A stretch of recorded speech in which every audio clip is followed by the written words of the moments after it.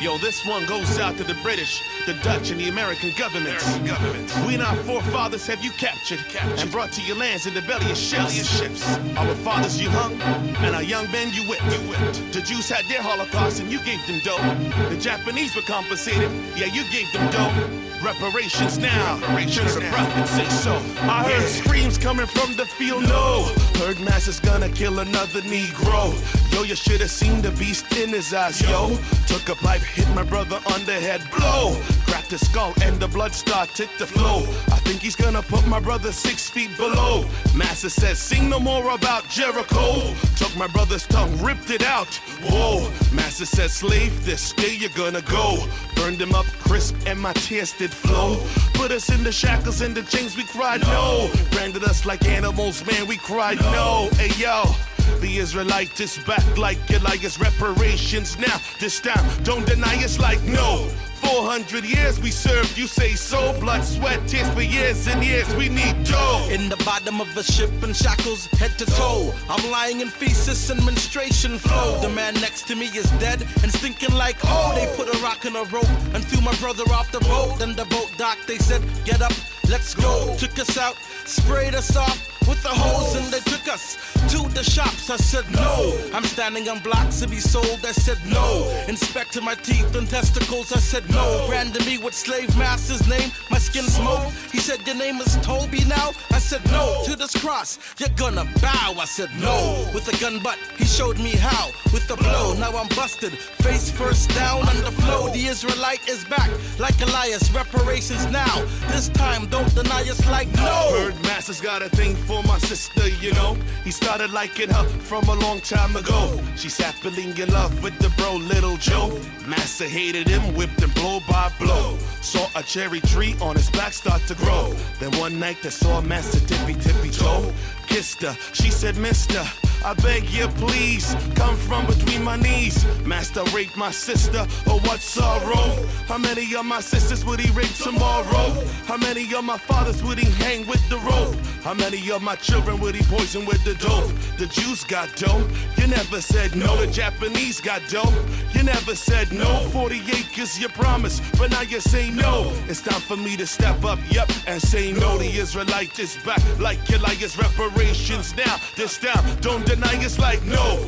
400 years we served, you say so. Blood, sweat, tears for years and years, we need dough. I lived in the shack in the back, it's like no. My back's open up but whip smacks like oh. It sucks working on the cotton field, I wanna go. I tried to escape, they broke my feet like no. With a hot knife they put a slit in my ankle. Put me in between horses and tell them to pull. Push the knife in my pregnant wife, I said no. Bust a shot to my mama's life, I said no. Sharing of the prophets, a new dimension in hip-hop music. Whether you're black, white, yellow, or brown, check it. RighteousEntertainment.com. Come on. Made a plan to cut Master's throat. Let's go, house Negro. Sold me out, I said no. Now I'm swinging by this rope in a tree. Hanging, decaying, burning, swerving, turning. The Israelite is back like Elias. Reparations now. This time don't deny us like no. 400 years we served, you said so. Blood, sweat, tears for years and years we need dough. Sharing of the prophets. Music with a message. RighteousEntertainment.com for reparations now.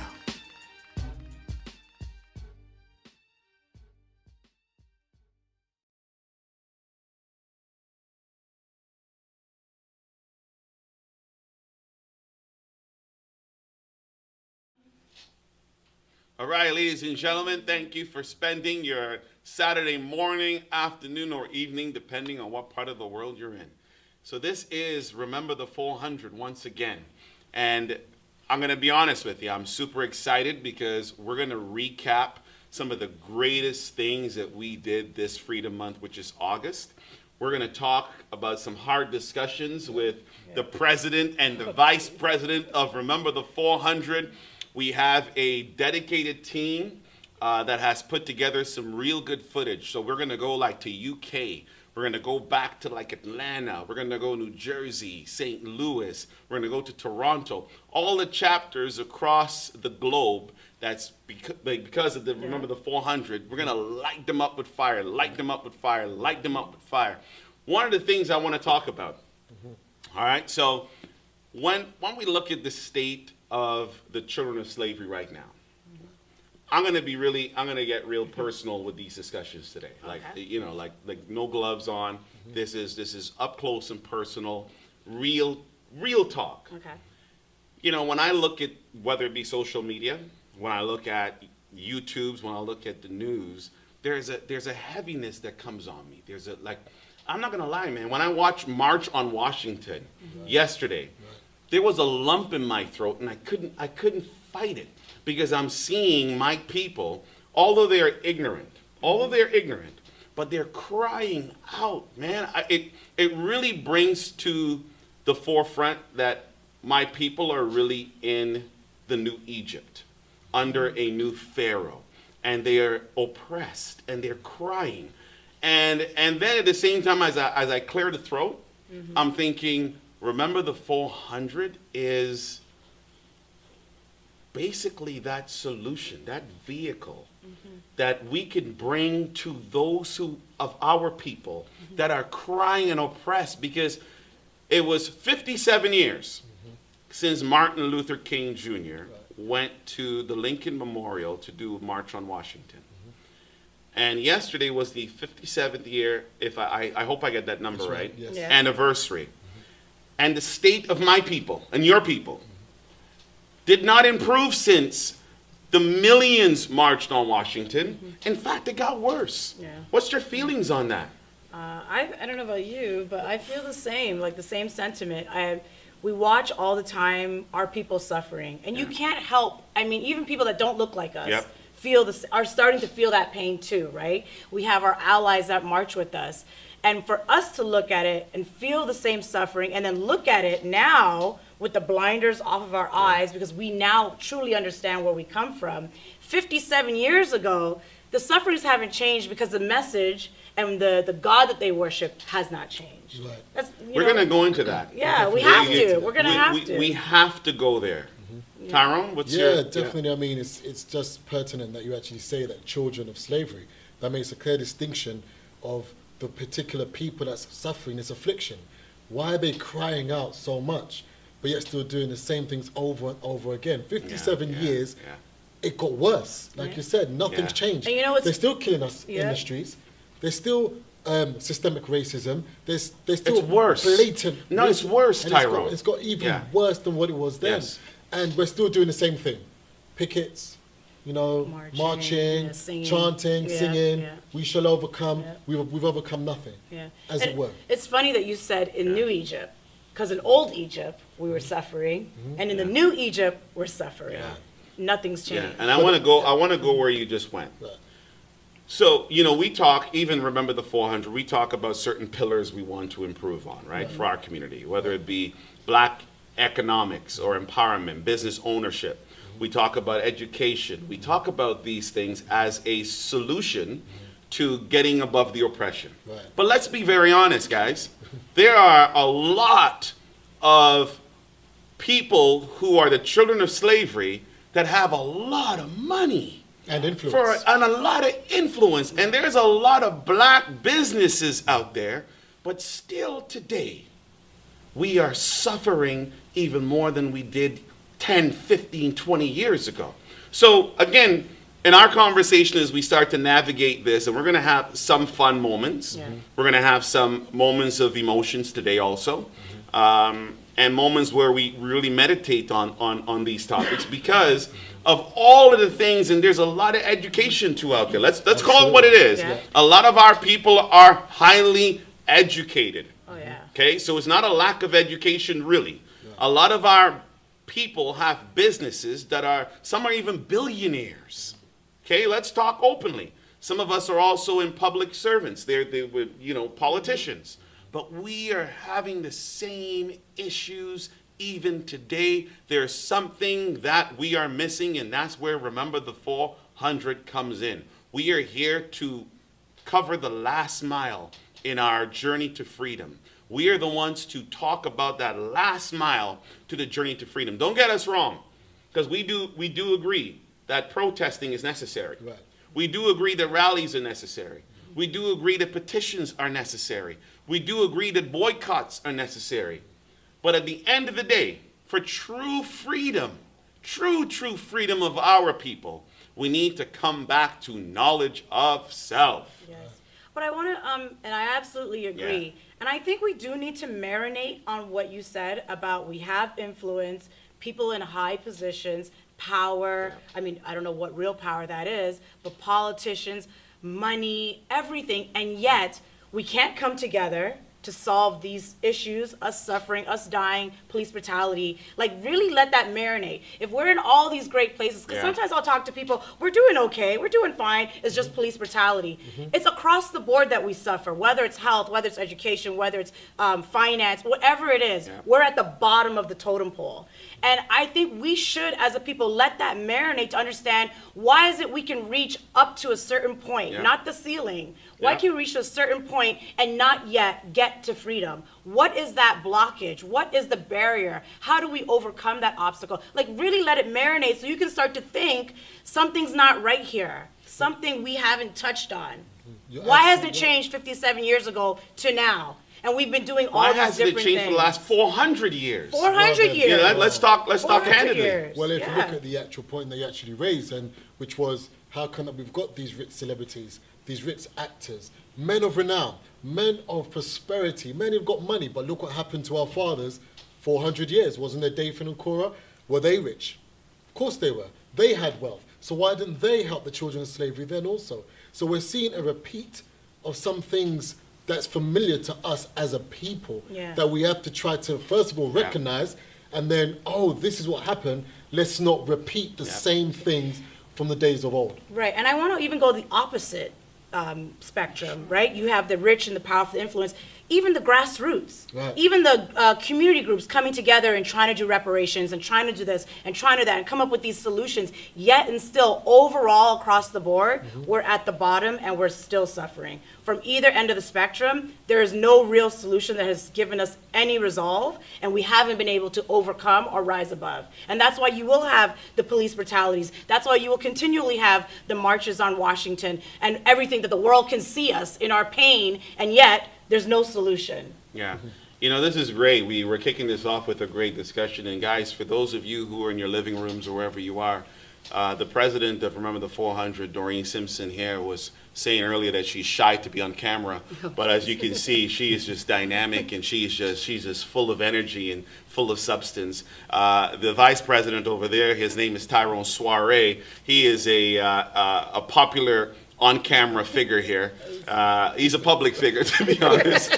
So he's not shy about camera. He's usually the guy here. We think he can take the discussion for another 3 hours easily. But so let me talk a little bit about us. Again, on a personal level. You know, I shared a personal story at the Music Garden on August the 23rd. It was my personal story. And I said, listen, I'm from the islands. Specifically, I was born in Trinidad. I lived there till I was 9 years old. It was me sharing a personal story. And I said I truly suffer from PTSD, like extreme PTSD. And people were wondering why. And I said, well, the truth is I don't wear a cross, right? And I'm not running out to get a cross tattooed on me. I'm not running out to get, as they call it, a Jesus piece. And people were like, why? So I said, well, you see, you got to understand that those who came into my land and stole my land, took my family, my forefathers, my foremothers, my aunties, my uncles, my nieces, my nephews, and placed them into cages. They came with the cross on their banners, on their swords, on their vestures. They came with swords. You see, and when they took me in the ship, those who were beating me on the ships and those who were throwing salt water into my fresh wounds because of the chains, they all had crosses on them. Right. So forgive me if I have nightmares when I see a cross. I don't have a cross in my house. I don't have a cross in anywhere. Forgive me if I have nightmares. And not only that, when they brought us and they put us on the auction blocks, those who were doing the auction, those who were buying, selling, and trading my people, they all wore crosses. So every time I saw the image of a cross, it was on my oppressor. Right. And those who organize lynching parties, they had crosses. Right. In fact, I suffer from nightmares because I see the same cross image of those hooded KKK members. They came to our lawn, our front yard, and they put the cross there, and they put fire on that, and they threatened my life. So forgive me if I suffer from PTSD because of the horrifying things that I see where the cross was used with those who inflicted our Holocaust. And I said this, again, this is my personal story. That no Jewish man or woman or anyone that was part of the Jewish Holocaust would ever wear a swastika. No, never. Never. Let's again, I told you guys, we're going to considered talk. a hate symbol. It's a hate symbol, Right? right? No Jewish man or woman or anyone who indirectly was affected from the Jewish Holocaust would walk into a place with a swastika, would wear a swastika, would put a swastika around with diamonds around their neck. They wouldn't do that. But my Holocaust that was 400 years of millions of us dying, the cross is like a swastika to me. To me, because those who imposed the Holocaust on my people, their symbol was the cross. So again, truly, that was my personal experience. And I'm not saying anyone who's out there wearing a cross that you're doing bad wearing a cross. This is my personal experience and my life experience that, man, it's just, I don't even understand, to be honest, how my people wear crosses. No, and that's what I was going to say. I don't know. I think most of our people should have PTSD when they see the cross symbol. Instead, they have Stockholm syndrome, right? They fall in love with the oppressor. That's right. And then seeing it on the shield, on the sword, on the cross, we look to it like, oh, maybe that's a symbol of power, and we gravitate towards it, and we wear it, and we hold it, thinking that we're going to have that power, and it's a false sense of hope, right? It's false sense of power. So instead of having PTSD, they're going the opposite when they should be saying, I'm traumatized by this. I get cross. nightmares. I get nightmares, guys. You do. I mean, just to add to like what you're saying, and I can't leave this point out. Like, our founder, Shadrach Porter, also said, like, if you have your son and you love your son, and someone takes a gun and shoots your Yes, your right. son, Yeah. are you going to take that gun and they'll Now put it wear it across on your your- neck and say, Yeah, this is of course now you're not. holy? Yeah. This doesn't make no sense. To a normal human being, what you just said there sounds silly. Like, you Ridiculous. wouldn't do that. Wouldn't do it. But we do it. Yeah. You know, the cross, even when the Romans came into our land, they came in with the cross Yeah. to persecute us. Yes. It wasn't just our brother Jesus that got persecuted on the cross, Oh, no. guys. It was hundreds and yeah. thousands of our Millions. people Yeah. that got crucified on Yeah. crosses. Yeah. Like Jesus was carrying a cross through the streets, getting whipped. It was no pleasure, There was no pleasure for him there. dragging that cross. There was no pleasure there. We have to start talking about the symbols of our oppression, the root cause of our oppression. And for that, you made a good point. Like, let's segue into how we became who we are. Right? We obviously didn't wake up, guys. We didn't wake up yesterday and started Remember the 400. We didn't. We didn't wake up yesterday and say, hey, we want to just be part of a movement because we're jumping on the bandwagon. And it sounds good. It always sounds sounds good, good. right? We don't do it for the likes. We don't do it for the subs. We don't do it for the followers. We don't do it for the money. We don't do it for the status. In fact, because we talk the kind of talk you're hearing us saying now, we're not popular, right? But the truth is never popular. And it was our founder, Elder Shadrach, that basically set this foundation, many decades ago. He set this foundation that the children of Israel, that if you're truly looking for freedom, only the truth can set the black man and the black woman free. And the truth is knowing who we are as a people, that we are not what they have called us. We weren't West Indians. That's right. We weren't African Canadians or African Americans or Negroes and all these different labels that they've put on us, or just black. Black, yeah. Right? We're the only people that identify ourselves by a skin color. We're Right. black people. Right. It's obvious we're black, but Yes. who are you? Yeah. Who are you? Who are your forefathers?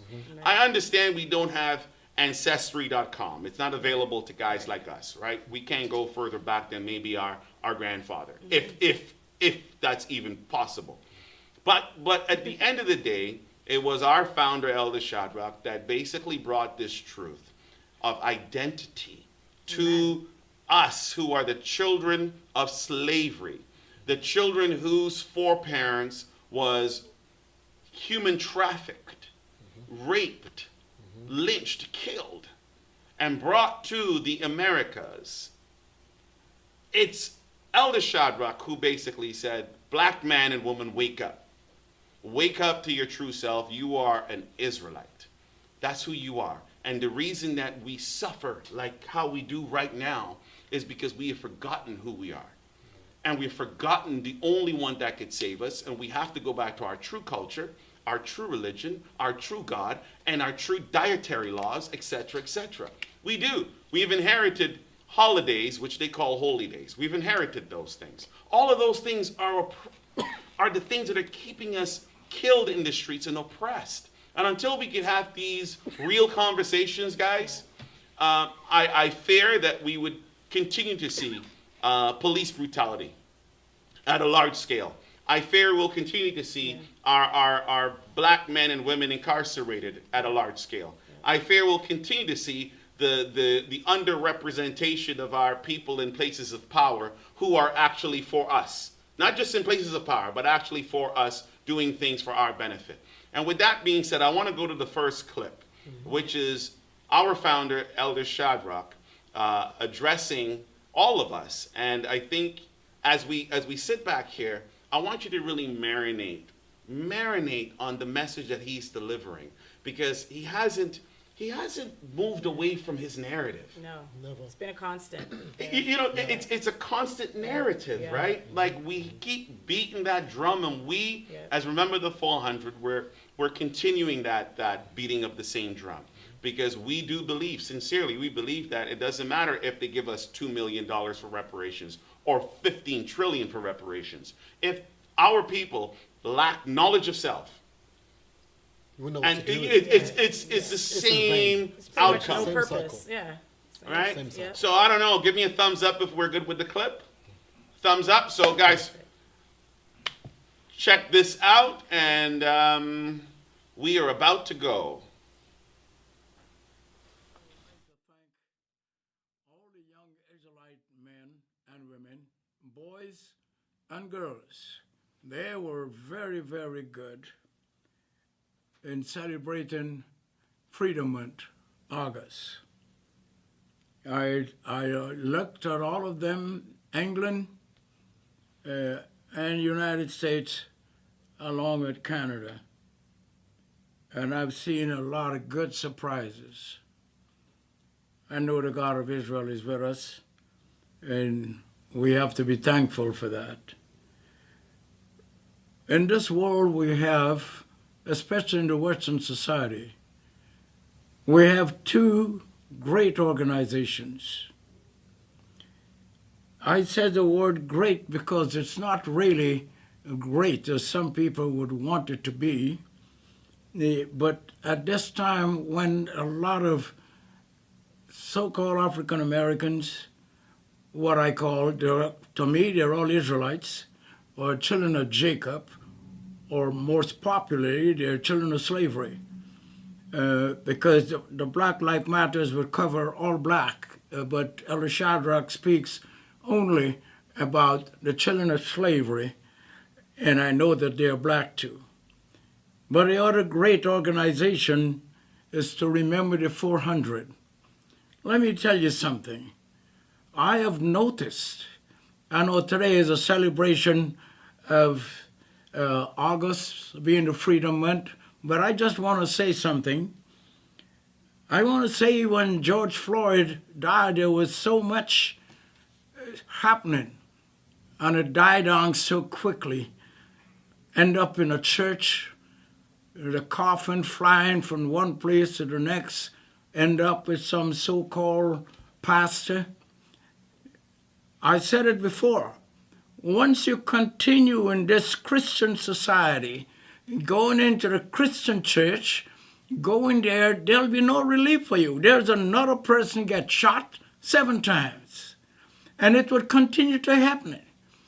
We should all get out of Christianity. It's not the white man or the black man now. It's all spiritual. And Christianity is for the person who created it so that the black man or the children of slavery could be enslaved. I think remembering the 400 would become so powerful that we would have no need for Black Lives Matters. Because when we remember the 400, we will remember why we were enslaved, or we will try to get out of that system that enslaved us. We can't worship the same system that enslaved us. Why are we Christians? Jesus was not a Christian. He never heard of Christianity. Neither was Moses. Neither was anybody in the Bible. We have to come to grips with reality. Remember the 400 should be that organization that all the children of slavery should be following. I know it is time for the celebration of the Freedom Month. So I want to just hand you back over to the people that is in charge there. But I just wanted to let you know how I feel, because more people are going to die because they might take Jacob Blake, what's his name, Jacob Blake. If he passes back in the church can't help you. You're not even the black pastors. It's all Christianity. That is our enemy, and we should try to get out of it. Anyhow, I'll hand you over now to the people who want to celebrate with me all that happened in the celebration of the Freedom Month and all the things that the Israelite nation did during the month of August and before for the Freedom Month. So I want for you to pay attention and listen carefully.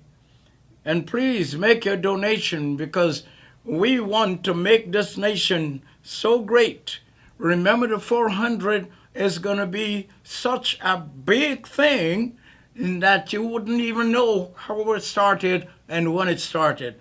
Once we understand it, once we understand what Remember the 400 is, once we understand what happened in 1619, and once we understand and acknowledge again in 2019, may the Lord God of Israel be with us all. Thank you.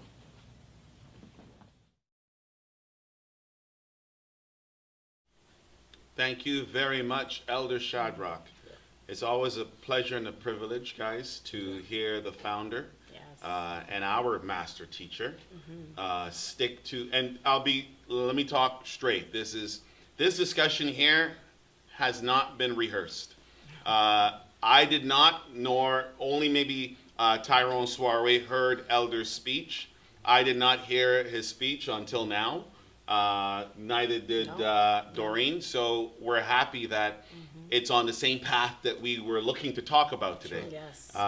Because we believe that, and it's something that we've spoken about, which is what I've kind of said on our conference calls, that if you liken the current climate to, let's say, radio stations, and you've got 100 radio stations, every station is playing the same songs. So those artists and those songs got enough coverage. I see Remember the 400 is just the one station that is playing unique songs and tunes, and we're the only ones doing that. And it would be a shame if we become like the 99 stations, because they already got enough coverage. They're playing all the same old songs. Yeah, we're independent radio. And keep it independent. Don't be hijacked by what's popular out there. Again, we're not doing this for the likes. We're not doing this for the subs, the follows, the money, or the status. We're not doing this for popularity either. No. We're doing this because we really see that there is a crying out of our people, the children of slavery. We see it. And we feel it. We feel it. We do. We feel it. And our contribution has always been, let's get out there. Let's get out there as Remember the 400 and bring the real solution to the table.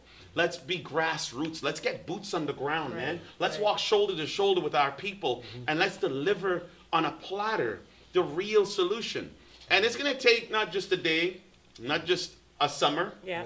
Right. It's gonna take some time, guys, but we gotta keep moving. So let's talk about that a little bit as we go in between, Yeah. right? So Elder made some very strong statements Yeah. about Christianity. Yeah. Right. And again, a lot of people are looking at us saying, oh my God, they're talking about Christianity. I love Remember the 400, but where are you guys going with this? Remember the 400 is not a racist group. We're not a black militant group.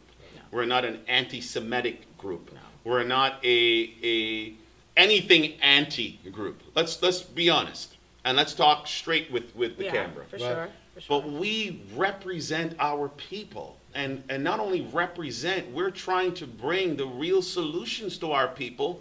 And we don't apologize for that. No. And the problem with our people, and Elder Shadrach is right, Christianity has done a number on us. Yes, it has. It's done a huge number because. Tell me about that. I mean, look, when we look at the history of our people, because Elder Shadrach is Sorry. completely How's right. our volume? Is our Is our volume good? Nice. Good. Yeah. Elder Shadrach is completely right. Leave Christianity to the people who Christianity belongs to. We got no Right? problems with that. No Yeah. problems with that. But when it comes to now those set of people who were taken in the belly and in the gully of ships and now being branded as Christians who were not Christians, that's where the problem is. That's where we're finding the problems with our physical lives, our spiritual lives, and our overall life for 400 years. We've been told. Now, so No, talk to me. Yeah. So now we've been told now that we have to now worship this strange God. It's a God that my fathers didn't know, your fathers didn't know. We were given a brand new name. We were told, now this is your God. This is the cross that you are to bear. And this is the religion you now have. This is the new religion, which is Christianity. So we've been completely stripped away. Now, we all read the Bible, right? We all read the Bible. Everybody's got a Bible, a Gideon Bible, whatever it is. It's in your home. And everyone always goes by this, the 10 Commandments. And I hear many alleged preachers, bishops, quoting about... we're going to go there. We're going to go there. Yeah, we're going to go there. Yeah. Quoting about the 10 Commandments or the 600 plus Mosaic laws. I'm glad you say Moses' laws. Who was all right. Israelite. So there's some contradiction with certain things what they say. But what does it say? It says, I am the Lord thy God, thou shalt have no other gods before me. Now to those people, why are you giving them another God? And called his name Jesus. Or call his name all these other names.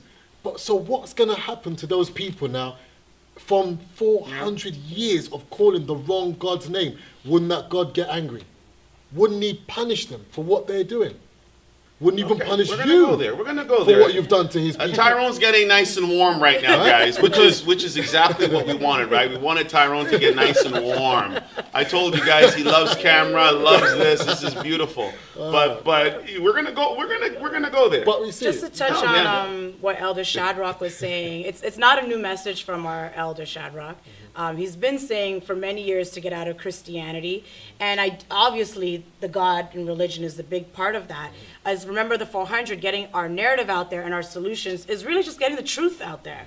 And when it boils down to it, it's our truth of who we are. And the truth about Christianity is it's not for us, but outside of worshiping another God, we also have to let go, or children of Jacob, or the children of slavery, like Elder Shadrach said, also needs to let go of everything that religion comes with. That's right. All the culture, all That's that right. Christmas, all that pork eating, all that shrimp eating, all that worship of a man holidays, everything about Christianity, the social club of it. That's right. Of it all, the That's titles in Christianity, That's it. the And money and wealth that it's people money. make out It's of right, there you Christianity. go. There's so much more in Christianity. I mean, there's people that I have met and have taught them, you're the truth, you're an Israelite, but they Right. can't let go They of won't let go. their Bible study prayer, or their singing choir or worship group, or their social life The in Christianity. socialization of it, Are yeah. you going to let your soul go to damnation because you are going to worship this false God because you can't let go of singing two hymns? Nah. Let me jump in. Right. Let me Like, jump in. are you To have serious? some fun with this too, Yes. right? So,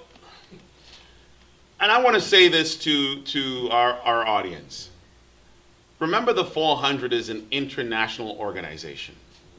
We have volunteers of all different walks of life.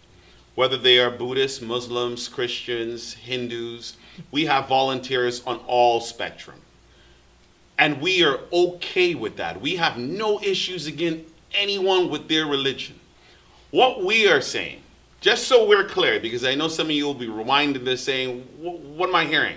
What we are saying, just to be very clear, that the children of slavery should not be participating in those religions, because that has been the cause of our oppression.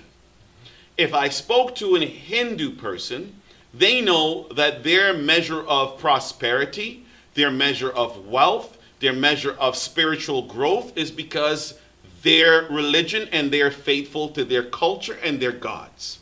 Great. If I speak to a Christian man, not a child of slavery, but a real Christian man, he knows that his measure of his freedom, his wealth, his prosperity, his spiritual enlightenment comes from his Christian God. If I speak to a Buddhist man, he knows that his freedom, his prosperity, his culture and everything comes from Buddha. And let me go real slow with this.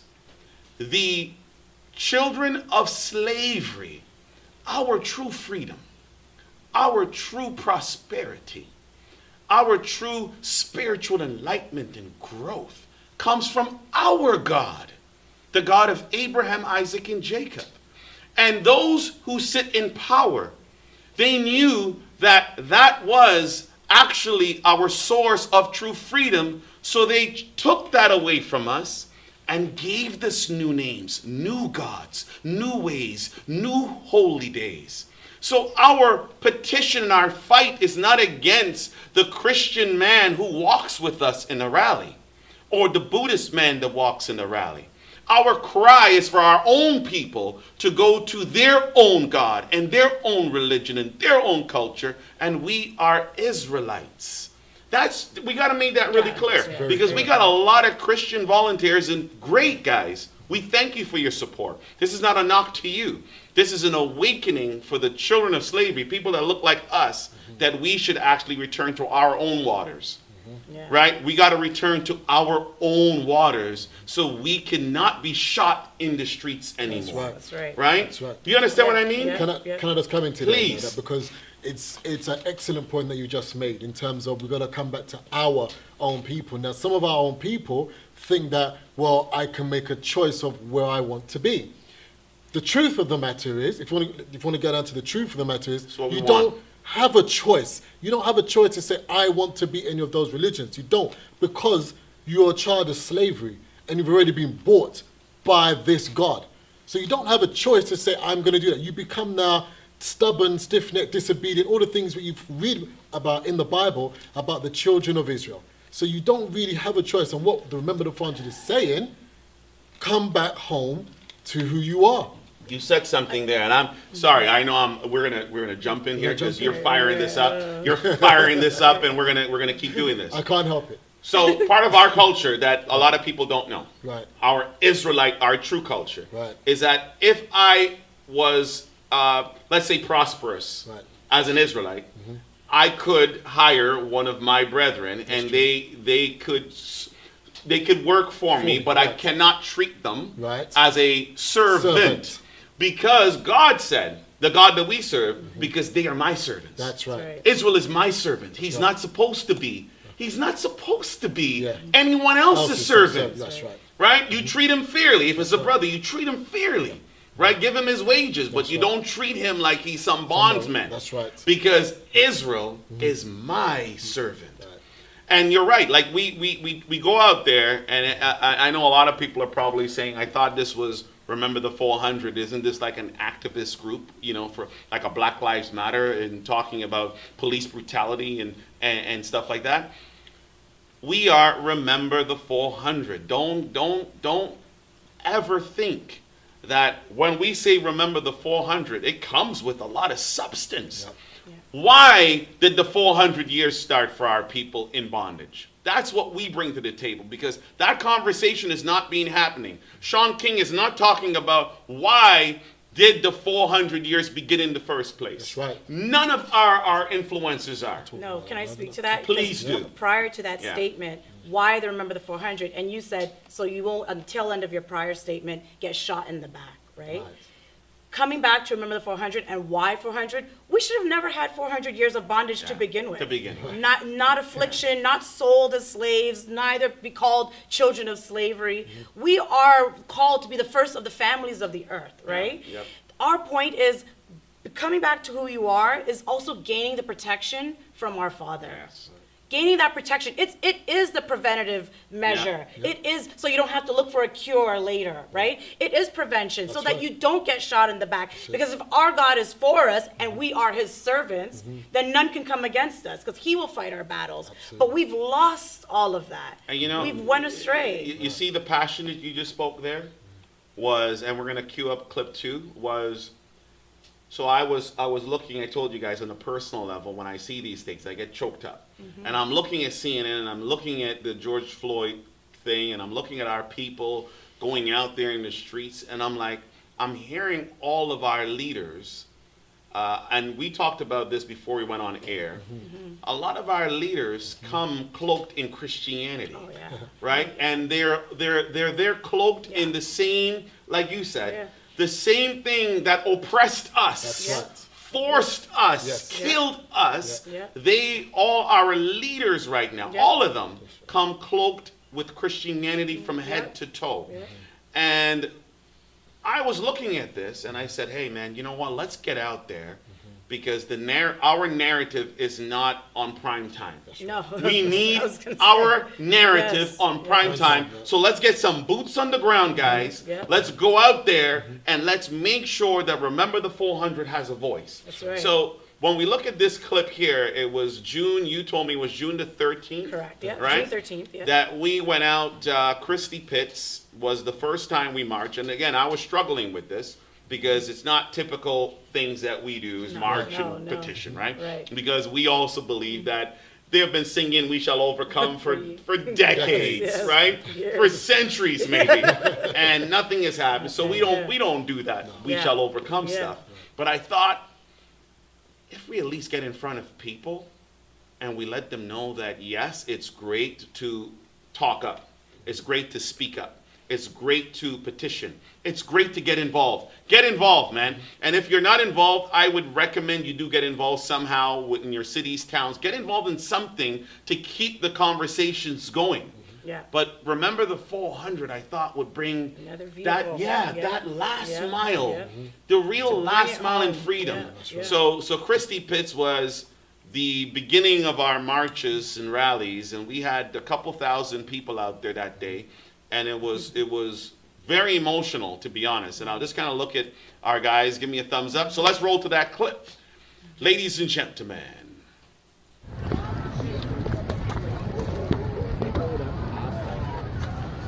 Every minute represents 100 years of the affliction of my people in these lands. Fist up!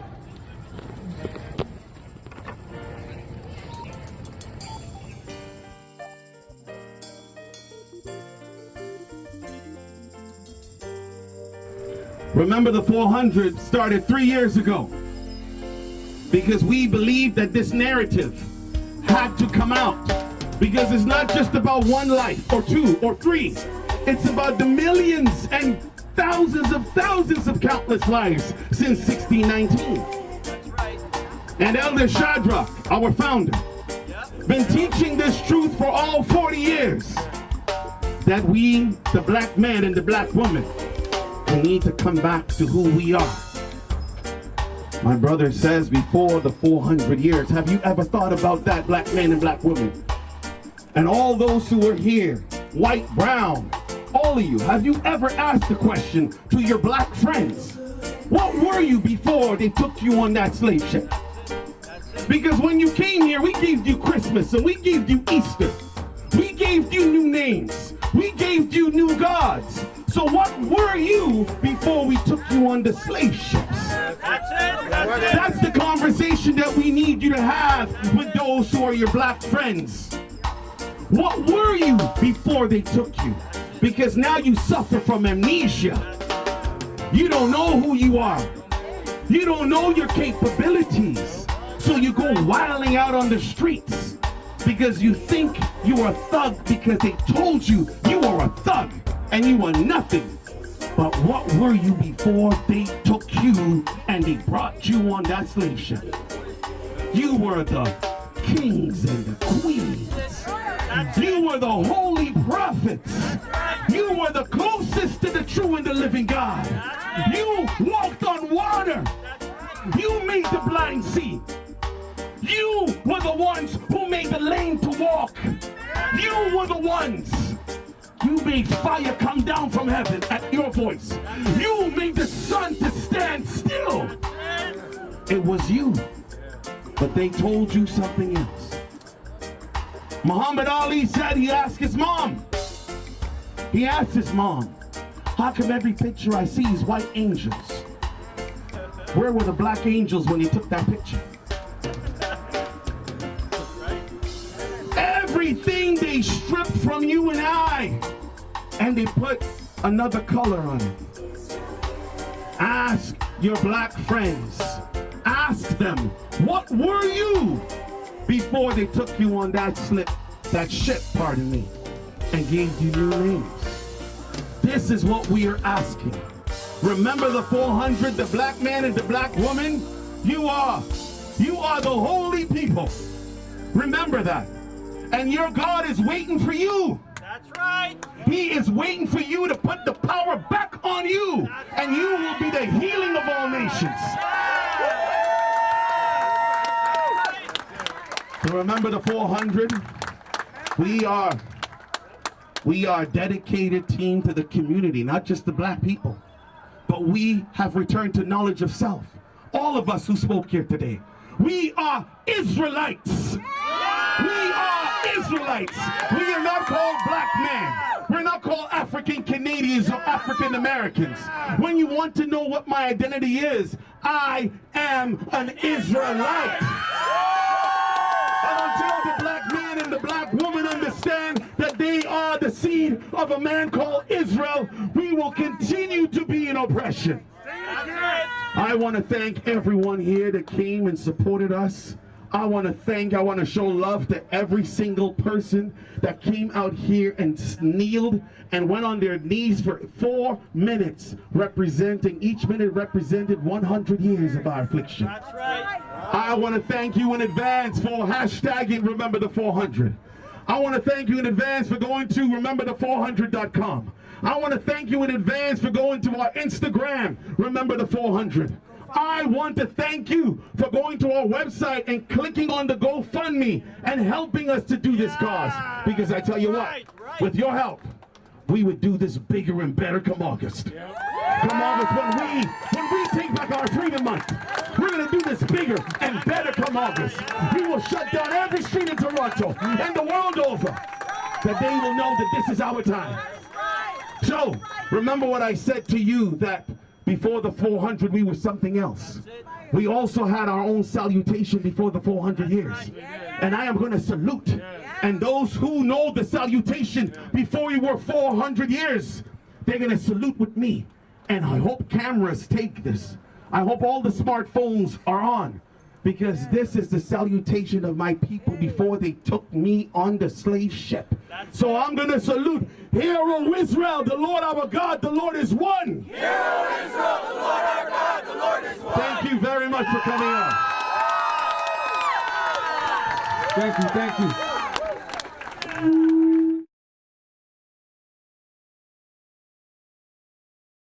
All right. Thank you. So that was Christy Pitts, and guys, you know, when we're all here kind of looking at the clip, we're all like, wow, what a day that was. And why it made the day special was, again, you know, when we talk about this not being a black militant organization, right? Or pro-black. This got nothing to do with pro-black. You saw Elder Castrilli behind me, right? Elder Castrilli is a visible Caucasian man. But he's behind me cheering and Yeah. cheering. Yeah. He's an elder of this Yeah. nation also, Yeah. right? Right. He is an Israelite. Right. Like you know, and there's a lot of debates and people want to fire off right now, probably in the chat room. How could that be? But we'll leave that for a different day. Yeah. I want to talk about those who have contributed to Remember the 400 that are not black-skinned individuals. Right. Right. Let's start with Roberto Rodriguez. Oh, Right? gosh. So Elder Roberto. so we talked about this, Yes. and Elder Rob Yeah. Oh is my gosh. he's Phenomenal. from Portugal, right? Yeah. His background is Yeah. Portuguese. Yep. But he, you know, everything that Remember the 400 did in this Freedom Month, and even before, let me take a step back. Yeah. And Doreen Simpson, president of Remember the 400. People need to know this. They need to know this out there, that when our elder basically gave the vision of, you know, in 2019, I want to do something in Virginia. This Yeah. was about Yeah. a year and a half before 2019. Correct. Yeah. He just knew we needed to do something Yeah. in Virginia, August 2019. So we were like in 2017 at that point. Established project. And Project Yeah. 2019, Yeah. and I'm gonna, if anyone in Project 2019 is out there, put a Yeah. fire sign in the chat room, because this is big up to you, big, no, I'm gonna Yes. talk about that a little bit. Big respect to the Project 2019 team. This was the team that I went and stitched together. Elder was around the boardroom table. He says this is his vision for August. We need to do something. But it was just the framework. That's right. We had nothing that we place into that box. It was just a box. Yeah. So I stitched together a team of Israelites that was spanning from our branches from here to New York, New Jersey, Atlanta, Missouri. Yeah. In addition to that, we had subcommittees. Yeah. These individuals, just so you understand, all of you who are listening, no pay. Most of them got like full-time jobs, maybe 2 jobs. They got families. But they sacrificed, like sometimes we were on conference calls planning 2-3 times a week. Yeah.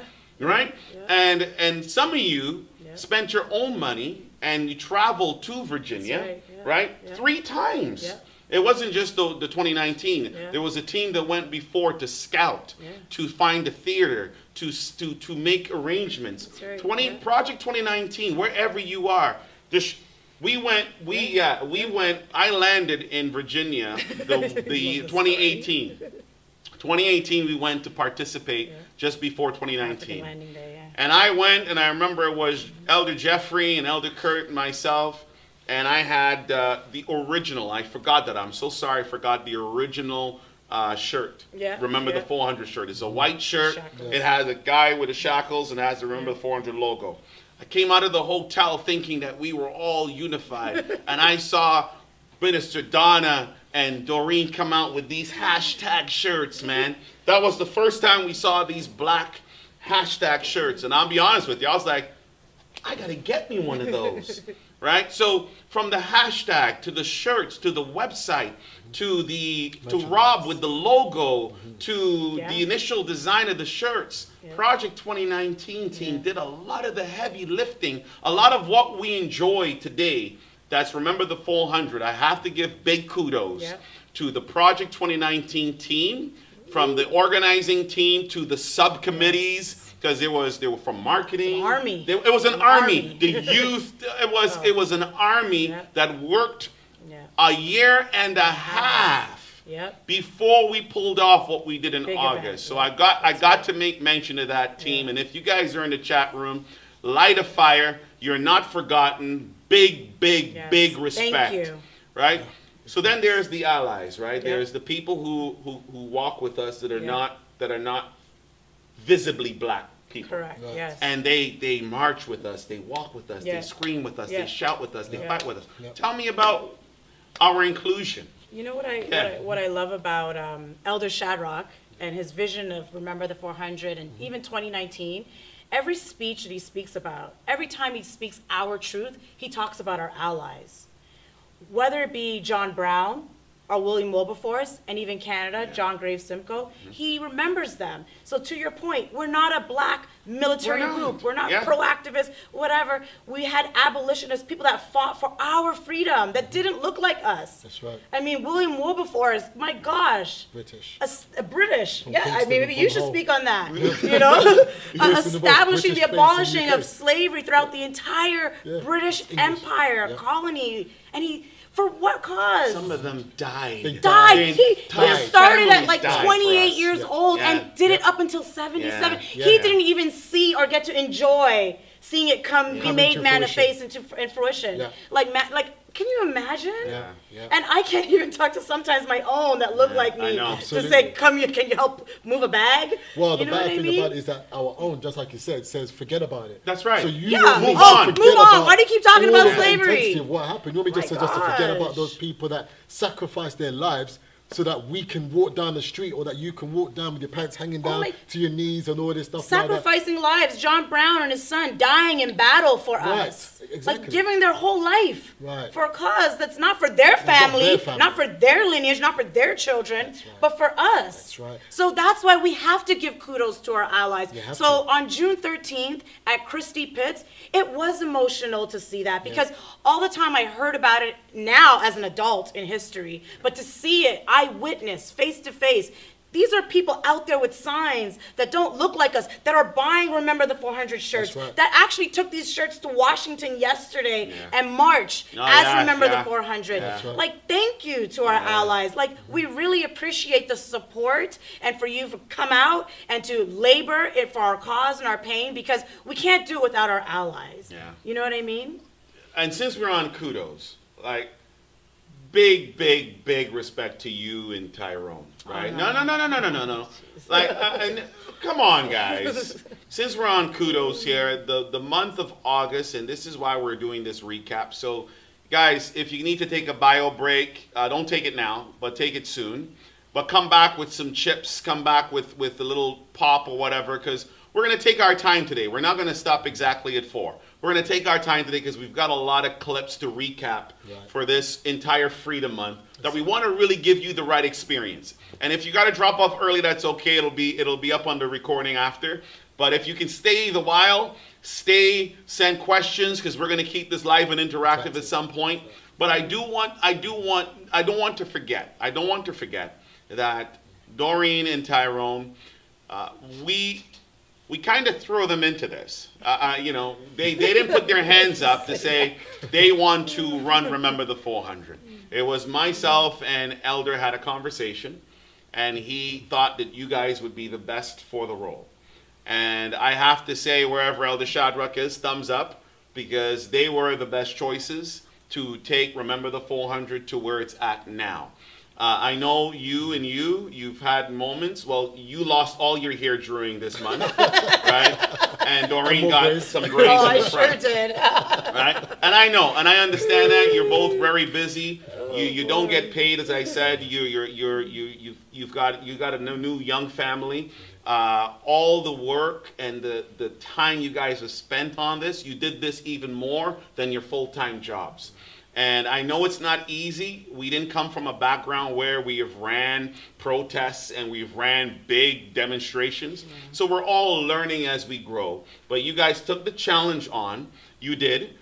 You represented this nation very well. And you've been trailblazing. And I hope this, again, for recording purposes, that it needs to be said that we can't achieve anything without the sweat equity from certain people in this nation. Yeah. And you guys have dedicated it. I'll look to the camera, and I know you had a big team. I know your team spanned from Toronto to UK to New Jersey, Atlanta, Missouri. Yeah. I know this. And I know there's a lot of people on your core team that they've lost sleep. They've sacrificed sleep, seriously, to pull off what we have pulled off. So guys, all those who were part of Remember the 400, that put whatever level of work you put into, kudos to you, because you made this month a very special month. With that being said, Let's talk about a subject that's out there right now. So let me get off the warm and fuzzies a little bit, because he looked like he was going to cry. Oh, come on. I wasn't going to cry. Yeah. I just want to say a comment that someone has said here. Remember, this is from a Barbara Mosley. Hey, Barbara. Hey, Barbara. Barbara. Remember the 400, I am an Israelite. Thank you, Priest Doreen, for welcoming me home. I am finally in the chat. Yes. Oh, you made it today. Great. And I like this. Thank you, Priest Kirk. And keep interrupting when you have some things. Yes, please do. Yes, thank you, Barbara. I'm so happy to hear that you're in the chat. Barbara, we have been speaking on a daily basis. She has went back to every single YouTube video and has even gone to www.shadrachporter.com website to learn all about the Israelite Nationwide Ministries, all about who she is as an Israelite, what God to serve.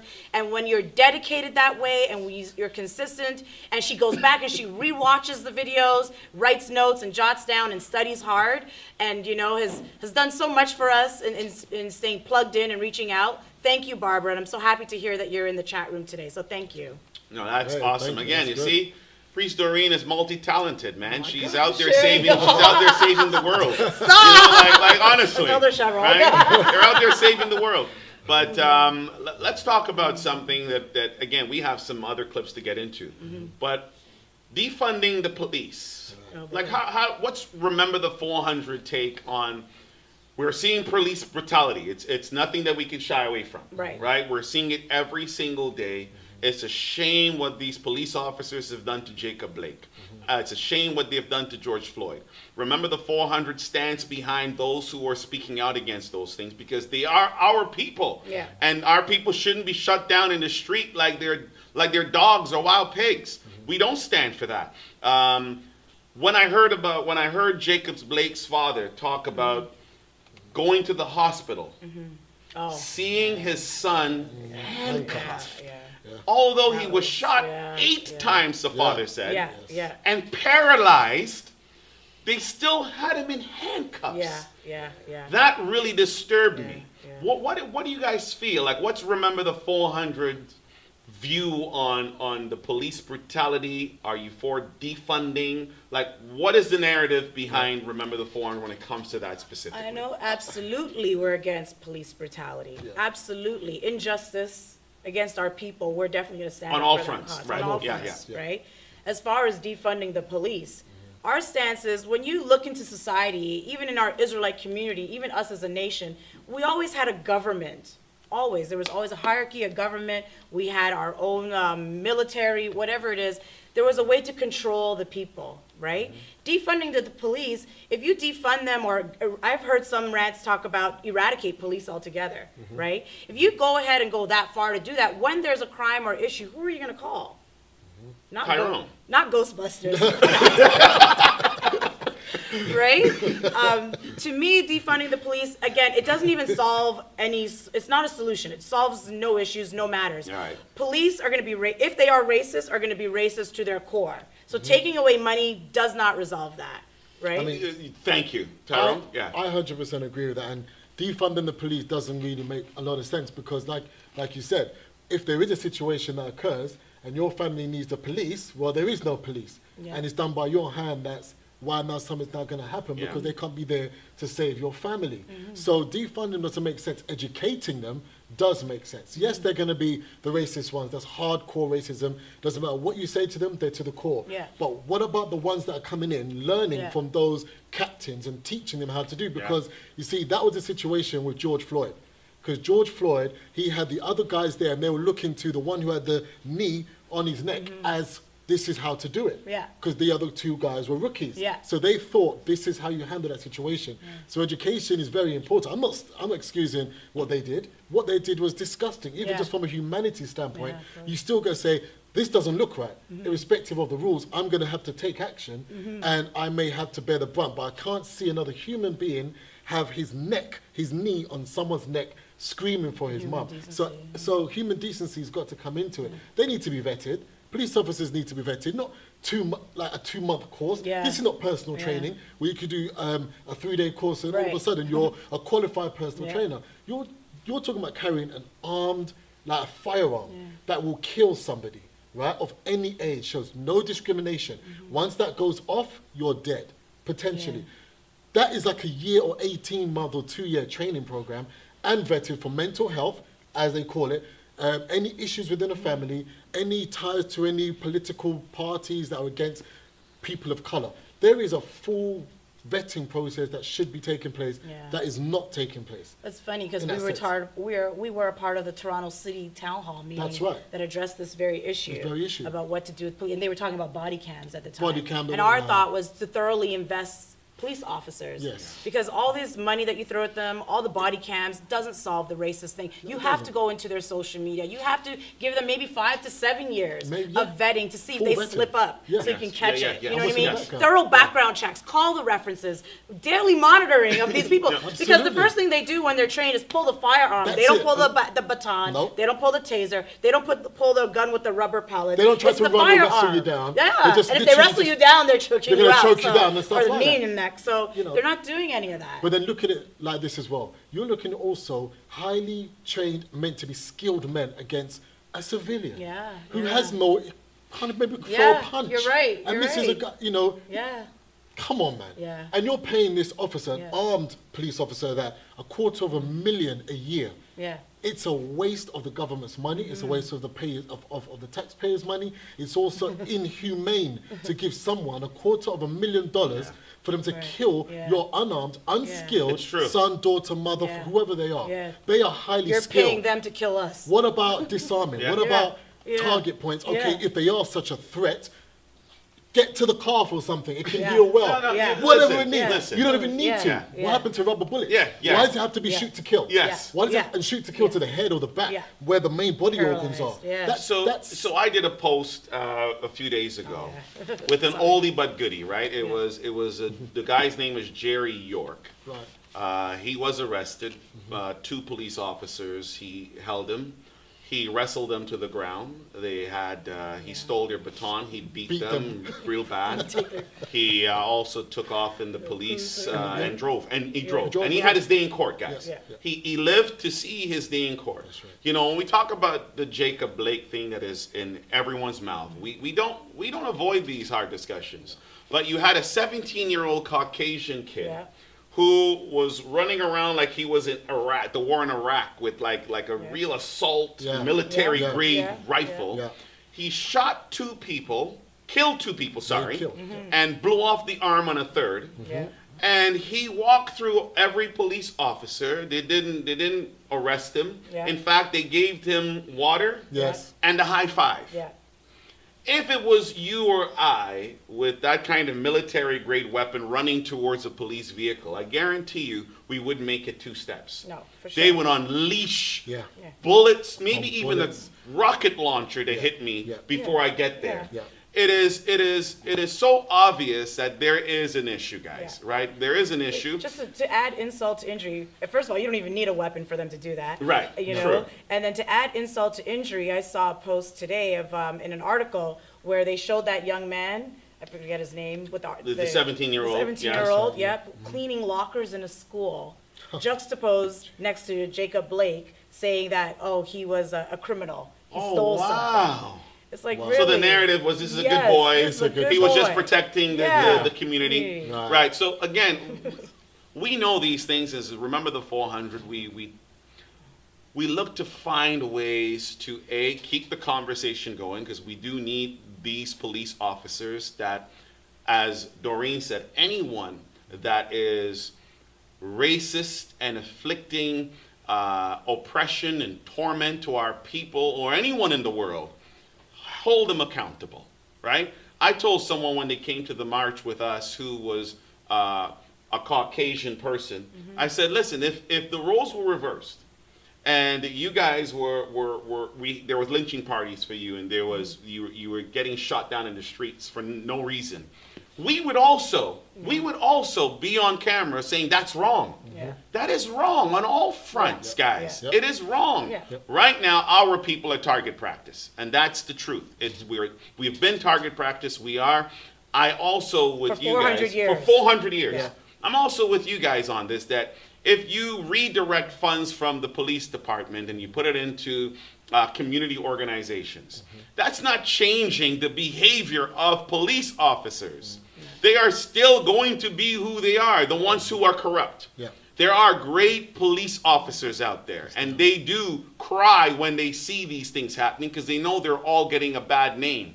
But don't be mistaken, there are a lot of bad police officers that are targeting our black people. Those should be fired immediately. Yes. And as my peer said, they should go through a rehiring process. Look at these officers from their social media profile. Go back years, see what they've posted, see what they've said, read their tweets, say who their friends are on Facebook, what their views are. Go through personality and aptitude tests. You know what I mean? Like psychological tests. Train them. Maybe they deploy in our neighborhoods before they actually get their badge and their gun. They do some community service. Because it's not just the police officers I've seen with this. It's mall cops. Mall cops have the same way about them. The neighborhood guys. The neighborhood security guys. Same. You know what I mean? They have the same lens on black people. Like, hey, there's a black guy. Even when you enter a mall, the mall security officers have the same thing about them that they target us. So it's a system that we need to defund, and I'm going to talk about that. And one of the things I would say is we got to defund like the Vatican. Right? And I know this came out of left field, right? But we got to defund the Vatican. It was the professor Elder Michael had done a presentation 2-3 weeks ago with the Pope that actually signed off on slavery. Like our people start understanding this. It was a Pope that sanctioned slavery. It was the Vatican that whitewashed all the biblical characters that looked like you and I. They were the ones who did it. It was those, and our people, just so you understand. Hold them accountable. It was those who, our people, we go into their institutions and we give them. I think I was looking in my phone because I had written down the stats. But the amount of money that we have given to those who oppress us under the umbrella of Christianity could put per year about 93,000 of our own people through college. Okay? It can buy homes, so many homes worth about, I think, approximately $150,000 for black individuals. They have put billions of dollars, billions of their hard-earned black money into the pot of the Vatican. And I say the Vatican because they're the mother of Christianity. We have put millions, billions of dollars annually, our people, through their offerings, or they call it tithing. We have given the vehicle that was the catalyst of our oppression all the dollars that they need to continue oppressing the people, our people. So since we're talking defunding the police department, I just wanted to go a little further and say defund the Vatican, right? Nice one. Exactly. Absolutely. Also, as well, I was just thinking about. I was speaking to one of my friends because we had this conversation, and he's in the UK and saying, why are the police always shooting us? Okay, so we've gone through some of the various subject matters which we've actually said. One of the things is that, have you ever noticed that when you go for target practice, that the people that the actual paper cut is black? And so what we were saying is that there's a psychological issue that you've got to shoot the black target. And we were laughing about it at first, but I thought, well, hold on a second, there's a lot of sense here. Because how else do you get to people's minds? The enemy's coming towards you. Like, come on, whoever's here's shot a gun. Legally. Do you have good vision? So, I'm sorry, guys. I'm getting a little older, so I can't read the fine print here on my phone. Do you have good vision? I would like to say I do. So after he's done, so I found the stats on my whole defunding the Vatican plan here, and the reason that I'm saying this, my wife and I were talking about designing a shirt that was called Defunding the Vatican. And I was reaching out, I said, Elder Michael, send me the details on it. But if you read that nice and loud. Yeah. Okay. So listen to this. All right, you guys ready? But yeah, guys, in the chat room, listen to this, and then we're going to go to clip 3. Okay. The loyalty blacks have to their church also has proven costly. said officials at Faith Communities Today, a nonprofit based in Hartford, Connecticut. A 2013 study revealed that black churches have collected more than $420 billion in tithes and donations nationwide since 1980, an average of $252 million a week. Oh my God! No, guys, you want to go to the core and the root cause of our problem? $420 billion in tithes and donation nationwide since 1980. Keep going. And it in gets a better. week, that's $252 million. What people fail to see and understand is that the church pastors aren't waiting for miracles to fund their lifestyles.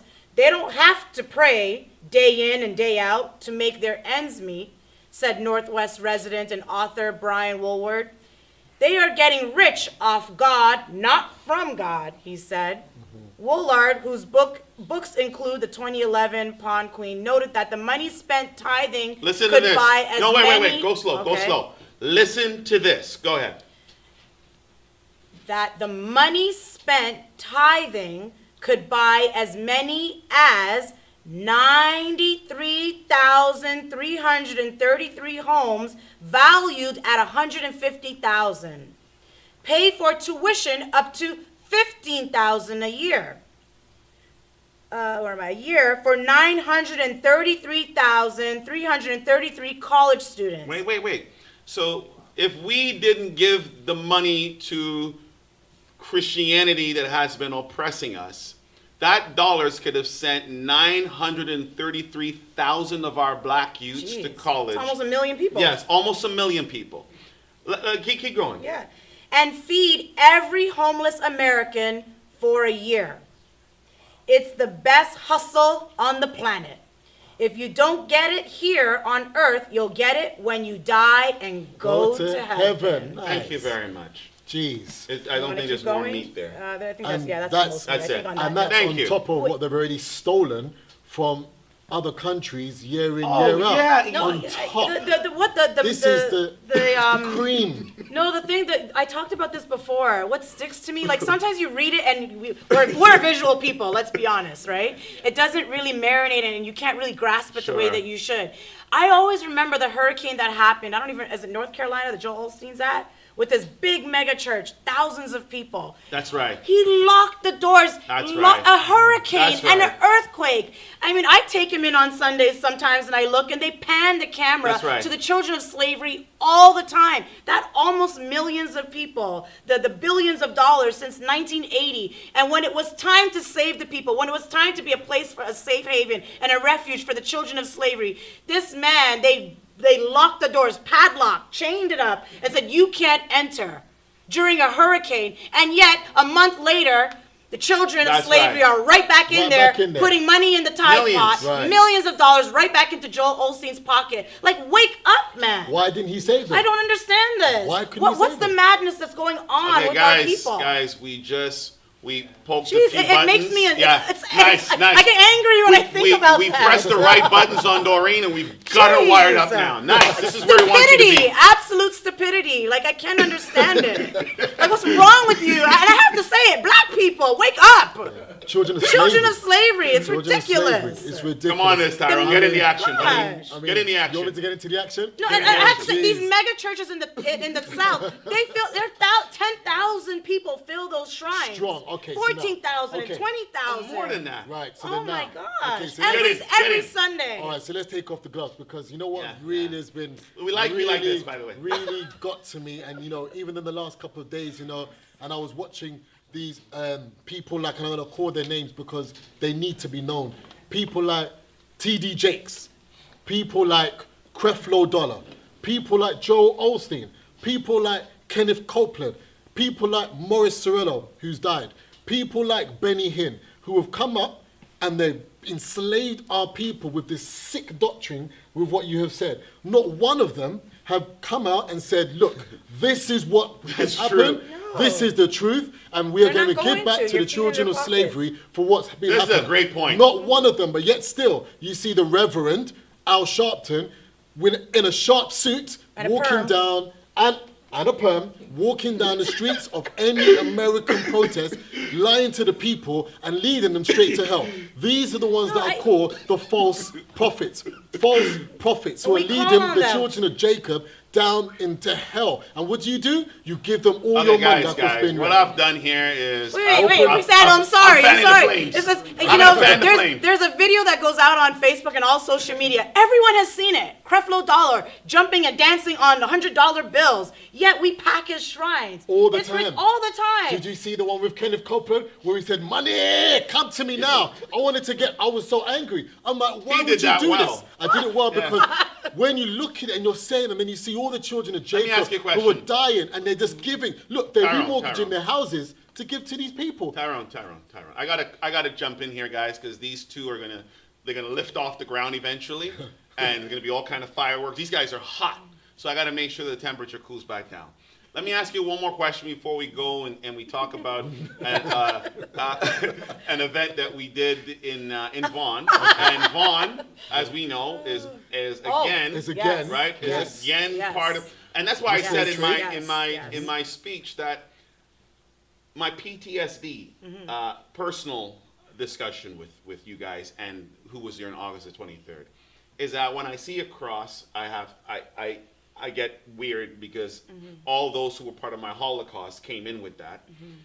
But even those who were part of my Holocaust, who benefited directly or indirectly, got street names after them, got statues after them, and got even... So Vaughan, where I live, is again, those who were involved in my Holocaust. So I got to drive into hearing the name Vaughan when I walk in there. These things cause me nightmares.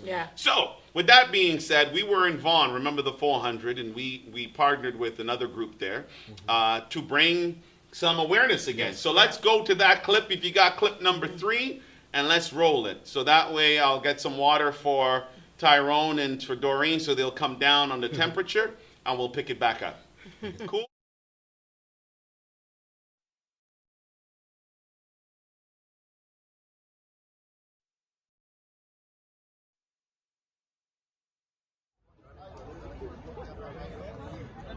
One, two, three. Black lives will change. Black lives matter. Black lives matter. Black men matter. Black women matter. Black children matter. Black trans matter. Black men matter. Get loud with me. Black men matter. Black women matter. Black children matter. Black trans matter. Black men matter. Black women matter.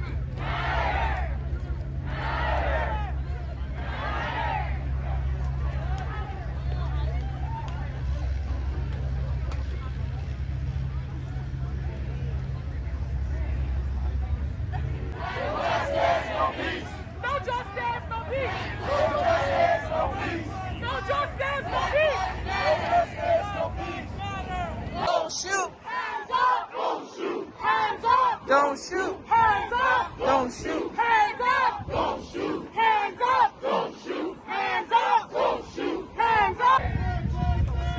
Black lives matter. Black lives matter. Black lives matter.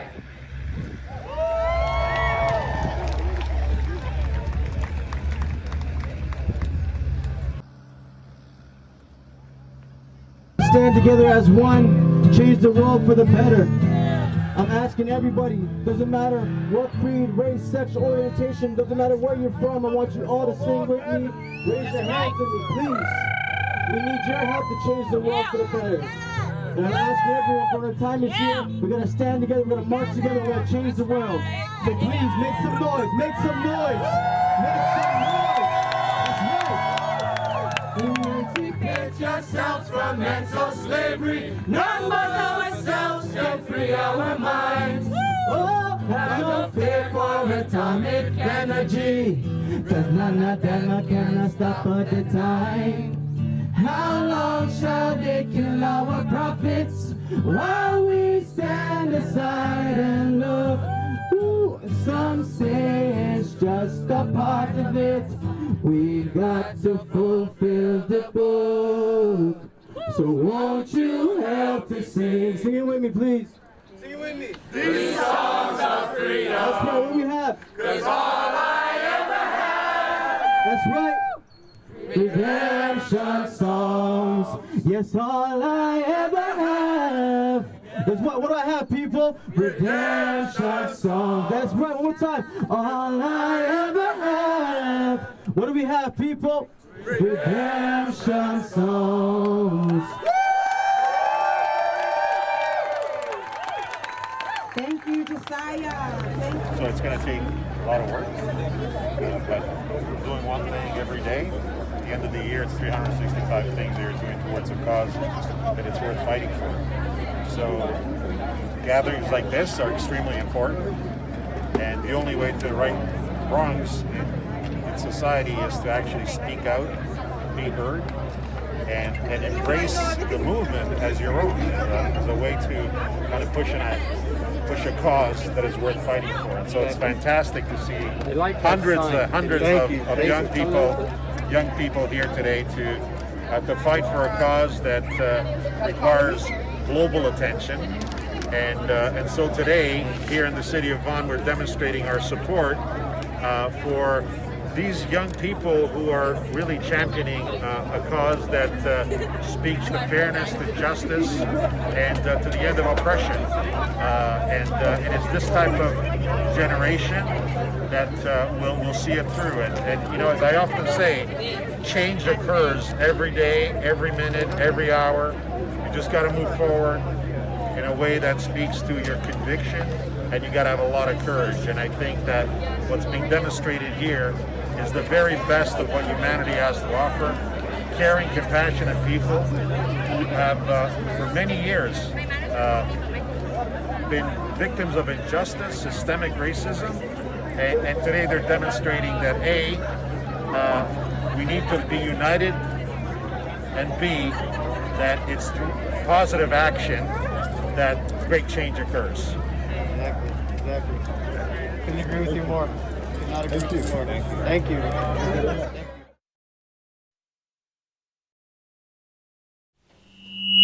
This is great. I mean, we're the memories of some of these events, and these events happened over a short period of time. Again, none of these things were planned, right? So, you know, we had RISE members, and let me talk about RISE a little bit. It was a RISE member that put us on to this Vaughan March.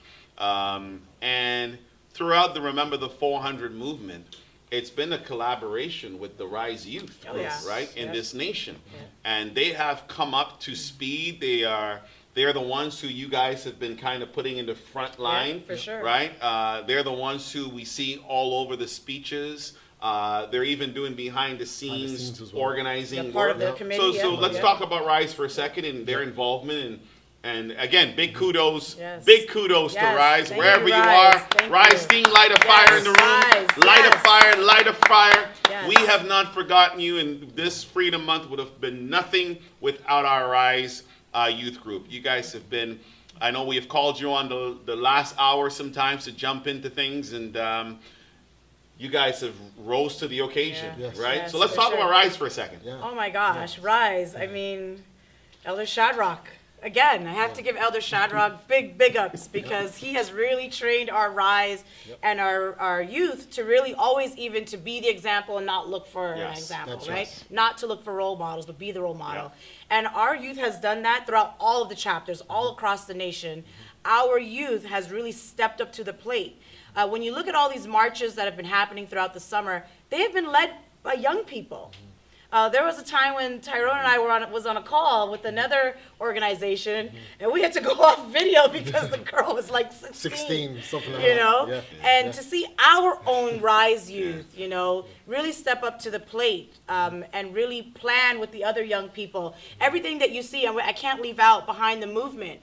Oh my gosh. Our IG lives on Wednesday at 1 p.m.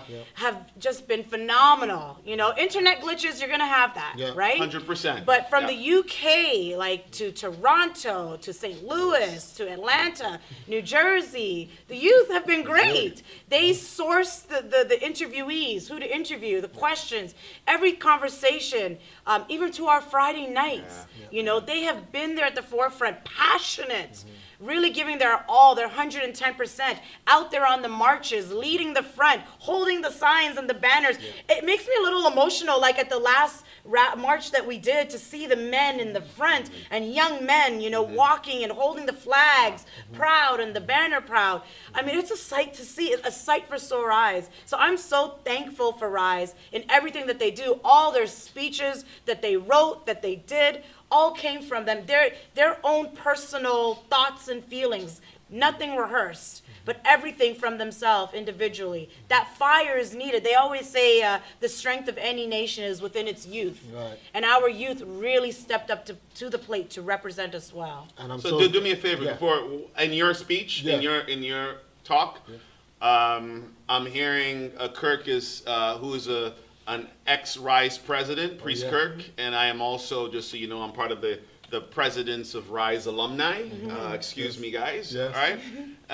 And I agree with Priest Kirk. He's like, what is Rise? So those who are listening, as you go through, also tell them what Rise is. Right. Yes. First of all, I have to agree with what Doreen said in terms of what the young men and the young women achieved during all the marches. To see them take the lead the way they did, holding a banner in the hot sun is not easy for 2 or 3 hours, and you're holding that banner and you're standing as soldiers.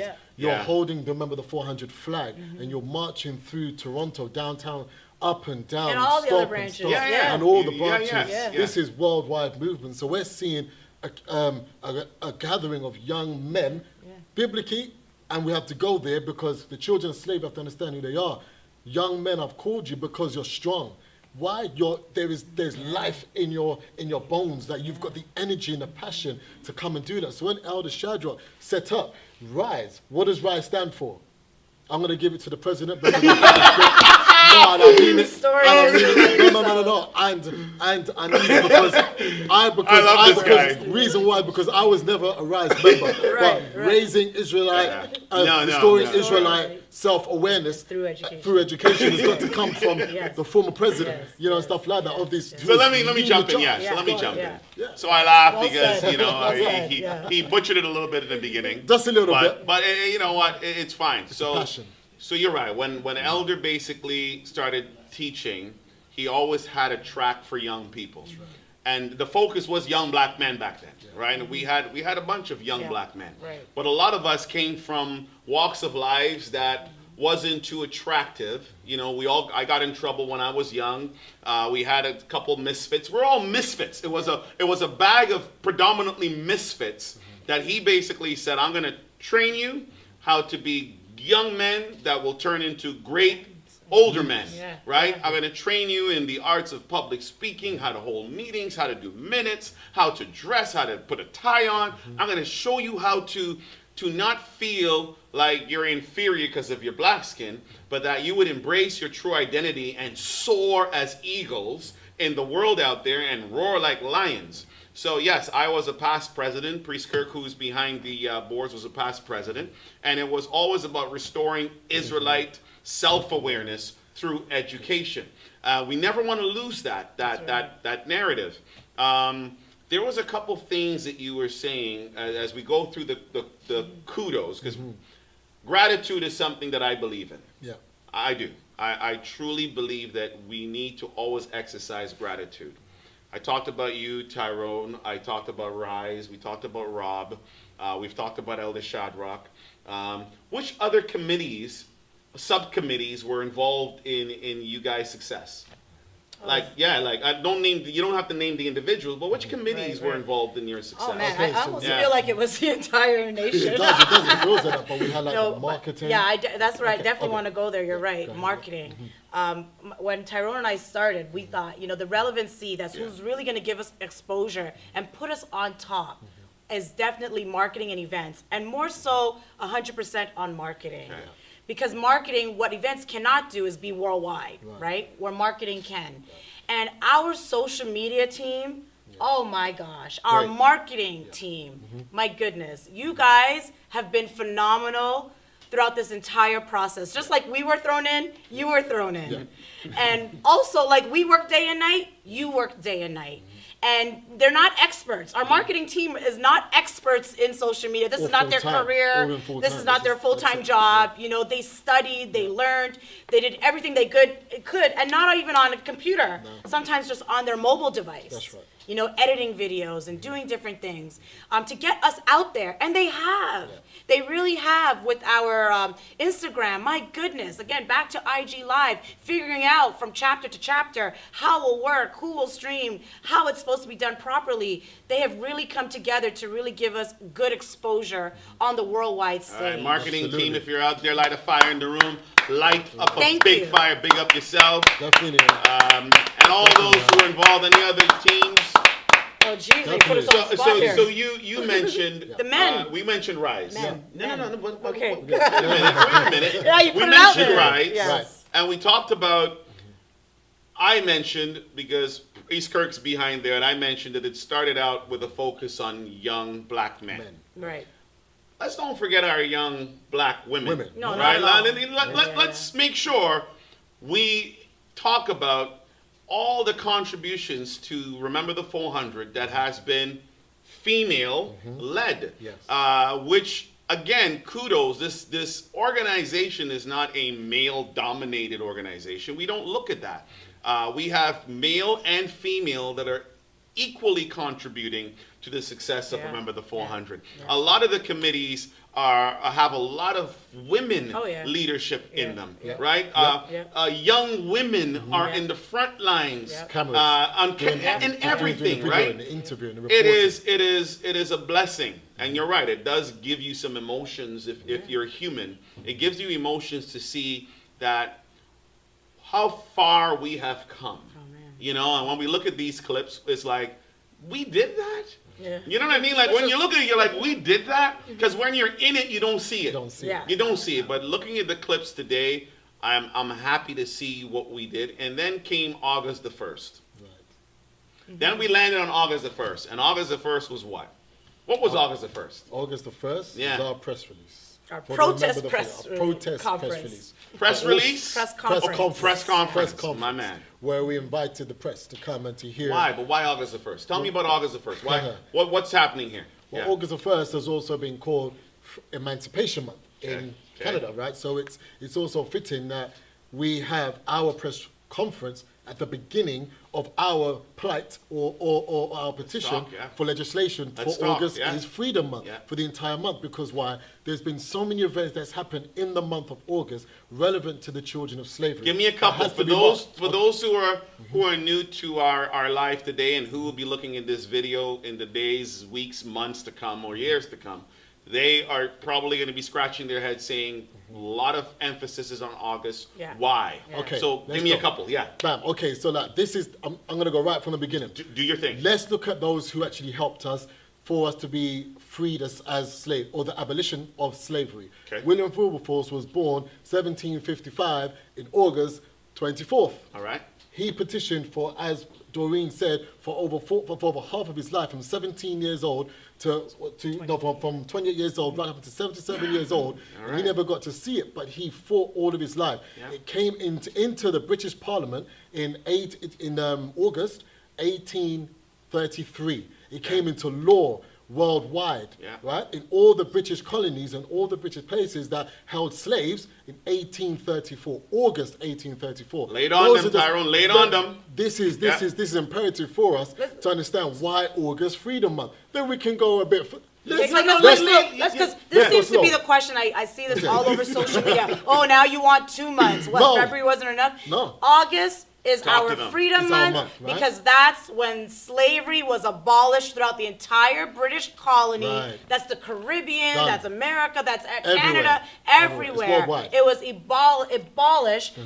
August 1st, 1834 is when it came into effect. Right. And that's why we started August 1st to say this is our Freedom Month. Right. This is where it begins. I'm going to throw something into this little, as they call it, throw this on the barbecue.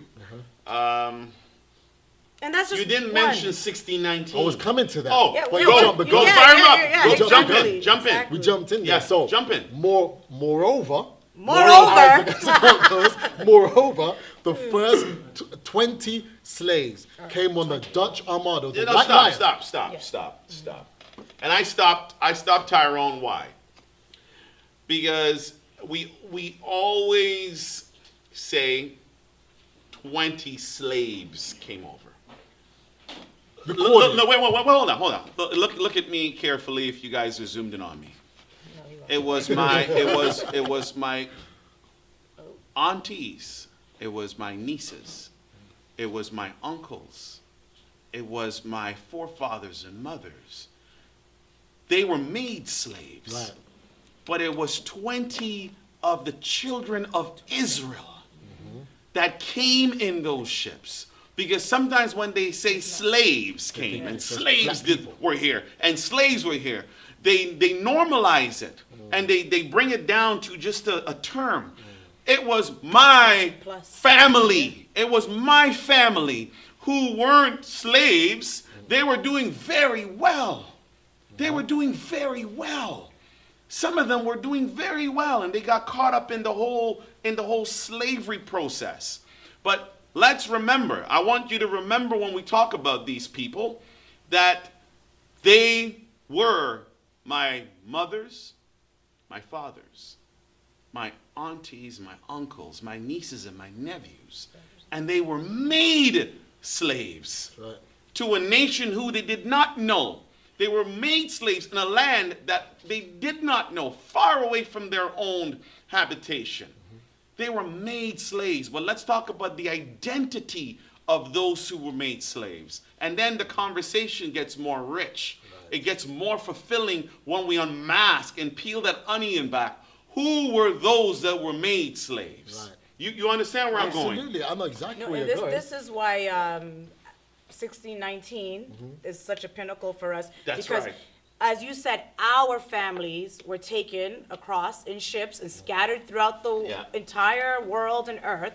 And it's why we are saying August is Freedom Month. So if you are a descendant of those slaves, wherever you are, anyone that was from the transatlantic diaspora, Holocaust, it is our duty now to look to August and say, this is when this first event took place. That's right. This is when we first came over into this Western world.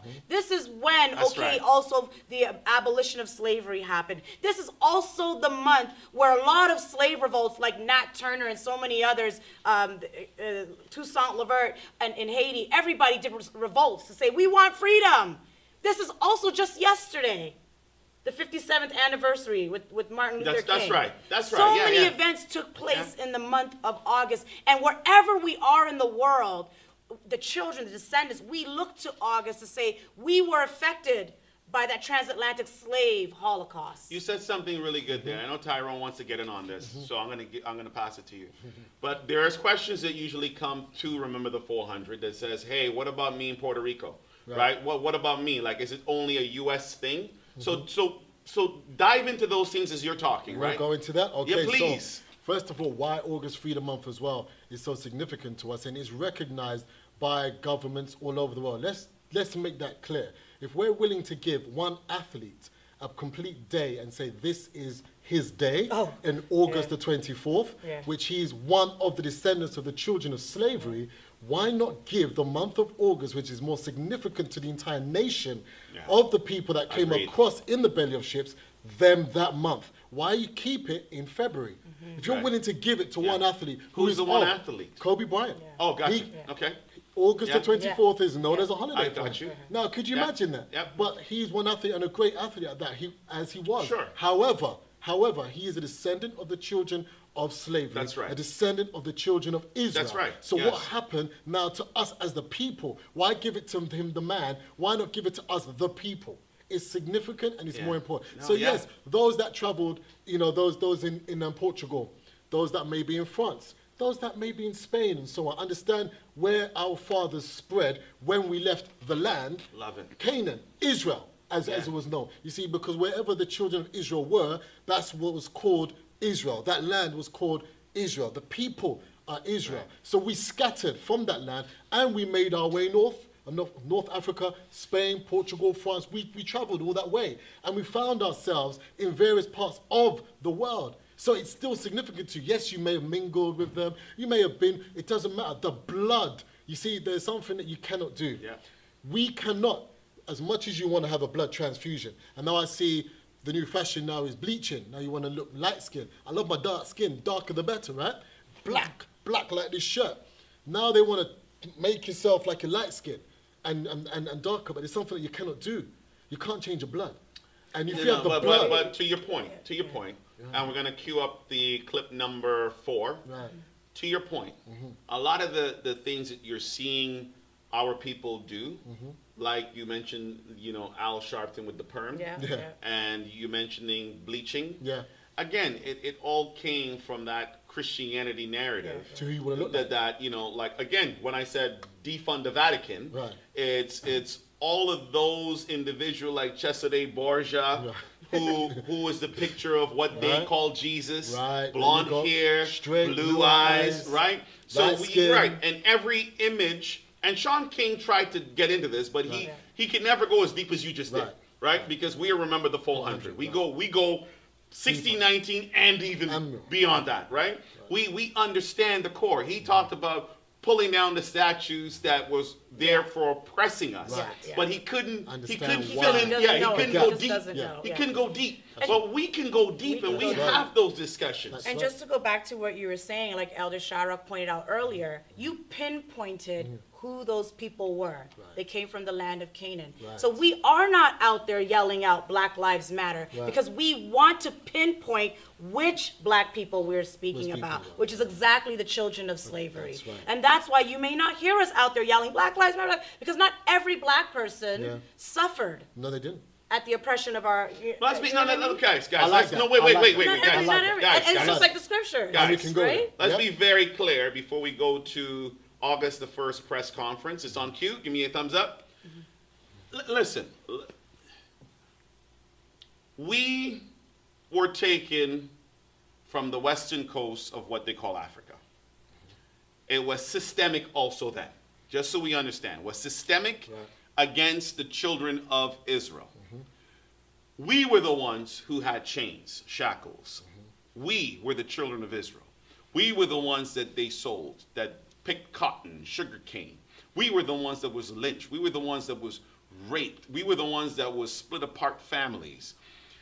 We have nothing, and I got to keep going back to this narrative. We have nothing against those who talk Pan-Africanism and who calls and identify themselves as Africans. We've got nothing against you. All we're saying is that the people that actually came through the transatlantic slave trade, they weren't from Ethiopia, guys. They weren't from Somalia. Right? They weren't from Kenya.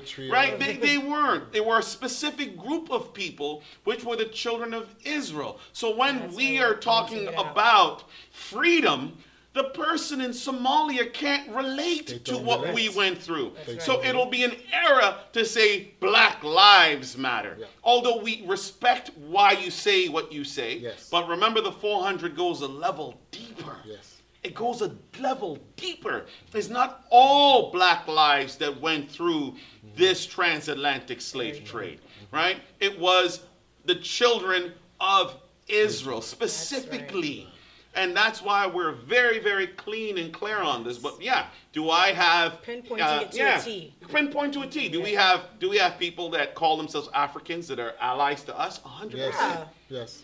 We're just saying that if you really want to know the history, it wasn't all of people in Africa that was sent in the slave ship. No. It was a certain people. That's right. Right? And it was the children of Israel. And the guy in Kenya, as much as we talk to him and as much we appreciate him, he can't relate. He can't relate to being lynched. He can't relate to being. When I speak to my African friends, they don't understand. They see us as different anyway. So when you say African Emancipation Month, it's an error. It is an error. It is an error. Big error. So let's go now to where are we? We're doing press conference. Where are we? Where is this taking place? August 1st, right at Nathan Phillips Square, which is Toronto City Hall. Yeah, and we unveiled the flag. Right? We unveiling of our Remember the 400 flag. Let's get it, guys.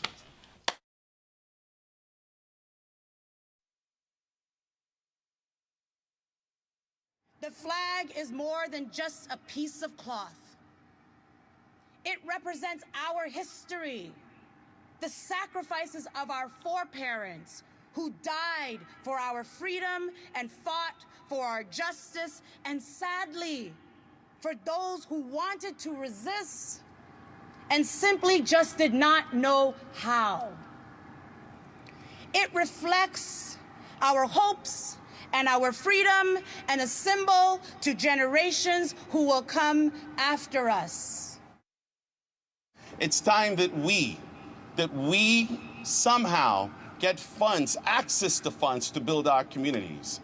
For instance, the government has found it very easy to create a process to give $900 million to the We Charity, yet they can't commit any dollars to our community. Our government finds it very easy to commit billions of dollars to refugees, and that's great. But we have been here for hundreds of years, and we have helped immensely to build Canada to the great country it is today, but still they don't commit any dollars to our communities. Racism. So this is something that's been homegrown and it's been institutionalized for many, many years now.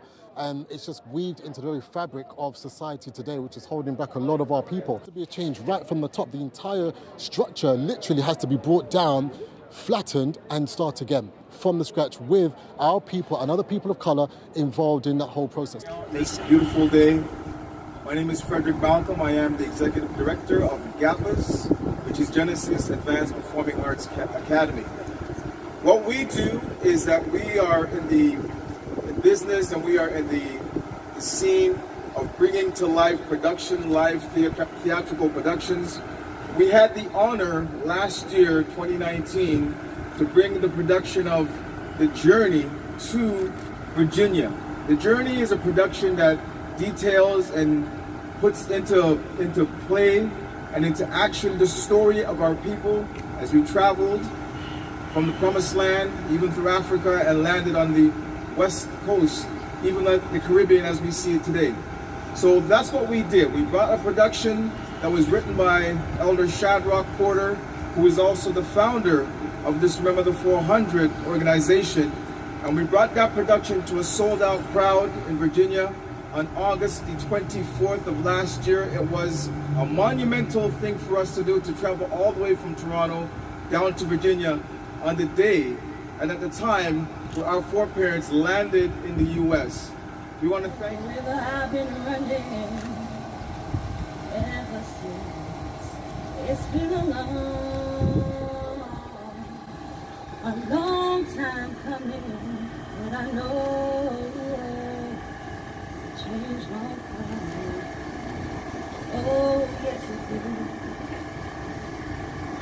It's been too hard living, but I'm afraid to die. But I don't know what's up there beyond the sky.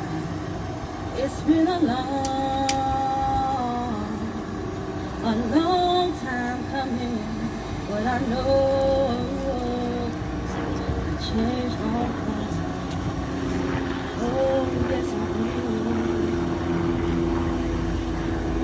Then I go to my brother.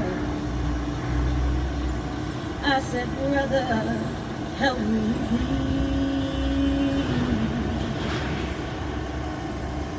Then we rise up. Now I'm a proud youth of Remember the 400, and as a young man of color growing up in modern day society, I find myself often questioning why. Why is this happening to me? Why are my people at the bottom of the barrel constantly? Why are we always in this cyclical nature of always having to be oppressed? Why are we being brutalized by the very same ones who are supposed to be enforcing the law? Why do we find that our people are always fighting amongst themselves? No.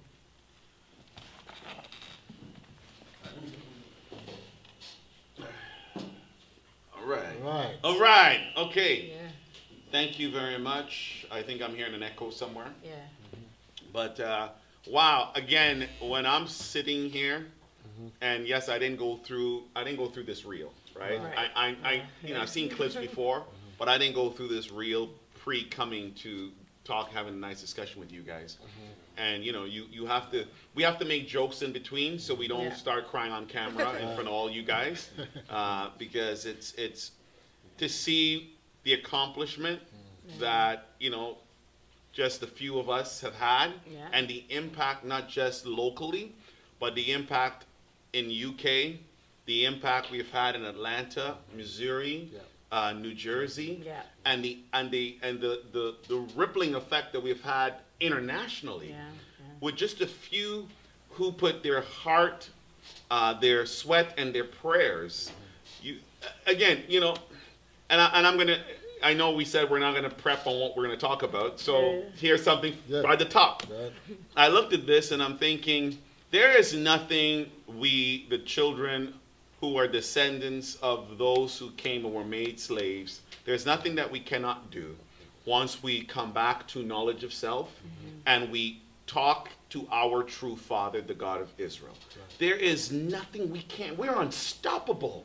Like when you look at those things, right? Those footage and the footage that we're looking at, we are unstoppable. Just imagine, as we go, I know you wanted to say something, just imagine you had the athletes that are boycotting right now.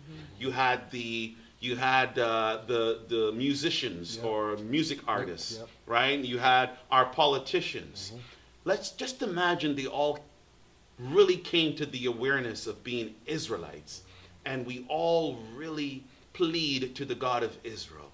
The amount of things that we could accomplish, because the amount of education that some of these guys have, we don't want to talk about that, right? Sure. The amount of education that some of these guys have, sometimes they have like 4 PhDs, right? They got doctorates everywhere, but they don't know who they are in terms of Israel, so they have knowledge of the world. Knowledge of the world, but no knowledge of self and knowledge of God. They have none. And we keep having these anniversaries of marches on Washington without any resolve. We cry, but those who sit in power, in my humble belief, those who truly sit in power, they laugh at us, because here they go crying. It'll get back to normal soon. They'll forget about this. That's right. They'll go back to their regular work. And we'll wait another 3 years until they say Black Lives Matter. And we'll cover them sometimes on our network, and then we'll do a media blackout at times. And then they'll go away, right? And then 3 years later, they'll come back with the same. But we're not going to give them solutions. We will not. We can't look to those who have oppressed us for saving us, guys. We can't. We will never, ever, even athletes who make millions of dollars per week, they're still rich slaves. You know this. You've seen guys like, what was his name? The guy who wears Nick Cannon, he wears a turban. He was so bold. Yes, that's right. He was so bold. A lot of them are so bold with whatever they say. But eventually they're apologizing, right? They're apologizing because we have no power. We have no power. But let's talk about, remember the 400. I know one of the pillars we talk about education. So let's get it. No, I think it's interesting that you bring up, they're educated, 3-4 different degrees, right? Then when they come up to speak and Nick Cannon, his fire is quelled because he doesn't know how to speak on the foundation of truth. Right? And remember the 400, education is one of our pillars. And for us, it's a dual process. A lot of times when you think about education, you think about just young children. And absolutely young children. But we're here also to educate the old and everyone in between. And why we say young people or young children is because we need to teach our truth to the young ones of who we really are. So that when they do grow up to become those rich athletes and politicians, their foundation will be set on truth and on knowledge of self, of who they are. And to say, let's come back together as a community to do and help our community and give real solutions to our community based on the foundation of truth, of knowing that you are an Israelite. Absolutely. Education is key, and truth, I like that word a lot because the truth hurts. And if you look at from generation to generation with our people and the children of slavery and what they've been doing, that they've been lying.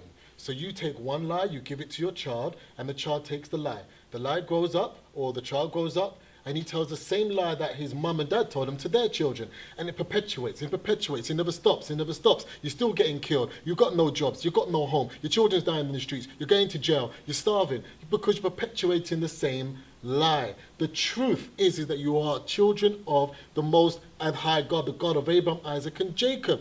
That's the truth. When you know who you are, the children of, okay, look, because 99% of people, again, we said it before, read the Bible, but they don't read the Bible. They said that if you ever want to put hide something from black people, meaning us, put it in a book.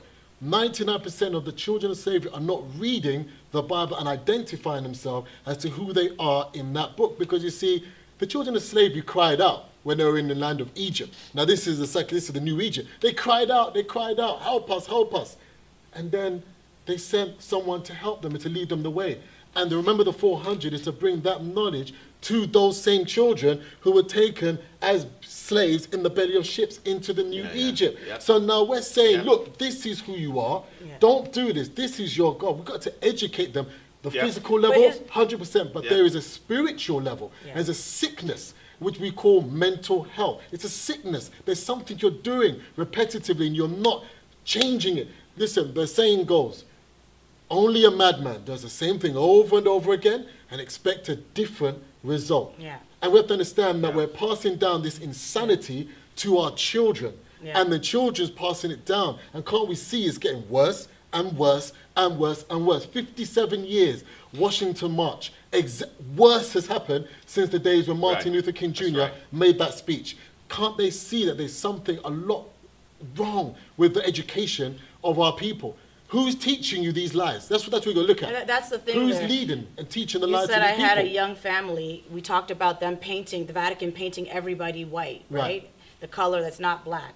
That's that lie that's been passed down, and we're here to say no more with that lie. We need representation. We need to create our cartoons and books and give it to our children when they're young, so they can feel empowered. So when they do read the scriptures and the Bible, they can see themselves and identify themselves within that. Because right now we don't. We're so disconnected from it, and we don't have that even in a world level. You can't even find anything of us in the history books. Like the young people spoke about it on Friday, right? I have a young family now. Through my entire life, throughout the education system, when you look at a history book in the classroom, either you're not in there at all, and if you are, it starts with a paragraph, 2-3 sentences of your life beginning at slavery. It doesn't talk about our contributions to the world, our inventions to the world. It doesn't talk about our origins before we became enslaved. That's important. And it doesn't talk about our resilience throughout slavery. It doesn't talk about us in a positive light or in a positive way at all. So with our education comes empowerment to our youth and to our community on a large, at whole, because even our adults don't know any of our history. I mean, Canada, we're going to talk about it earlier. Canada has a dark history on slavery, and not once throughout the history books and Canadian history books did you read anything about our history. I just learned about Etobicoke having a street called Darky Street, or Buxton, or Joshua Glover, or Oliver Lejeune, the first slave to enter Quebec in 1619. Or talk about Jarvis Street, or Peter Street, Talk to them, Doreen. or Talk to Dundas them. Street. Yeah. And I'm walking down these streets and proudly walking at Yonge and Dundas Square and walking and feeling good about, or driving home to Vaughan. I live in Vaughan, the new city, not knowing that it's a slave owner that built this place, and you are here now paying your taxes to this community, to a government that doesn't hear your voice, that doesn't include you in their textbooks or in education or in any part of the city. You are not included, yet and still you live there, your voice is not heard, and your tax dollars are given to that government, just like the Christian shrines. There's no difference. Kaboom! You see what happens here? They took a break when we were on watching the clip, and they got a Red Bull, each drank a Red Bull. Now they're all fired up again for second round. For those of you who are now newly joining us, it is Priest Andal Holder here. I am with the President and Vice President of Remember the 400. And we are recapping everything that took place during Freedom Month, which is August. So normally we stop our live at 4 p.m. I told you, take a bio break, but come back with your drink and with your chips, because we do have some more clips, some more phenomenal, fascinating goosebumps clips that we're going to be going through today. So stick around, seriously, stick around. And we took the gloves off for this discussion, right? This is not, we didn't plan this, we didn't rehearse. I don't know what these guys are gonna say. They have no idea where I'm going with my discussions, because we wanted to keep it at least exciting for us too, right? So, you know, when you talk about education, and you know, I told Doreen before we came back on, I said I have my own views on that, and I'm happy. Sorry. It's 4 o'clock. So Yes. 1 past 4. So Yeah, absolutely. So our boss, Priest Kirk, just said it's 4 o'clock. So let you guys know that we definitely are going to go past 4. We'll probably go till 12 midnight tonight. I don't know. I really don't know where these guys. These guys are all fired up. These guys are all fired up, right? We may even bring Elder Michael in as a guest speaker eventually, at some point. To be honest with you, we may do that. Because he has a lot of things that he was saying to us before we came on air, and really passionate and really, you know, and lots of fruit, lots of substance. But guys, again, I want to say to the audience out there that me even sitting here, I'm learning tons from you both, tons. And we, you know, I'm a guy who I look at all of what's happening to our people. I consume it. I'm consuming it because it does trouble me. It does, and I want to do my part. I'm telling you the truth. Every day, am I doing enough? Am I doing enough?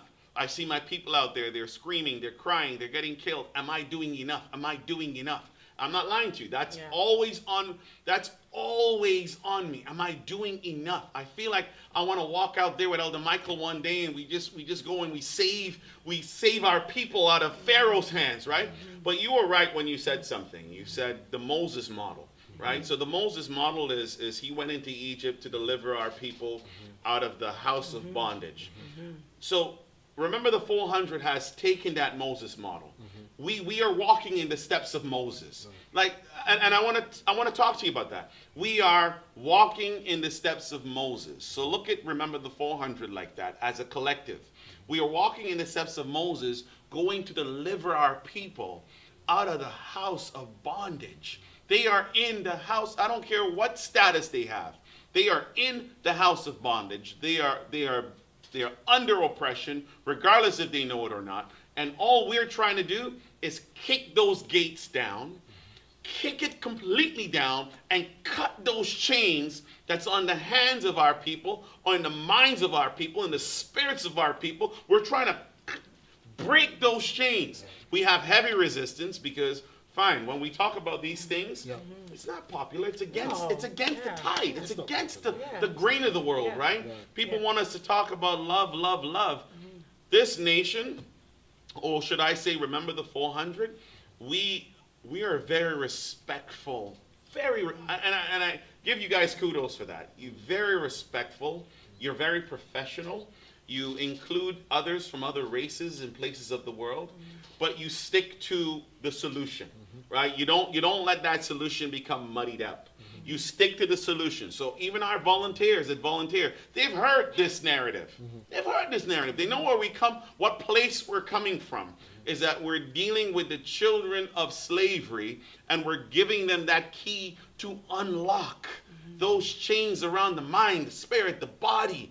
We're giving them that key. So if you want to volunteer with us, you got to know where we're coming from. And a lot of our volunteers, whether they be Christians, whether they be Muslims or Hindus or Buddhists, they know what we're doing. And we don't try to convince them otherwise, but we have an objective. The Moses objective, right? Going back to his own people. The children of Israel, to free them from the house of bondage. And when they were freed, it wasn't just Israelites that left. That's right. Talk to them. Talk to them, Doreen. Yeah, it was a mixed multitude.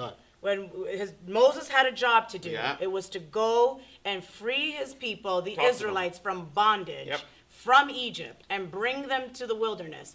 And when they left and they walked on dry land through the Red Sea, a mixed multitude left with the Israelites. Nice. We were always amongst strangers. Right. In Egypt, we were amongst strangers. Yep. We always had strangers in our midst, and they were always amongst us. Those that are not against us and that will stand with us, we appreciate their support. 100%. We appreciate and Yes. we welcome and we thank you for your support. And you know, I've said this in the first one that Priest Kirk and I did, Christy Pitt's review. And I said, we are the original superheroes, right? If you allow us to get up to the mountaintop, if you somehow, whether you are brown, whether you are gray, whether you are black, whether you are green, that you help the children of Israel say that, yeah. to get them to the That's right, mountaintop, you to did. get what our Healing God has words, given yeah. unto us. When we come down that mountain, you too would be blessed. That's right. Like, allow us to become who we are, because we are the blessings of the world. And we're not just saying this because we feel to big up our heads or to create a narrative. We are the blessings once we return to who we are in our God. We're the blessings of the world. Now, you also said something about, you know, the young children should see themselves in the book. And I've heard people say this, that, you know what, all you guys are doing is just blackwashing white images. No. Because before us, they did that. They whitewashed They got like a Jesus movie, and the Jesus movie is a guy who is black, but he's got long permed hair, and he talks like the Cesare Borgia Jesus, the Roman Jesus. And I'm like, what's up with that? All they did differently was just put a black guy in there. We're not talking about just blackwashing, guys. We're talking about, let's go back to what's historically true.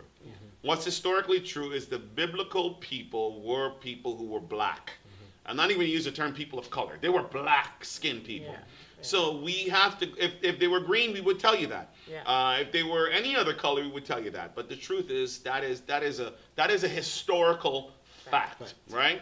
So we need that because you can't, someone says you can't respect your black father if in your home you've got a white father hanging on the wall. There it is. Yeah. Like, how are you going to respect your black father there it is. when your black father is bowing down to a white father? Yeah, that's right. Right? Like, that's you're all these things were there systemically to oppress the thing that is most important to the black man and woman, which is their spirit. Yes. Yeah.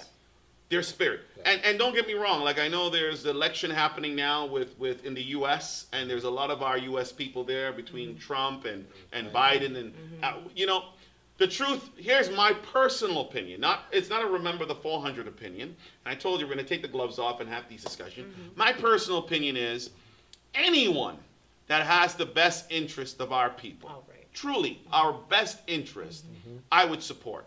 They don't necessarily have to be black. Bonus if they are. But guys, we are always deceived because they come in packaged in black skin, but they don't have us inside of them.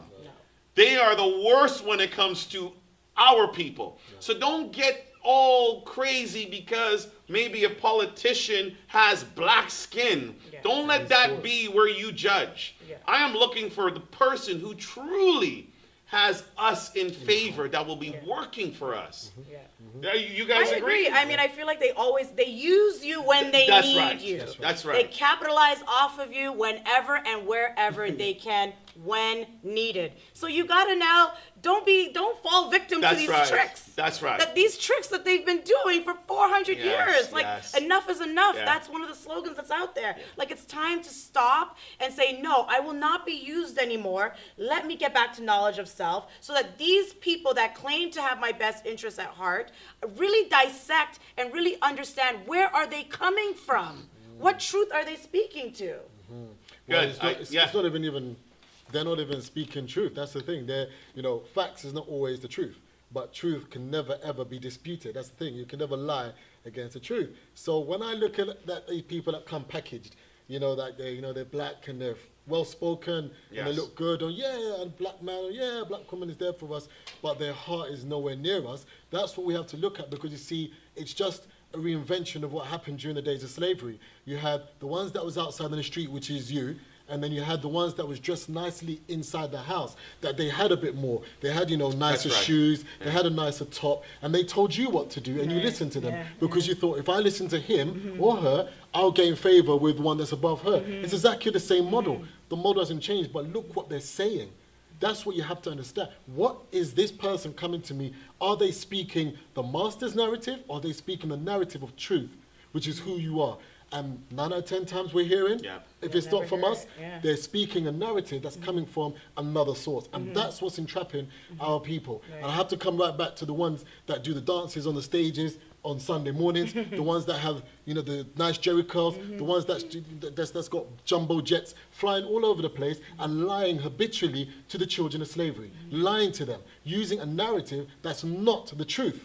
Not the truth, but being used by come from another narrative to enslave you still, to keep you subjected under that slavery. So think about it. You're out of the chains, you're out of the bondage, but mentally you're still much there. You're still there. You're still there. It's the same. Think about it. It's exactly the same model. The model's never changed. All it's changed is that it's just the look.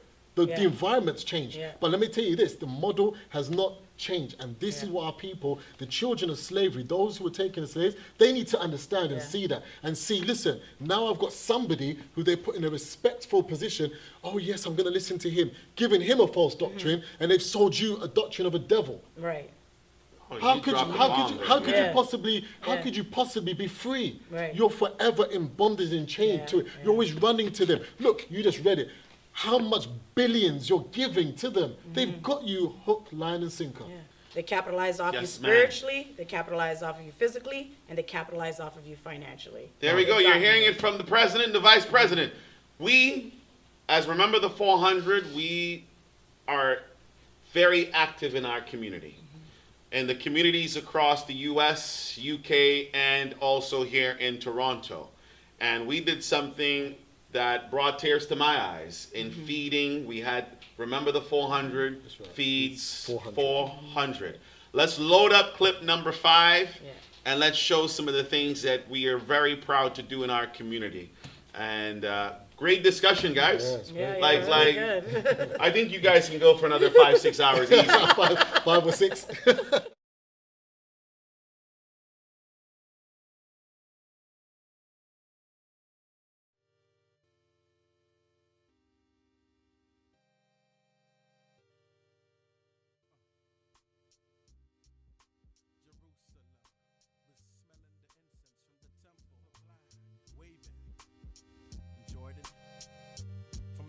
Check it out.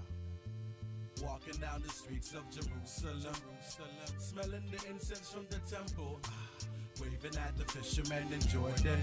Drink some water from the well that Jacob built. Walking down the streets of Jerusalem, smelling the incense from the temple, waving at the fishermen in Jordan. Drink some water from the well that Jacob built. Let me take you back when the faces were black and the feast around the corner will be roasting some calves. The young ladies are virgins, hairstyles on top, getting water at the well so they can feed the flock. Fresh baked bread in the hands of the priest. Shepherds on the grass asleep, miles of white sheep. Dirt roads for new sandals, or barefoot. Children playing by the stones that Joshua put. Walking down the streets of Jerusalem, smelling the incense from the temple, waving at the fishermen in Jordan. Drink some water from the well that Jacob built. Walking down the streets of Jerusalem, smelling the incense from the temple, waving at the fishermen in Jordan. Drink some water from the well that Jacob built. Staff of my hand, passing the sand through my feet. Pick up some turtle doves so I can eat. I can see the preacher's son and the wind blowing the silk, and a young man teaching a little boy how to milk. Stones are being skipped, jumping at the dip in Bethesda. Look at the high priest getting dressed up. Hear, O Israel, the Lord is one. Sounds like a million people when the service is done. Walking down the streets of Jerusalem, smelling the incense from the temple, waving at the fishermen in Jordan. Drink some water from the well that Jacob built. Walking down the streets of Jerusalem, smelling the incense from the temple, waving at the fishermen in Jordan. Drink some water from the well that Jacob built. The military men practicing with the arrow. The elders in the city talk about Egypt and Pharaoh. The grapes are fat, busting off of the vines. The wine presses are stained purple from making wine. Philistines are quiet. I see a bottle of oil, so I buy it. My mother said it's good, so I'll try it. These are the days from the times of old. If we never talk about it, then nobody would know. It's like walking down the street. Oh man, looking back at those clips and the video and the pictures, it does make me emotional. This was a vision, again, from Elder Shadrach that really wanted to do something for the community, involve us, you know, as Remember the 400, we decided to give back. And between New Jersey and us, we were able to do that, feed 400 families, even more so. Yeah. You know, I definitely give kudos to our events team because even our committee members got so emotional when they were dropping off food. They didn't really understand like how many people were in such need. Yeah. I remember I took a box home, even just for my own family, and we decided to give it to our some of the food to our neighbor, and she got emotional about that. And to think about we are feeding people in need physically only lets me think about, well, how many more people that look like us need to be fed spiritually? Yeah. Well, that's a great point. Real good point. I mean, I can remember that day really well, and just hearing some of the heroes who we couldn't feed everybody that was coming. They literally took the food to them, and even when they had the boxes in their car, we fed them. They found, and it's knocked on people's doors, just to hear that our volunteers, you know, who were there, and the members who were such passion that wanted to make sure that people were fed. That's amazing. And they burst into tears and they told them all their story. Some of them didn't have no food. They had no food until that package came to their door. And so we've got to, you know, really, you know, give a big round of applause to these guys that were there, that came out on that day. I have to mention her name, you know, Sierra Graham, and Graham, who else? And Abby. Hey, I'm following his lead. So I have to. And the reason why is because they came back and they told me the story, and it was they just were so excited. I mean, there was so many others that was there as well. There was Atisha, there was Danielle, there was Dwayne, there was Val. Light up the fire. I'm gonna miss some names. There's gonna be Pansy Elder Lewis. Val, there were so many names. So many names. Andrea, Claudia, Junior, Norma, so many names. Lorna, that's what I said. Once you start naming names, you might miss somebody. You know, Rise members. Rise members. Jacob was there. And just Noah, Joan, just so let me say this quickly, you know? as a disclaimer. We will miss names, guys. We will. Please. Sorry, we don't mean to. We want to give the love to all those who contributed.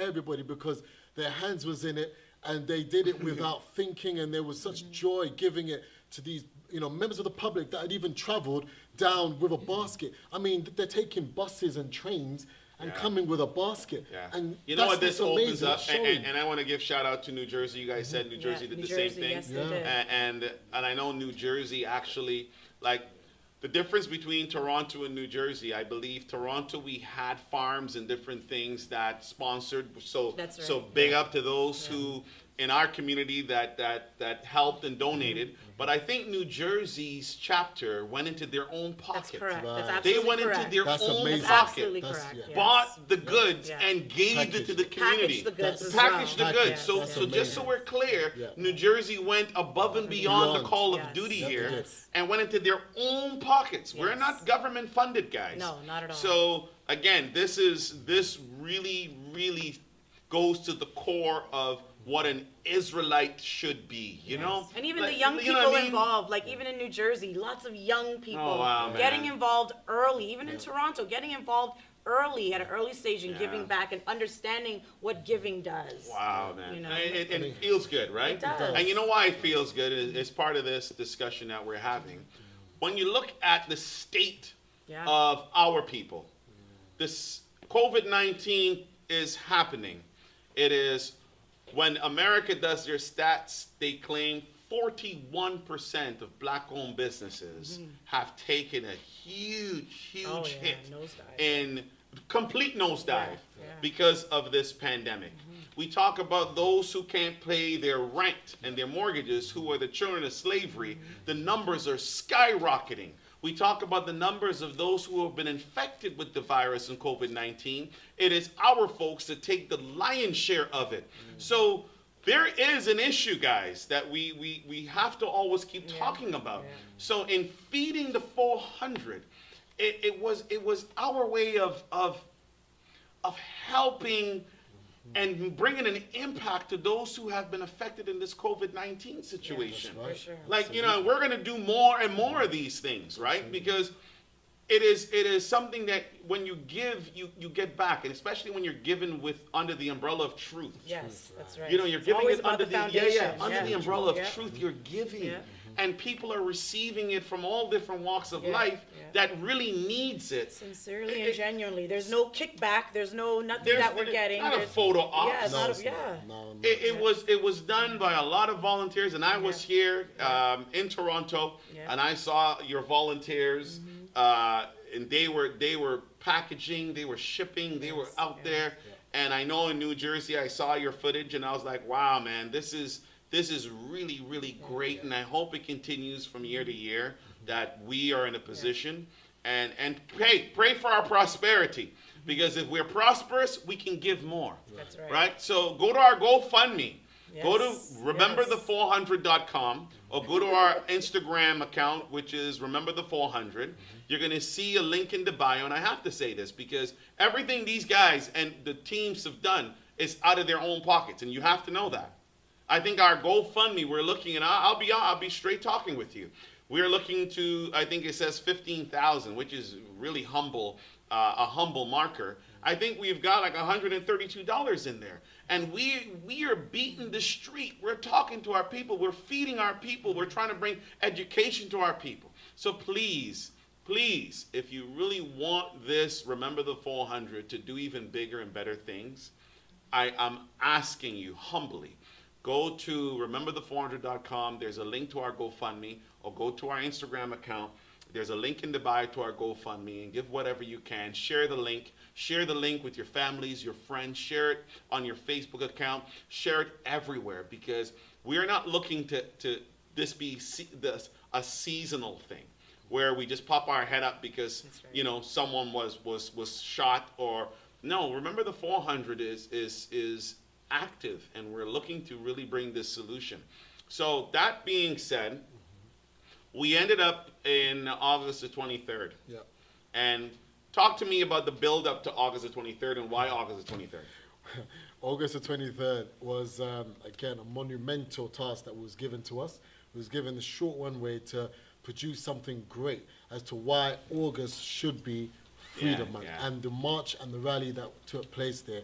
It really, I think Doreen is better suited because it's coming because you guys were in Virginia. So it comes from the whole of Virginia. I can't tell the story as good as you can, but you can tell it. You're too modest. No, I can't. I really can't tell. You can tell the story really well. No, it's monumental to us because, again, we talked about 1619, 400 years later. 2019 was 400 years later. That was our marker where nationwide we went down to Virginia, Hampton, Virginia, the place where the first slaves arrived, even to the western part of the world, specifically America. And we went there as a nation. August 23rd was the day that we premiered in Hampton, Virginia, The Journey. The Journey play, the music theatrical, directed and written by Elder Shadrach. And we sold out that day. You know, and then the next day, August 24th, was the I Am More. I Am More led by the young people, Rise, again, right? Going back to The Journey, it was monumental to do that particular play because Elder Shadrach wrote many plays. But that particular play there, because, again, within this musical, it talked about who we were before we got on the slave ships. That's right. Right? And we were at the place where the Atlantic Ocean was right there. And you can look straight across diagonally and just, that was a direct route to Western Africa. And we were on those shores where the first slaves arrived.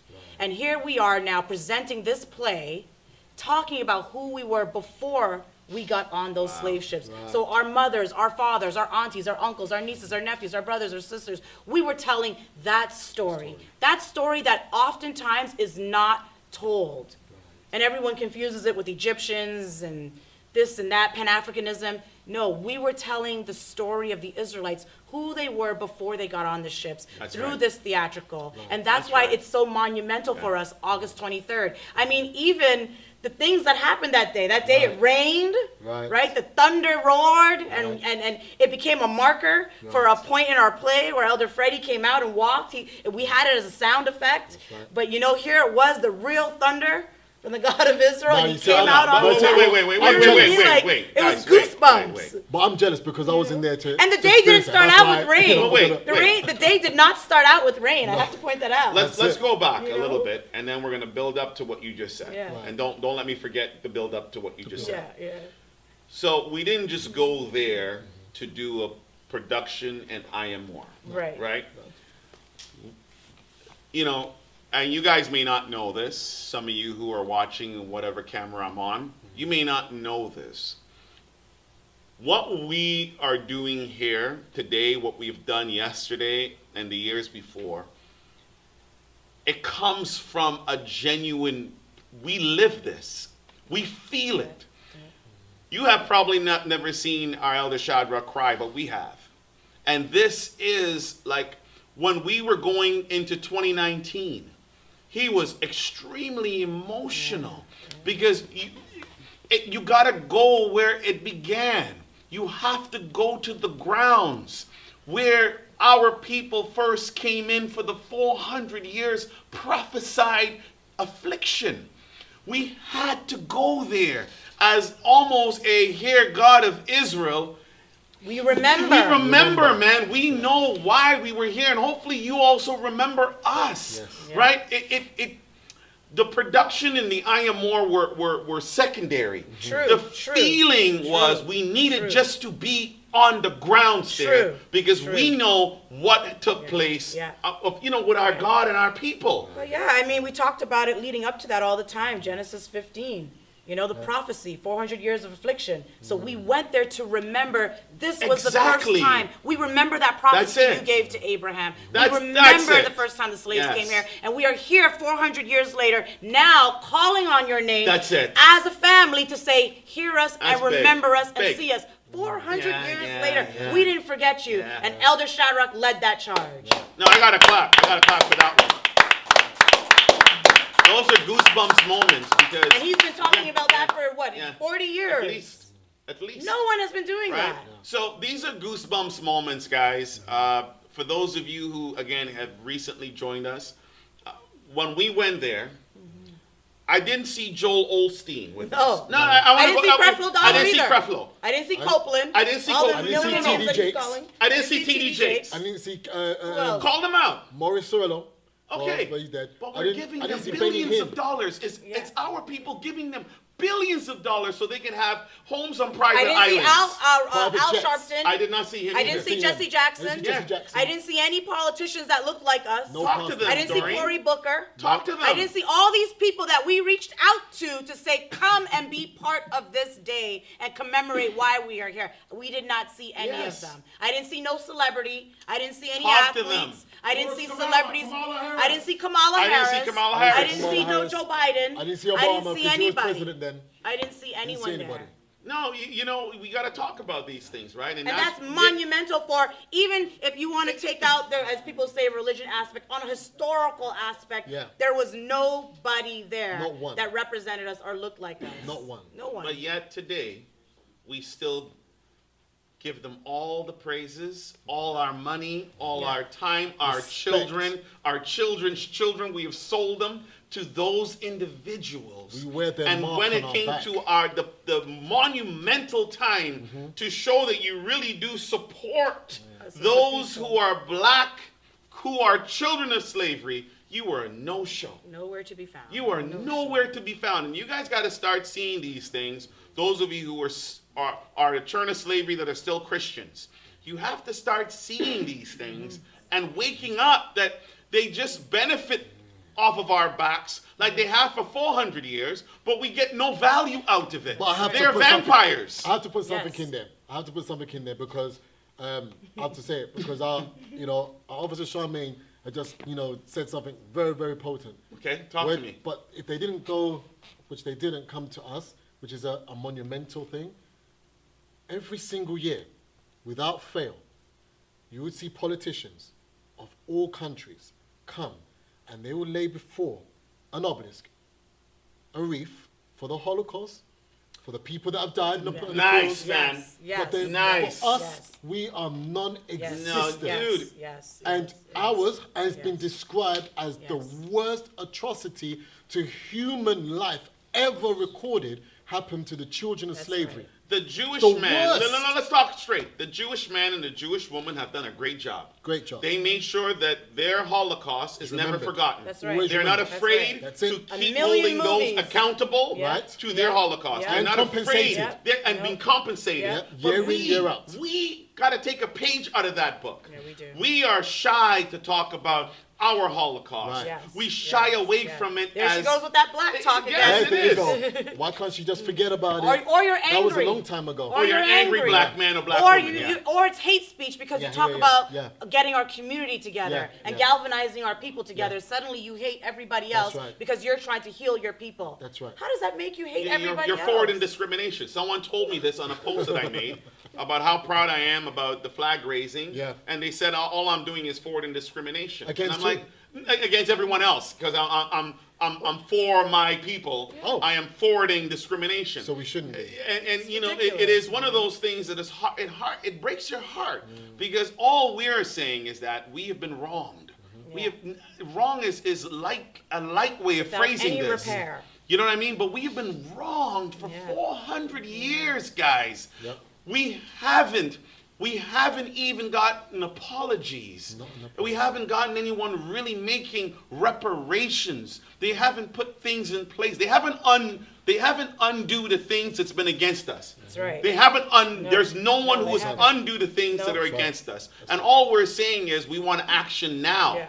But we know, as Remember the 400, that the action is not only going to come about by protesting. Right. We know, and we got to keep this narrative going. Yeah. We know that the action is not going to be coming about just by singing songs Yeah. or by some of the groups going out there and being a militia, black militia. Yeah. We know the only one that could seriously bring salvation to our people is our God. Yeah. right. Yeah. Like, That's it. I'm Yeah. sorry. I'm not shy about this because Al Sharpton and his crew, they clothe with Christianity. They're not afraid to talk Christianity on the stage. That's right. Yeah. And we are an Israelite-based organization. We come specifically to bring the truth to our people that the only way, the only real way is you breaking those spiritual chains, man, and coming back to your God. right. And he is waiting.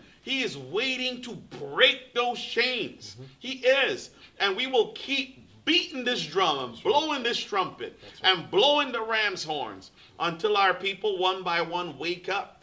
Some of them are in a deep coma. Yep. Yeah. And I've said this, we're going to keep shaking them until they wake up from the bed. That's right. But hey, let's go into some clips. Yes. We've got some exciting clips. I'm proud of these clips. Yeah. Yeah. And this is August the 23rd, and where do we do this? We did this in UK, Atlanta, St. Louis, New Jersey, right. and also here at headquarters in Toronto. I want to go into clip number 6. All my UK, all the mans them in the UK, right? All the mans them in man. the UK, big up yourself, yes, because you yes. guys were on fire. The young people there, too. Let's hear it. Yeah. We shall overcome. We shall overcome. We shall overcome. We shall overcome. We shall overcome. Someday. We have overcome. We have overcome. We have overcome. We have overcome. We have overcome.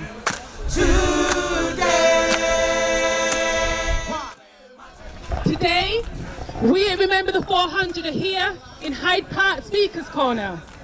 acknowledging and to commemorate August as our Freedom Month.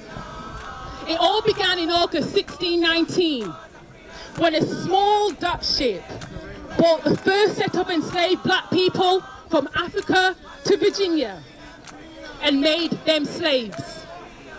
In August 1834, in the House of Commons, in the British Parliament, they called the act to abolish the slave trade. Here we have August, reflecting full circle the transatlantic history. Most of our children don't even know or understand the importance of this day. That's right. They see it as a day to party when it should be a day of our own Thanksgiving. As I said, let us take positive pages from the book of others and use them to our advantage. We must at all times remember that in the past, there were dedicated people, not of our race, that helped us gain our freedom. The American Anti-Slavery Society was formed by European Americans who gave their platform to free slaves like Sojourner Truth, Harriet Tubman, Frederick Douglass, and a host of others. Even the NAACP, the National Association for the Advancement of Colored People, was formed in 1909 by European Americans. It was the Quakers who travelled all the way to England to plead our cause. Exactly. Some gave their lives so that we can be free. When we look in the mirror, so when you glance at the reflection looking back, know that you are somebody who comes from a lost line of somebodies, beautiful, powerful, loved and free. Why don't you teach me that I am more? They never taught me about my ancestors, forefathers, true freedom fighters. They taught me so little about me when I got the chance. I dropped history and chose geography. At least now I know the names of the seas. The ones the Dutch ship sailed across to bring my family here way back then in 1619. Exactly. They never taught us to remember the 400, beyond the hate and dehumanization, long before we were hunted. In our own land, with our own feast, and our own words, to our own beat, crowned and ruling in ivory seats. That was you and me. The leaders, kings and queens with strength and dreams the nations they left behind. Remember the 400 is so much more than you may think. It's more than just signing a petition. It's about gaining and demanding right for a better future. My future. So that my parents and family don't have to teach me in secret about who I am and where I come from. It can be open and normal in like everything else in the world. We, remember the 400, want to do what is right for us and what makes sense for us to do, like celebrating black culture and history in the month of August rather than October, which has no meaning or relevance to us. That's right. All lives matter, so they say. But in 2019, in the land of dreams, it's only black lives being taken away. The police, the feds, the popo, the fuzz, the ones who have been sworn to protect and serve us, are killing our men and our women in front of our mothers and in front of our children. So they say all lives matter, but that's not what I've seen.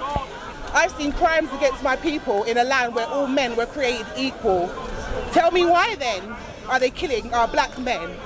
I say there's nothing new under the sun. They will always shoot us down like dogs with their guns.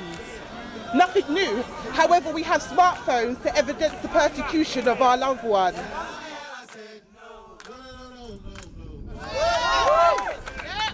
But are we taught that in schools?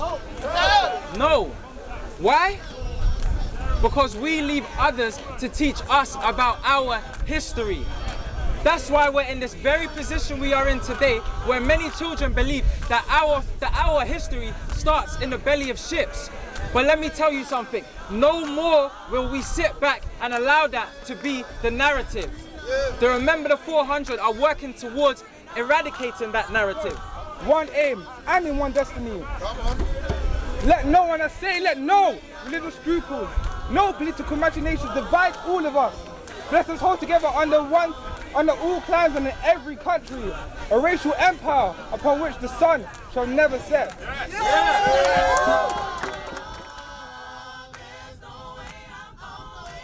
I hear my people screaming for 400 years. But you don't care. All what they are crying will never come up for air if we divert our eyes.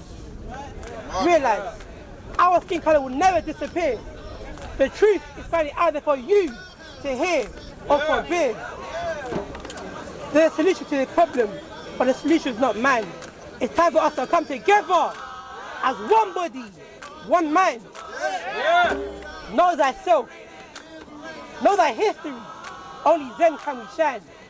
Embrace your true spiritual calling. Our God is waiting. It's time. Let's support our black businesses from the least to the big ones.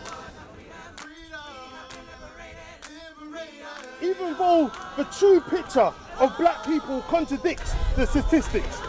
Yes, there are drugs in black areas, but there are drugs in white areas also. That's right. Yes, there are violence in black areas, but there is also violence in white areas. The problem is that the system polices black areas more than the police other areas. Of course there are going to be more arrests. Exactly. Hence why more black arrests. Negative media. This is not a black and white issue. The goals of the Remember the 400 is to heal the racial divide and to empower our youth and to tell the story and to inform others how we contributed to economical status of prominent countries. Exactly. International power structure is to suppress the masses of dark-skinned people all over the world and exploit them and their natural resources. If you're not ready to die for it, put the word freedom out of your vocabulary.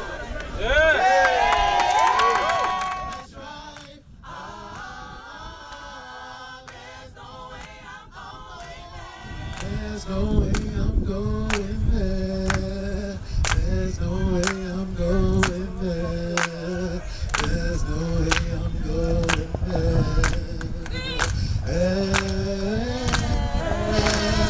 There's no way I'm going there. There's no way I'm going there. There's no way I'm going there. Come on, everybody in the crowd, help me say. There's no way I'm going there. There's no way I'm going back. There's no way I'm going there. Come on, everybody, come on, clap your hands. Come on, clap your hands with me. There's no way I'm going there. There's no way I'm going there. There's no way I'm going there. I'm not going back there, no. There's no way I'm going there. I'm moving forward. Moving forward. There's no way I'm going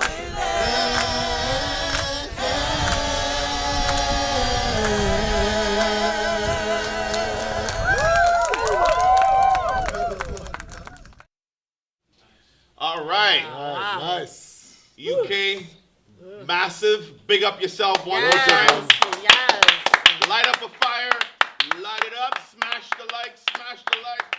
Smash. Smash and smash the like. That was seeing someone who was 6 years old. 7. Is she 7 now? Seven, She's yeah, 7. seven, So, seven. I'm sorry. Yeah. 7 years Years old. old. Command the rostrum or the podium in a crowd like that. Right.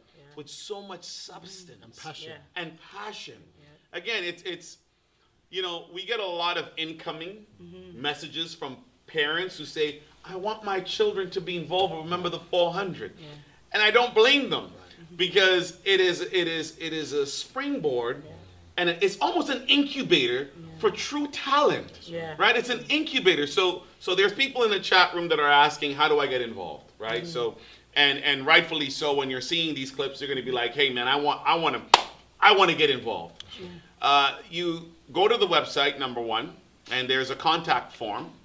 Fill out your details and send it through. You'll have a member of the Remember the 400 give you a call and kind of walk you through how you could be involved in your area, wherever you live, what country, whatever it is.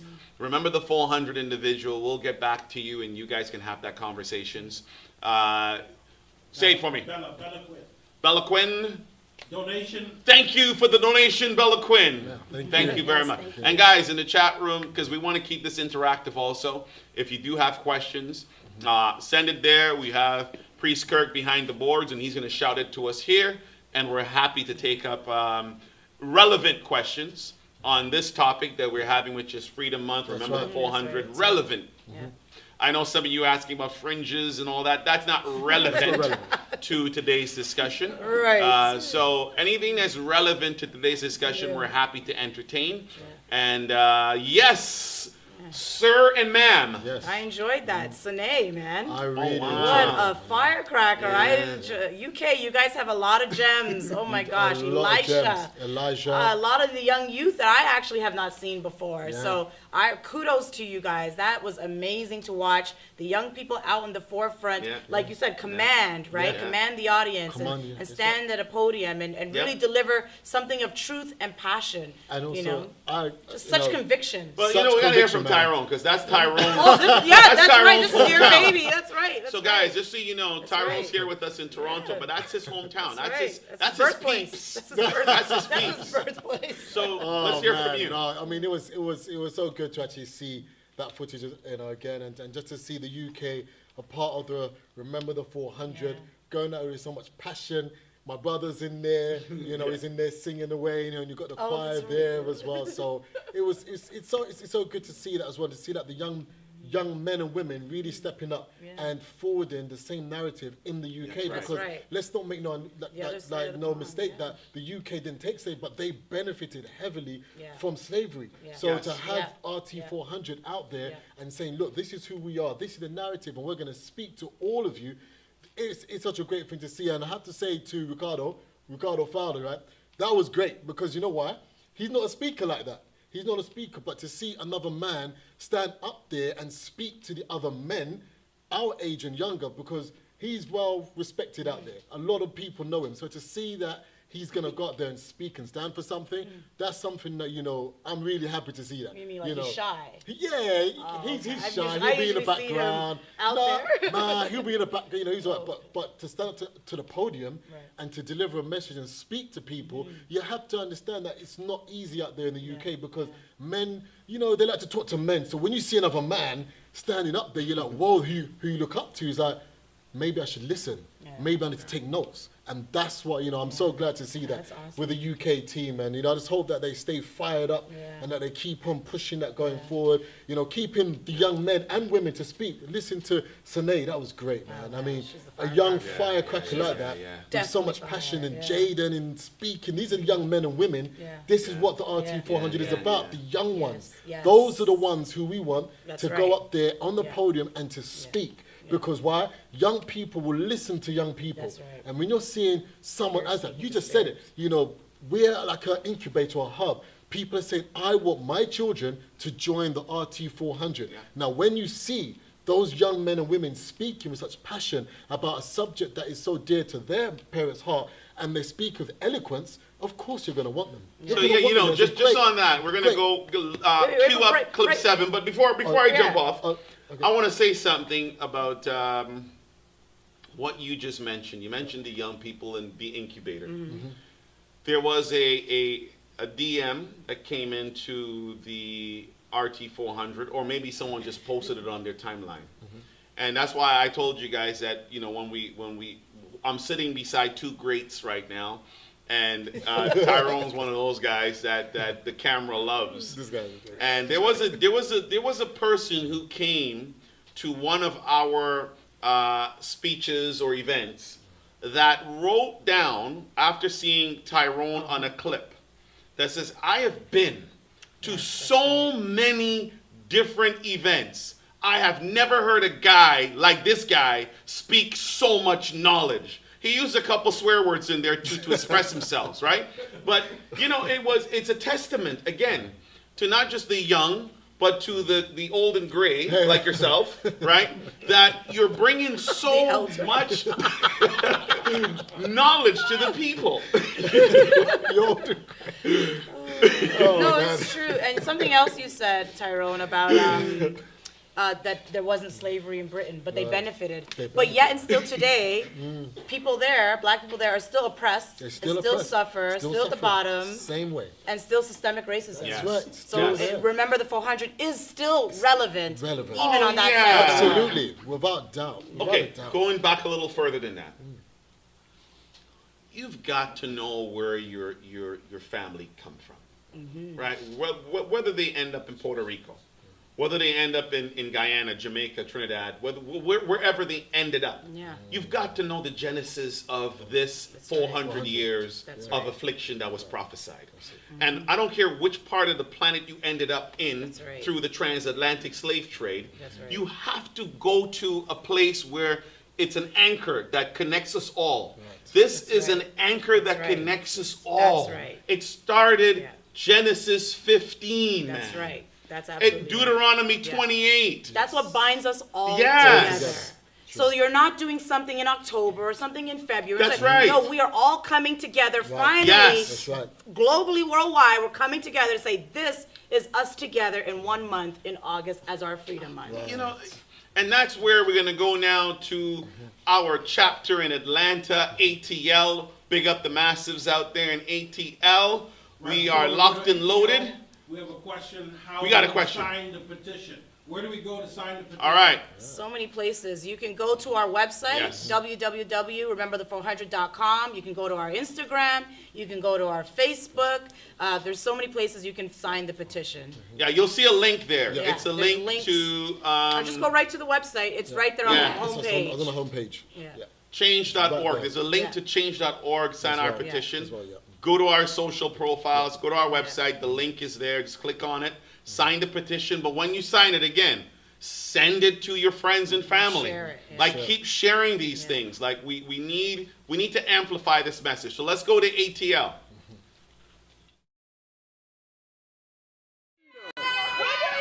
Now. What do we want?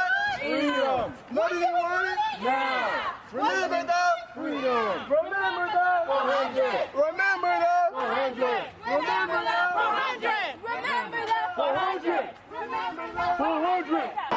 We remember the 400. Remember the 400. Kneel for 4 minutes. Fist up. So why August? On this day, almost over 400 years ago, the first 20-odd African slaves arrived to Hampton, Virginia, marking what would become one of America's most horrific sins. Despite this, our people have been resilient, and August is about commemorating that. It's a memorial to our pain and celebration to our survival. August has not only marked our enslavement, but it has numerous historical dates that relate to the abolishment of slavery.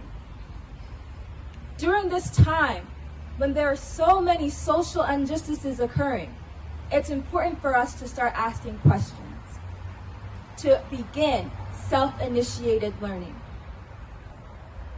When the founding fathers of this nation were slave owners that tried to rape our people of everything we had, how could we not expect them to build a country filled with inherently racist institutions? When the police, those who are deemed to protect us, have a history deeply rooted in the preservation of slavery, how could we not expect such brutality to ensue? This country was created by us, but not for us, and yet look how far my people have come over the past 400 years. While it is a sad history, it is also where I draw my inspiration from. Because as many of us know, the recent killings are not revelations, but reminders of the work that must be done. I, as a Black woman, cannot listen to stories of women sleeping peacefully, only to be woken by intruders and gunshots before meeting death. I cannot watch videos of Black men jogging dancing freely while going home, only to be killed. I cannot watch as black people are continuously berated and disrespected without demanding justice. Right. Justice. No justice, no peace. In the words of Fannie Lou Hamer, and you can say it with me if you know it, I am sick and tired of being sick and tired.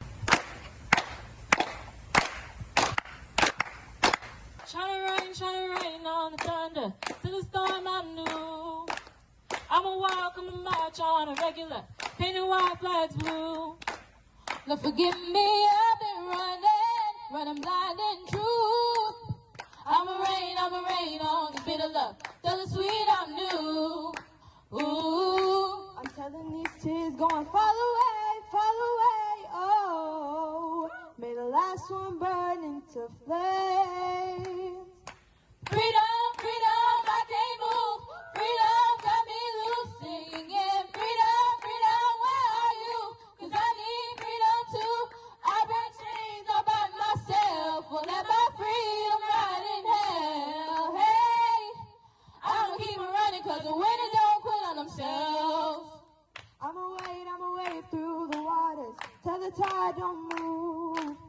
I'ma ride through the borders, call me bulletproof. Lord forgive me, I've been running blind and true. I'ma wade through you shallow love, tell the deep I'm new. Ooh, I'm telling these tears going fall away, oh. May the last one burn into flames. freedom, freedom, I can't move. Freedom got me loose, singing. Freedom, freedom, where are you? 'Cause I need freedom too. I break chains all by myself, won't let my freedom ride in hell. Hey, I'ma keep it running 'cause the winners don't quit on themselves. Freedom, freedom, I can't move. Freedom got me loose, singing. Freedom, freedom, where are you? 'Cause I need freedom too. I break chains all by myself, won't let my freedom ride in hell. Hey, I'ma keep running 'cause the winners don't quit on themselves. When will it ever stop? When will we truly come together as a people to fight against this? When will we take the time to know ourselves from 400 years ago and beyond and work to create a better future? The hate, the ignorance can no longer be overlooked. We must speak up against and educate each other with truth and with facts. We must be open to listening and understanding what this fight is truly about. We have accomplished so many things in this world. So many countries have been built on the backs of our people. We still benefit from it to this day. Open dialogue, constructive criticism, and action that we can thrive and diminish the divide. This is going to be uncomfortable. Change is never easy. But to my allies, I ask you to look within yourself and be selfless and realize that our demands for justice and reparations should not be seen as a threat. And to my people, I plead with you, please do not give up hope. 'Cause I need freedom too. I break chains all by myself, won't let my freedom ride in hell. Hey, I'ma keep running 'cause the winners don't quit on themselves. Thank you. Hello everyone, my name is Levi, and today I'm going to recite a speech made by our founder, Shadrach Porter.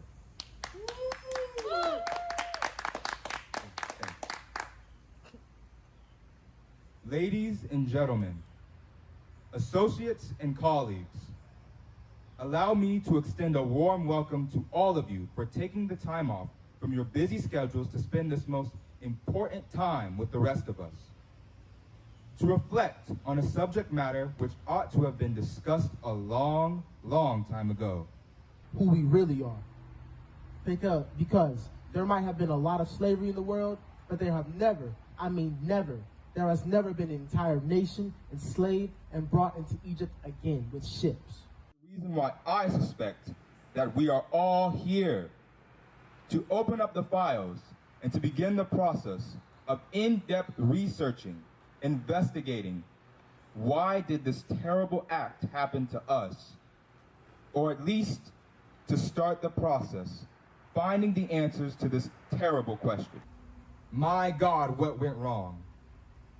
The sound of freedom. Are we now free to kill each other?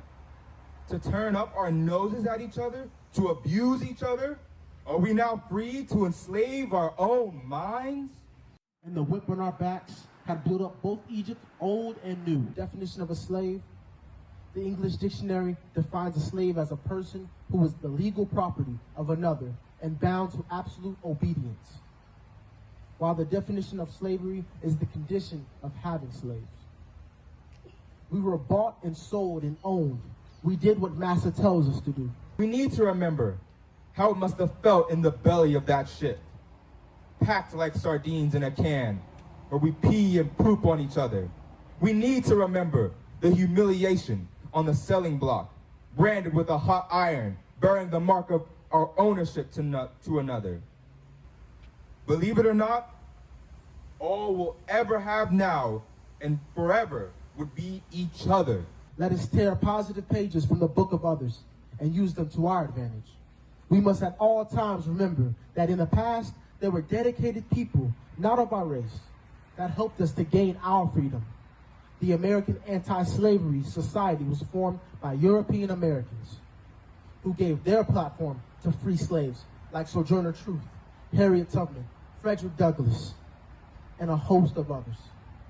Even the NAACP, the National Association for the Advancement of Colored People, in 1909, was formed by European Americans. It was the Quakers who traveled all the way to England to plead our cause. Some gave their lives so that we can be free. It was people like John Brown who gave his life for our brothers and sisters to be free in the United States. Let this not be the time for finger pointing, but rather let us use our own hands to build a strong unity among us, to fight the injustices that suppress us. Let us build a stronger future for our children and ourselves.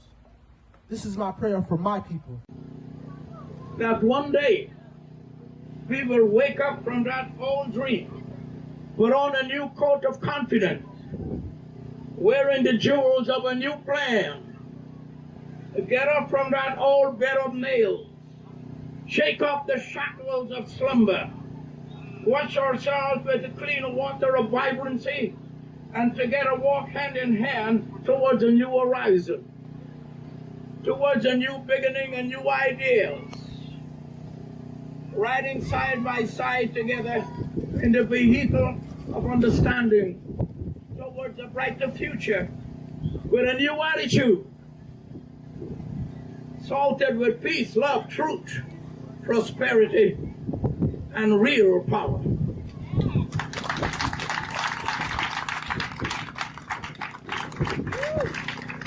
All these things I have said before, I have said them many times, but I find it most relevant as I speak to you today. I pray that the next 400 years bring us peace and understanding of self, that we do not depend on others. We've been doing that for 400 years. This is what I have to leave with you today. Right, guys. And Again, togetherness. massive respect to the ATL crew. Yes. We've been Stop sitting trying to put here each other and down. kind of saying to ourselves that the young people have really taken the forefront in this. And because RT400 gives them a sense of purpose. Yes, that's Am I right? A sense of purpose and belonging and a connection with each Yes. other. And I think a few of them actually, what you were listening to was Elder Shadrach's speech, and he That's did on the right. 23rd. He did that on 24th. 24th, thank you. That's right. So a lot of them actually took that same speech and did it this year. Yes, every Yeah. chapter had recited Elder Shadrach's speech that he did back in Virginia Gotcha. last year. Yeah. And all the youth grabbed hold of it. They grabbed Yeah. hold of it and they did it so well. I'm so proud of all of them. Excellent, excellent, excellent job. Hey, so I know we didn't plan this again, and then you guys are just looking at me to what I'm Wait, gonna before you go, bring you're up. about to questions. I just want to say that girl trio group in Atlanta, excellent job. Oh, yeah. My goodness. Sharita and Keith, you must be so proud. Shayla, I've heard you before. Great. Deborah, I've heard you before. Great. But wow, Sharita and Keith, good job. Light up the fire signs, guys. Light up the fire signs. So, you know, one of the young men were saying about, or maybe the young women were saying that, I think it was Rachel who said it, or Levi, one of them, that during the course of our 400 years, we have still managed to rise above the ashes as a people. Yeah. And it speaks to who the children of Israel truly are. Yeah. Because when they were looking in the old days to have people as servants, a lot of people who came before and they tested them broke. They broke, like the native Indians. They tried to make them into what they made us into, and they became suicidal. They internalized, and they just couldn't do anything. Yeah. But our shoulders were broad. Yes. Our backs were hard. We went through adversity. We went through pain. We went through seeing our men sodomized. We went through seeing our little children ripped from our arms and sold to a different plantation. Our mom was sold to a different plantation, but yet we pressed on. We've seen our men hung, burnt on fire, chased by body dogs. parts chased by dogs, body parts chopped in pieces, sold for souvenir, but yet we still pressed on. We still built economies that was favorable to us. We still rose. It speaks. And I'm going to say this plainly. When your naked eye starts to look at who could really be the salt of the earth, the chosen people, the people who God had And did it without anointed. reparation. And did it without reparation, without any handouts. No handouts. Did it with, like Elder Michael says, one hand tied or chained behind our backs. Just imagine, like he said, with two hands free. Yeah. What can we do, guys? To take the opportunity or the chance to say, I'm going to risk my life and try to escape from the slave master. Like, what is in your mind? Like, I always go back to the scriptures when Moses' mother put him in the river. What was your heart thinking? Your child's going to die just to escape bondage. What was it like to escape? Something called the Underground Railroad. I can go north. You've never seen north. You don't have a compass. You don't know what direction to go. That's right. Dogs are on your heels. I'm going to risk my life for freedom, to escape. On the belly of the ships, some that jumped off, and the ones that said, no, I'm going to press on for my life because my children are going to have a fighting chance.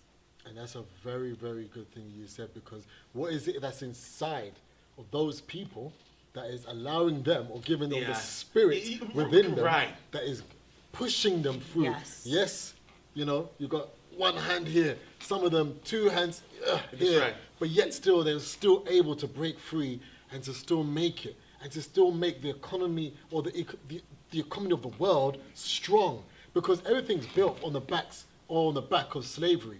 Whether it be sugar, sugar is big. Sugar's in everything. Whether it be cotton, cotton is big. Every nation in this world has a pillar. Every nation in this world has benefited from the cotton or from building the railroads. You see, it's not easy to get from A to B if you don't have smooth transit. Someone's got to stay in a hot sun, 110 degrees, and lay hot tarmac down for your nice smooth car to go upon. The bridges that were built.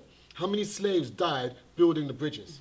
How many slaves didn't make it across in the sea? See, because when they were on that ship coming through, as Elder Shadrach said, is that they had no one but each other. There was no time for arguing, bickering, fighting. They were cold on that ship, and they had to use each other's body heat just to stay warm. You see how they thought? You see how they thought? They've got feces. Where'd you go toilet? It wasn't an ensuite. You can't just say, okay, I'm just going to go in my yacht and I'm going to... No, they were crammed together, skin to skin, and vomiting and sick, and this one's died, and he's rotten corpses by you. The child, what about the pregnant woman? She's giving birth to her child in the ship, right in front on your lap. In chains. In chains. But still made it through and still made it to build this world today. That's right. That's right. What kind of people? That's what, right. Spirit. What Yeah. resilience people? Right. So don't tell me that I should forget. I don't want to hear people tell me, Tyrone, you should just forget it. And you know, that was a long time ago. People like Akon, who, you know, he should be ashamed of himself to say that, you know, you talk about slavery, it's okay, that was then. I don't want to hear him say that. He's a big multimillionaire star saying that we should forget about slavery. And he's from Senegal, which is where my mother was born. So for him to say that, that makes me sick. It makes me really sick to know that people, children of slavery, human beings that were specifically made, right, to worship a specific God, were rounded up by another set of people and sold as dogs, less than dogs, because you don't sell dogs like that. You don't. Human rights will come and get you. If you put your dog out in the snow to sleep outside, you're going to jail. That dog is going to be living in a. Listen, we were laughing. We were laughing, right? Can I say this, right? We were laughing. We saw this nice dog. And the owner was there, and he's so diligent. He put him in his little like trolley, and the dog's head was all nicely outside, and the breeze was in the dog's face. He had his water. It was wonderful. You wouldn't. No. Let's talk about that a little bit. Yeah. So we were out on our last rally, our last march on the 23rd. Event, on the 23rd, August 23rd, and a passerby had almost a baby carriage, right? And it was all padded up nicely with a blanket and an umbrella to keep the shade off. And in the carriage was a dog just lying there and easy. You are right, my friend, that we got treated worse than any animal. Any animal. You know what they used to do to our people? They thought we had some abnormality. And so they would take the infant and they would use what they use for the shoes, the shoemaker, and they would bore the skull because they thought maybe if they bore the skull and they realign it, it's going to help our animal instinct and recorrect us. They did that to our infants.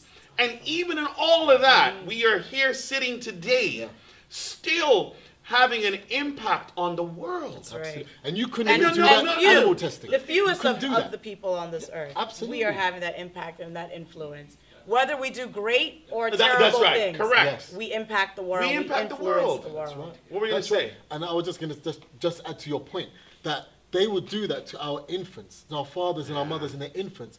You couldn't do animal testing on an animal like that in today. It's impossible. The laws that will be coming up against, listen, you can just about get accreditation to do on mice, to do testing on mice. Maybe. Maybe. And you know, there's a lot of red tape that you've got to cross them, you know, because these are animals with feelings.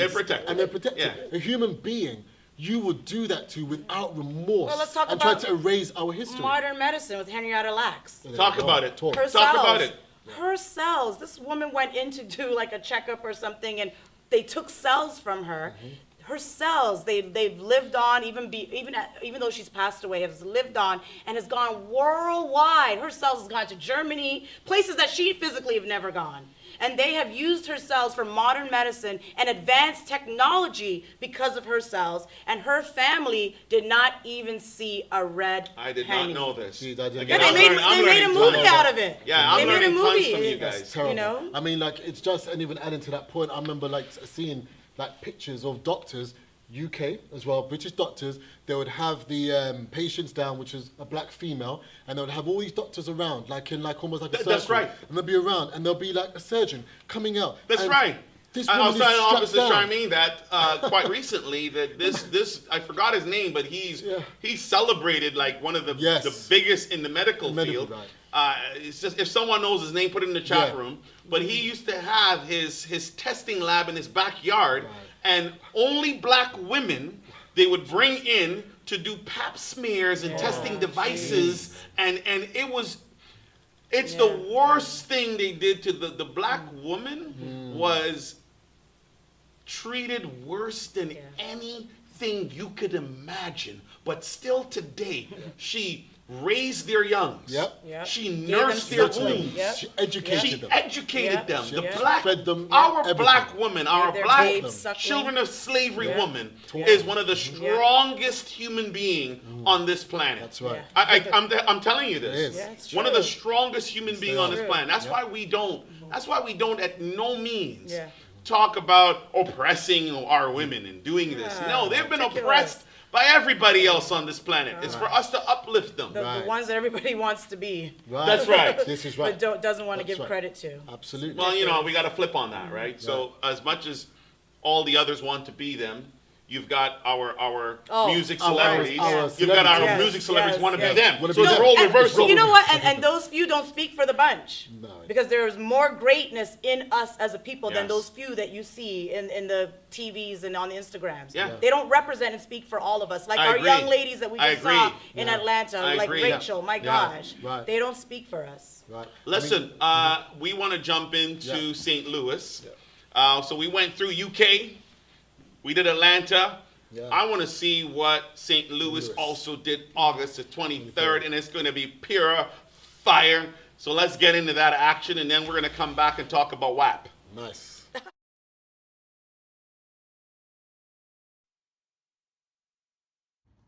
And now, a speech from the founder of Remember the 400, Shadrach Porter.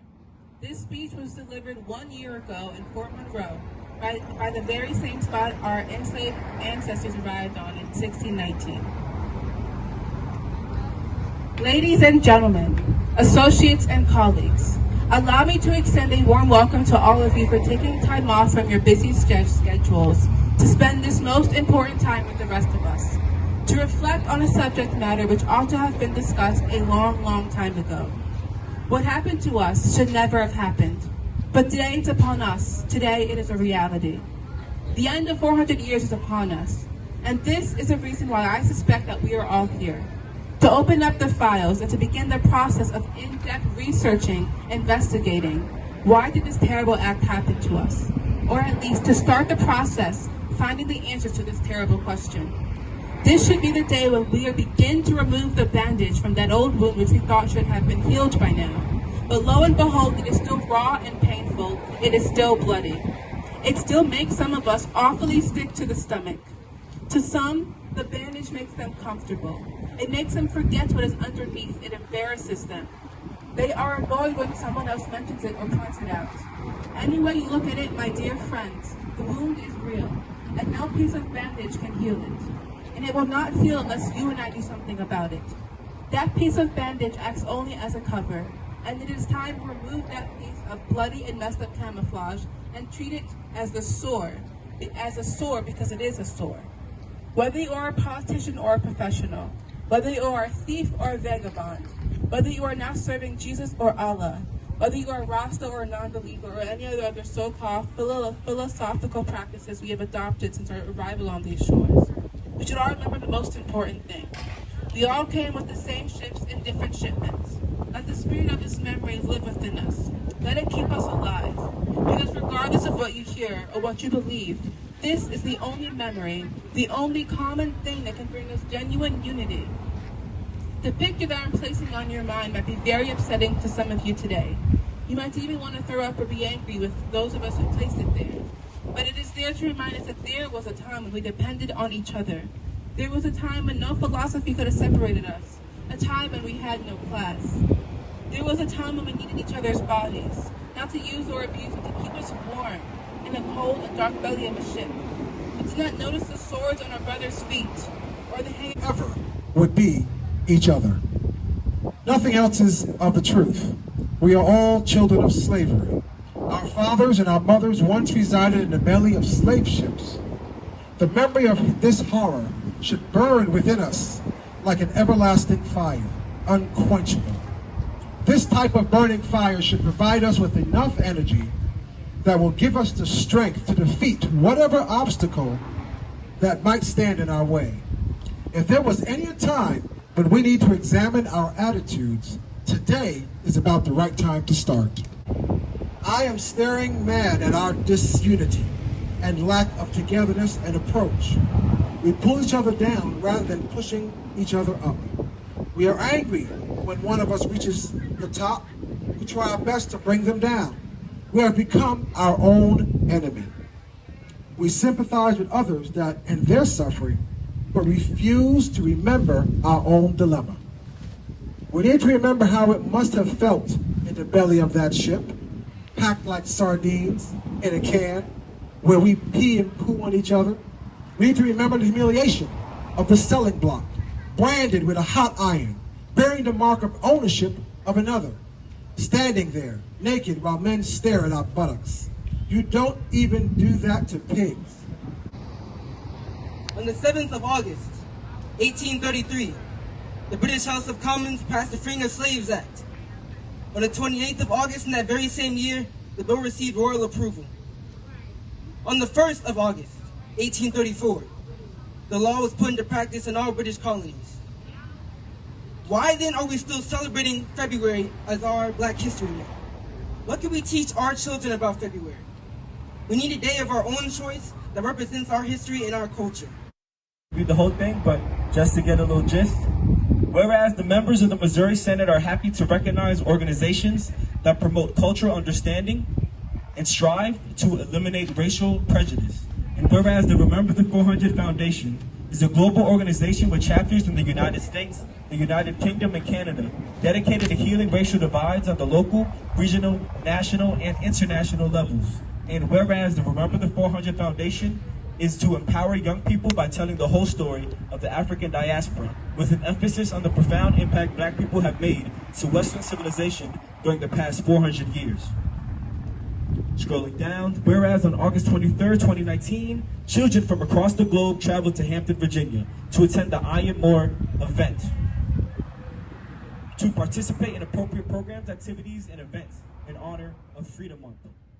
And now therefore be it resolved that we, the members of the Missouri Senate, Boom, boom, boom. Thank you, St. Louis Massive. Yes. And the Remember the 400 chapter, and all you guys who have spent so much time and effort in doing what we have done for this August month. And as we sit here, again, I'm looking at these clips for the first time, and I'm picking out things, and I'm like, wow. And we were having off-camera discussions on, it's crazy. And we were, off-camera we were saying, it would be a sin, guys, if we receive reparations and we took the money that we got in reparations because our God was merciful to us, and we went back to the Christian shrines and gave that money to them, the millions of dollars. It'll be like us building a calf again and a slap in our God's face. So that's why some of these things can't happen before it's time. That's right. We look for these things, but He's not going to make that mistake again. That we're going to take what He's given us and bring it back to the house of another God. That's going to be prosperity going right back to another God. Absolutely, to another God. And like we were saying off camera, that would be another 400 years. Easily, another 400 years of affliction. Maybe 1,000 years. Maybe 1,000. Michael goes 1,000. But do you really want to experience that? I mean, that is again, you I'm saying, a slap in our God's face.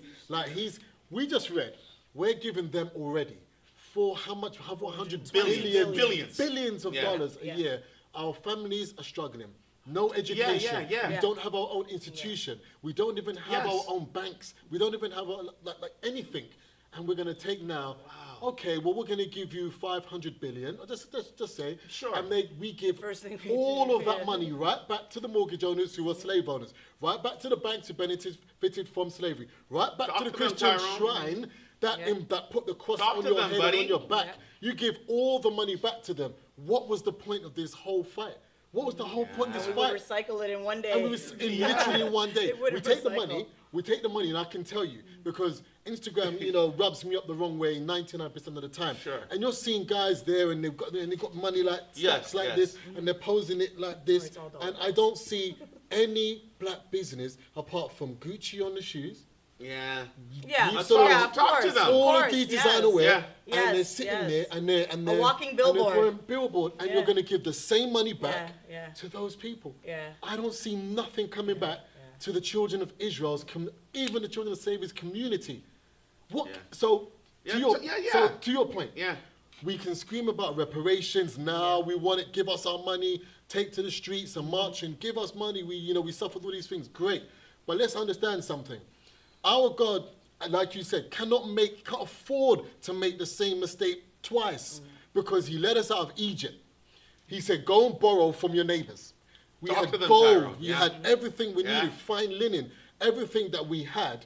When we crossed over, let's We go gave the back honor, to Egypt. yeah. Yeah, We yeah. built Another a God. golden calf. We took the same gold that He blessed us That's with. right. Yeah, yeah. That's right. Come back to your point. That's right. Took Yeah. the same gold He blessed us with and built a Built golden the calf, Yeah. stripped ourselves naked, and danced before it and gave offerings to this thing, built an altar to it. So what's the difference if He now gave you $1 billion? You're going to take it That's back, right. Yeah. give it Yeah. right back Yeah. to say, Yeah. strip yourself and Yeah. say thank you, whatever you call your God, and then strip yourself naked too and speak Guys into- out there, Come on, man. you see why now, remember the 400 has to stick to our narrative, right? Because we need to bring this to the attention of our people, because they will repeat the mistakes of our forefathers, which got us on the slave ships in the first place, by giving the glory and honor to another God. And we have to be very careful with this. We talked about, when we look at all our leaders, and I'm going to put this to you guys, we look at all our leaders, all the children of slavery leaders, we look at them. Every single one of them belonged to some fraternity Oh, yeah. or some Yeah. lodge. Right. Yeah, yeah. They do. Yeah, They do. belong to They some. do. When I looked at March on Washington, every single university black kid Yeah. belonged to some Yes. fraternity. Yes. Yeah. Yes. These fraternities, Yeah. they're not part of our religion, culture, or our God. That's right. And every single one of them that has made it, every one of them that has made it financially, let's decouple made it from, really making it in the world to making it financially. They have made it financially because they've sold their souls. Yes. They are in fraternities, That's right. and some of That's them right. are becoming mad. Yes. Yeah. I'll tell you Yes. why they're becoming mad. Let's talk about that. Yeah, let's go. Because when they were early in their careers, they said, you know what, I'm going to join a fraternity because someone said if I join this, I'm going to succeed. Yeah. And then as the knowledge of our Israel starts to increase, Yeah. those people who sold themselves, let's say 10 years ago to Yeah. a fraternity is struggling internally. Like, Yeah. oh man, Yeah. Yeah. that's wrong what I did, That's right. but you've already done it. Done You it. can't get out of it. So what they say, they're suicidal. Some are That's right. suicidal. Suicidal. Yeah. They're Depression. They're depressed. Yeah. Suicidal. Depression. They're physically harming themselves. Yes. They're amputating. One of them took No, out no, his own eye. let's talk. They are doing these things, and in the light now this time, whoa, the 400 years That's has happened. right. My gosh, now my eyes are beginning to That's open. right. But it's too late for me. It's too late. Because what I've done is that they sold, like a famous artist said, he sold his soul for a few toys. And he said it outright. And he's been driven mad because he's now struggling now. Now he's following Jesus' walks because he's still trying to find the resolution. Yes. But it's too late. They're looking for solution, but there is none because why? They've given themselves over to another God. That God requires their blood. And just You talk cannot about do the it. fraternities Nice, usually man. happen at a young age when they're vulnerable, right? Right. It's enticing. As soon as you come into college, it's enticing to be a part of a club. Again, back to a social club, just like the Christian shrines, Yes. right? Yep. Being a part of something and belonging, and they target our people. They target our people to submit to a man, and then if you don't do your research and study the origins of these That's things, right. you don't even realize that you're submitting yourself to some other entity, or the origin is of this other God, That's right. and you're locked away for life, and that's how you've sold your soul. And they put in front of you the beautiful things, the golds and the That's silver, right. to say, That's right. oh, you'll be good in life, oh, you'll have connections, oh, you'll network, not knowing all this time that you've sold your soul to something else. And that's the worst thing about it because once They they've prey on now us when we're entered- vulnerable. That's it. Yeah. And they've entered into that, and it's a recycling of slavery. There's nothing new under the So sun. we They've just- titled this. Yeah. Sorry, but Yeah. we titled this "What's Next." Right. Oh. And some of the things that we need, honestly, to as remember the 400, all the chapters, is really on campus. On campus, discussions. Yes. Because you're right. That's where they spread the net That's what they do. to our young black That's it. people, and that's where they grab them. We need to be on campus. We need to have a campus program when we're really breaking down these walls and ensuring that our children don't go into these threats. There's so many of them. All of them are in fraternities. Yes. Every one of them. And guys who are out there, stay away from these lodges and these fraternities. They're promising you the world. Sorry, but I'm going to go there to scripture, which Lucifer says, you bow to me, I will give you all these things. And those fraternities are based on that same model. That's right. Get out of it. But we do see now our elites among us, they're starting to get a little trippy. And people call it mental health or whatever. But a lot of them are struggling because of the things they did, years ago or weeks ago, that they did things that was like you can't even speak about. Unforgivable things to get wealth. Right? The system is based. That's why when you look at athletes boycotting and you look at people talking about businesses, you don't really see, a lot of solutions coming from them because they know where their bread is buttered. That's right. Right? They know where their bread is buttered. And it's not buttered from the Israelite source. No, it's not. And the minute it targets them a little bit and you pinpoint them and you spotlight them, they apologize quickly. In less than 24 hours. Can't mess with my money. Got to take care of my livelihood. That's it. And again, I just have to keep going back to the model. That model is such an old model, but they reinvent it so well. A car is a car. But guess what? You got a car from like the 1980s. It works perfectly in the 1980s. But a car in 2020 is more appealing. But it's still a car. It has a steering wheel. It's got 2 wheels. It has an engine. It functions. But it's how they make it, dress it up to look so good. So if you're looking at the terms of slavery, it works in exactly the same way. Same model, same model, but they dress it up in a way that looks so appealing and so on. And this is what we have to stamp out and for our people to understand. Because look, when the slaves were in the field, they longed to get inside. Well, this is what you do to come inside. That's right. You see? That's because they put the nice one, the black one, just like you. He's got an a old top coat, hat but now. let's go easy, go slow.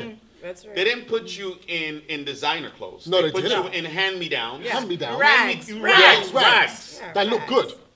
Rags that look good whilst you're inside, right? But on the outside, you've got no shoes, you barely got a top on, and you've got half pants. But you're looking at to get in the game, you got to conform. You got to conform. Gotcha. So if I do this, then I come into do this. Gotcha. And so now you're subjugated to this man, but that man's subjugated to the higher man. That's right. And so that's where you're getting your meat and butter. Now if now you go and tell those other slaves, if they do this, they can have this too. Same model. Wow. Same model. So what they do, okay, now all of the slaves outside are looking and say, oh, he's looking pretty good. Maybe we should, follow him. Same model, my friends. Look at him. He's doing very well. He drives a nice Mercedes. Let me jump in there. It's not, oh, he looks good. It is those in power, find those among our people, put them in rental Bugattis, put them, take them to the jeweler. It's true. Get them leased they or don't rented own it. mansions. You're right. And they put them on That's the TV. Right. So our young people That's could be deep, like, guys. I want to be like that. You don't get a Cardi B that comes out of Remember the 400. No. You get a Cardi B that comes from those who own the media to say, we're going to take a Cardi B and we're going to distract the masses with garbage and let her do her hit song WAP. We'll put millions behind that. Even in the midst of this complete anti-black racism fight, you're going to come out with WAP. Let's try changing it up. That's right. They own every single one of them. That's right. What happened to the days of Public Enemy? Talking about fight the power. And you said self-destruction songs. Artists used to come together and talk about these things. I have not seen one of these artists collaborate and say, you know what, we're going to flood the mainstream media with songs about our freedom and get out there. The reason why is because, again, they belong to these lodges and fraternities and they're owned. They are owned. That's right. So young black people, don't get all crazy and all, I want to be this one or want to be that one. They're all dangled in front of us. They're all dangled to distract us to be that. We need to own our own media one day. Right. So when we talk about what's next, We got so many billionaires among our people. You would think that we would own our own, like, multiple networks. Yes. Multiple. Yeah. Why? You know what I mean? Like, But you in would the think- truth. In the truth. In the truth, yeah. Multiple networks. Yeah. We'll have our own banking systems. Yeah. Right? We'll have our own With no funding. apologies, unapologetic, right? Just do it to Just do it. Yes. Yeah. You know, you would think. It's so true. This is who we are, and this is why we're doing it. Absolutely, and it's so true. But sometimes, you know, when you listen to all of these things, it's what they've done. They've done some terrible things that is not compliant with. Oh, I wouldn't want that to go out into the media. That's right. Oh, so I better keep my mouth That's quiet right. and stay behind. And I want my black people, but yeah. I did this and it's very That's bad. right. And someone's got it on a camcorder somewhere hidden in there, and they're like this. You know, when you want to speak up, they've got this. Remember this, Tom? Remember this, whatever. They got your And dark they've secrets. got the secrets. They have your dark They've got your secrets that secrets. you did when you joined the fraternity or That's the right. lodge. That's that right. if you ever tried to Speak out. speak out about truth, This they're will going to happen. release it to That's the public, right. And it will take crush away, you. crush your Yep. your entire image, take away your home, seize your bank accounts. Yep. You will never work again in Hollywood. You would Absolutely. never have a hit record. They've done it Yes. so many times Yes. to our people. Every time someone gets up there and starts to speak of substance to our people, what's the first thing they do? Discredit him. That's right. Some Oh, kind of he's defamation. this. Oh, he's that. Yeah, he that's hates right. this. And bring him down. They dig up things from 20 years Yeah, ago, that's like right. you're That's saying, right. and bring it out. That's right. Like, what, that was That's right. 50 years ago. That's right. And just a reminder, guys, as I said, we're not in this for the likes, the followers, the subs, the money, or the status. We're doing the Moses model, according to Tyrone. We're bringing the truth to our people, the children of slavery that's in Egypt, and we're trying to make them understand who they are, because understanding yourself is the first method of healing. And then, That's right. more importantly, understanding who can actually save us, which is the God of Israel. I got clip number 9 on cue, which is New Jersey. The New Jersey boys and girls, this is for you.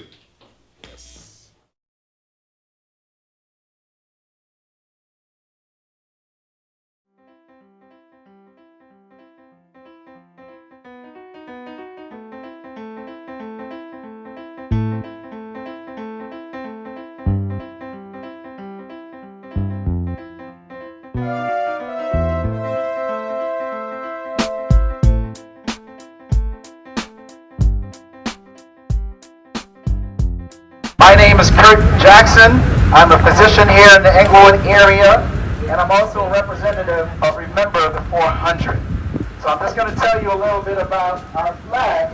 As soon as we can get the flag opened up, let's get the flag over here. So this is the flag that represents Remember the 400. This is the Remember the 400 flag. Remember that! 400! Remember that! 400! Remember that! 400! Yes, sir! Make some noise!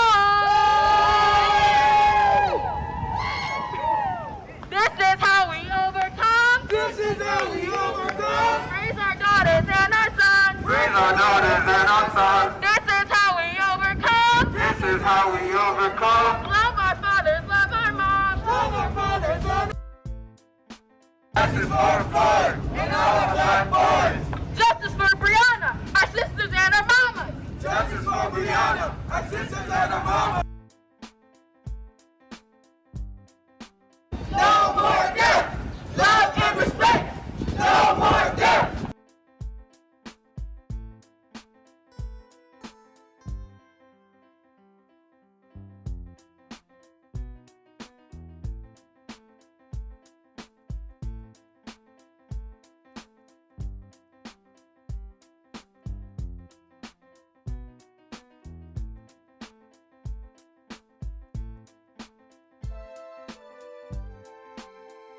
Remember the 400! Remember the 400! Remember the 400. Remember the 400.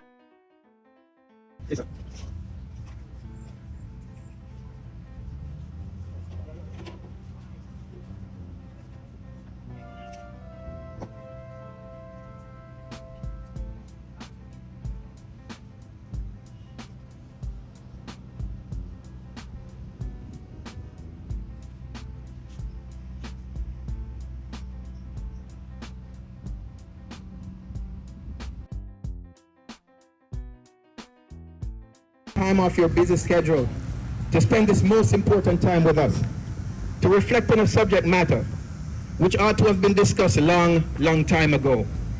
What happened to us should have never happened, but today it is upon us. Today it is a reality. The end of the 400 years is upon us. And this is the reason why I suspect we're all here. To open up the files and to begin the process of in-depth research, to investigate why did this terrible act happen, or to at least start the process in getting the answers to this question. This should be the day when we begin to remove the band-aid from the old wound which we thought should have been healed by now. But lo and behold, it is still raw and painful. It is still bloody. It makes some of us awfully sick to the stomach. To some, the band-aid makes them comfortable. It makes them forget what is underneath. It embarrasses them. They are annoyed when someone else points it out or mentions it. Any way you look at it, my dear friend, the wound is real, and no piece of band-aid can heal it. And it will not heal unless you and I do something about it. I remember August 2019, the 400th year of the arrival of the first slaves in Hampton, Virginia. And last year, Remember the 400 was in Hampton, Virginia for that occasion and held a huge commemoration in the city so that we remember where we came from. We remember who we are, that we recognize the history of who we are, and that we never forget. And not only that we never forget, but that we never let anyone else forget our history. We at Remember the 400 are here today to proclaim August as Freedom Month and to continue to fight for proper reforms in this country that can lead to a change in the way that Black people as a group are treated. We're here to demand that boots be taken off our necks and guns be taken out of our faces. We know that we cannot do this on our own. So we thank you. We certainly thank you all for joining us today.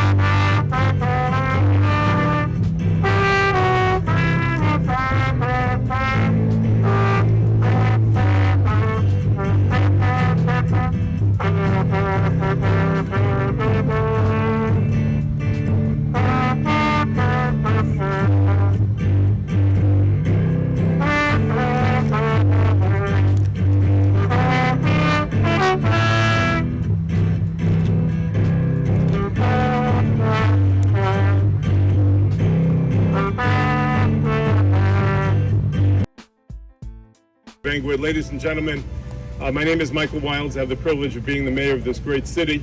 This is my 7th or 8th weekend in a row where I've had the privilege to walk with my brothers and sisters.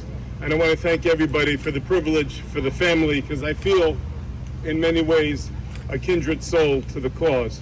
Thank you, Sheriff Curtin, for joining us, Pastor Thompson, Ainsworth Minot for leading us week after week in a peaceful struggle that started with, believe it or not, 400 years ago in the belly of a ship, as we were told. What a stain on world history, on American history, and I'm privileged to be here today to say a few words. Thank you again for the initiatives to organize this event and for allowing me to speak today. For the past several months, activists and allies across America have risen up, organized, and stood strongly together, declaring that we cannot wait any longer for these injustices that have plagued the Black community and other minority communities since the inception of our nation. I'm incredibly proud of Englewood's showing, with demonstrations held literally every weekend, and residents of all backgrounds and neighbors joining in every part of our city to march in solidarity with the various activists and organizations who have lent their voice and are here today. Present tragic circumstances, killings that never should have happened, with a lack of consequences for the perpetrators and a lack of justice for the victims, may have sparked this surge to the public outcry, but neither the circumstances nor the movement for social justice are new to us. We do need to remember the 400 years of slavery Black Americans suffered, how oppressive and unequal their freedom, quote unquote freedom, was even granted, and how painfully slow our progress as a nation has been toward equality. I did a little research on Remember the 400, and I'm gonna try to come at it a different way, but hopefully I can leave a point as I walk away. Now, we know what's been going on now in our society. It's nothing new. It's been around for 400 years, but it's just come in different forms, in different fashion. But I'm gonna take another step. We're gonna talk about what freedom is, and what freedom is inside of us, and how we ask ourselves the question, are we truly free? Have we concluded that the way we live our lives is predicated on how we take advantage of what life presently offers us? We know about slavery and the various challenges our ancestors faced during those trying times. We have learned about the struggles that we're going through to improve our lives. We know that we have been dealt a hand in a card game, metaphorically speaking, whereby the rules are changed daily. However, the one thing that is consistent is history. Knowing where you have come from helps in mapping out how you will navigate the perils of life.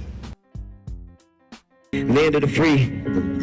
In certain cities you'll get smoked for them J's, cause nobody's safe. Bullets flying, hoping I don't get in the way. Racism's the way of the American race. We all full of hate, with Donald Trump paving the way for the KKK. Important that we don't separate. We trapped in this cage, but try to come together before it's way too late. And keep a little friend that could give them a scar on the face. The wicked and sick and twisted, committed to getting riches that split it between themselves with intentions that aren't well. Keeping the lower class in the lower class, only giving them the knowledge that they need to go and pass high school. The Great Depression just created more fools that work 10 times harder so the father can provide food. Rockefeller, not Jay-Z, but the family. And Rothschilds for these American calamities. And do your research, cause even I could be lying. The government spying and working with who claim they're enlightened. End of the world coming, Trump is starting to sound like sirens, but we ignoring and keep fighting till God strikes us with lightning. Come on, hands up, you really know your enemy? I guess not. We've been praying hard, hoping that it all stops, but they're praying on us, hoping that we all right. Don't try to leave. I have to say that I am so proud of my generation for carrying the torch and running with it in the way that we have over the past couple of months. At every protest I've been to, the youth has always represented beautifully. Whether it was in Montclair, Teaneck, Ridgewood, Cresskill, or even here in Englewood, the young people were always at the forefront. They were either the organizers of the event or on the front lines making speeches, delivering poems, and even singing songs. Can everyone please take this moment to give our youth a huge round of applause for all of their hard work? We need to remember that the fight does not stop here. We need to remember that this is only the beginning, and we have a long way before we achieve all of our goals. We need to always remember to keep our heads up and realize that we are fighting for ourselves and future generations. So I encourage the youth here today and the youth everywhere to use the voices you know you have to make a difference. Whether that voice is through art, through music, education, healthcare, politics, entertainment, or any other field. Make a name for yourself and be a part of that positive change that the world needs. Wake up! Wake up, my people! Let the world know. Let the world know we are here. We are here. And we will not take it anymore.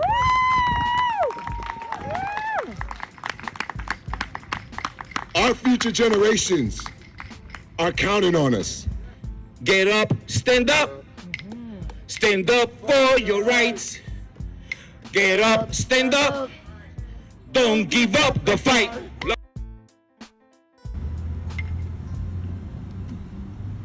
I resent it all.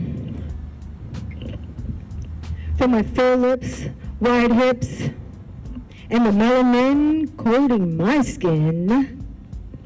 And I fell back. I fell back. For so long, always feeling sour, carrying this weight around, weighing down my power, and it weighed me down.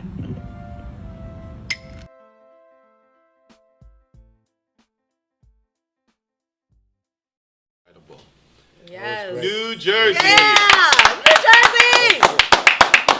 Hey guys in the chat room, let me know if you're still with us, if you're still fired up. Some of you are probably like, oh man, this is going long. We have clips that we wanted to show from the beginning of how this all took place and cover Freedom Month events for you, those who are home and abroad, just so you can kind of experience what Freedom Month was like for Remember the 400 and all the contributions and the things and the events that all the chapters were part of. So I hope you guys are appreciating this extended program today. Tyrone and Doreen told me they still got fire in them and some juice. And I know some of you are like, oh, please stop. Please just come to the end. No.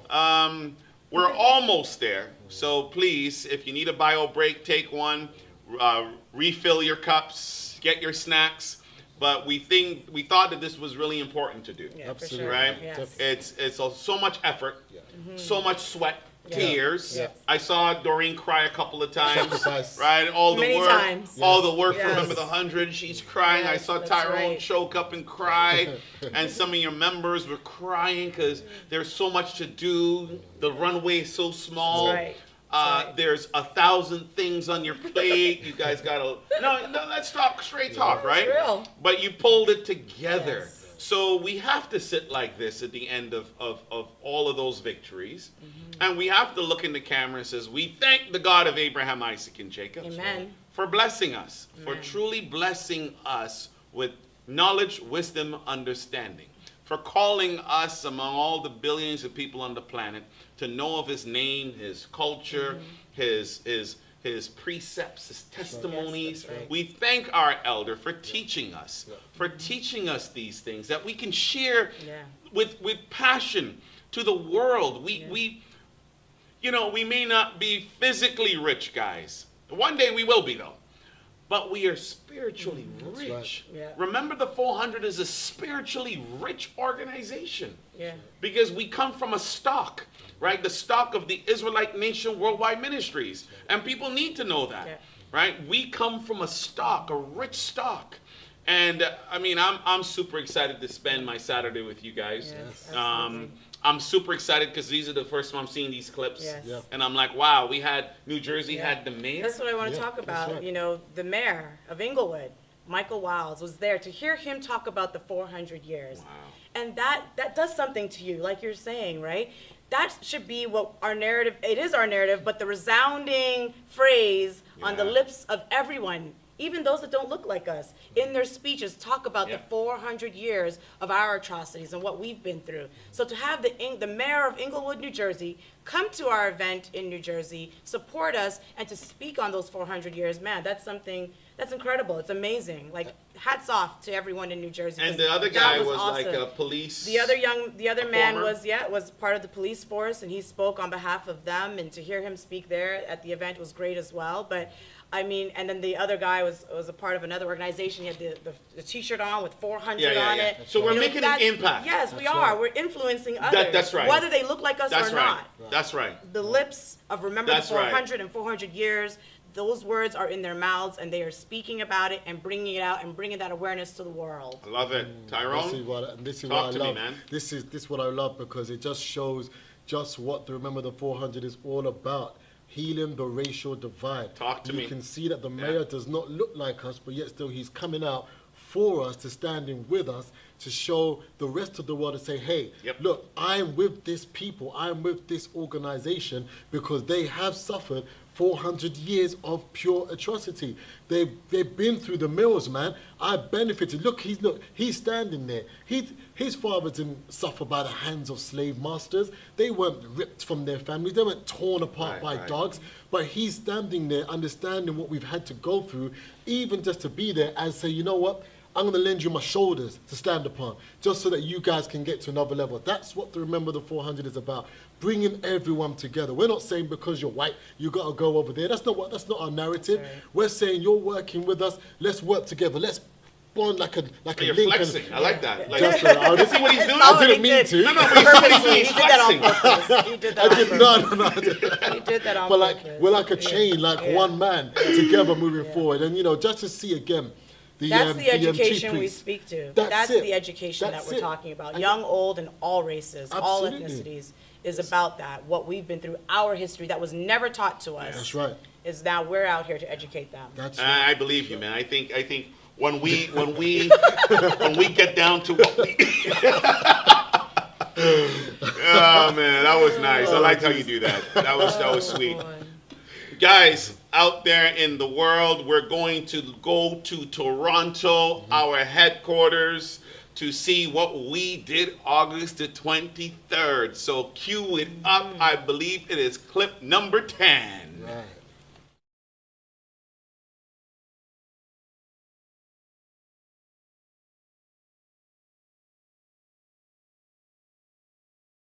Right. Let them know we are here.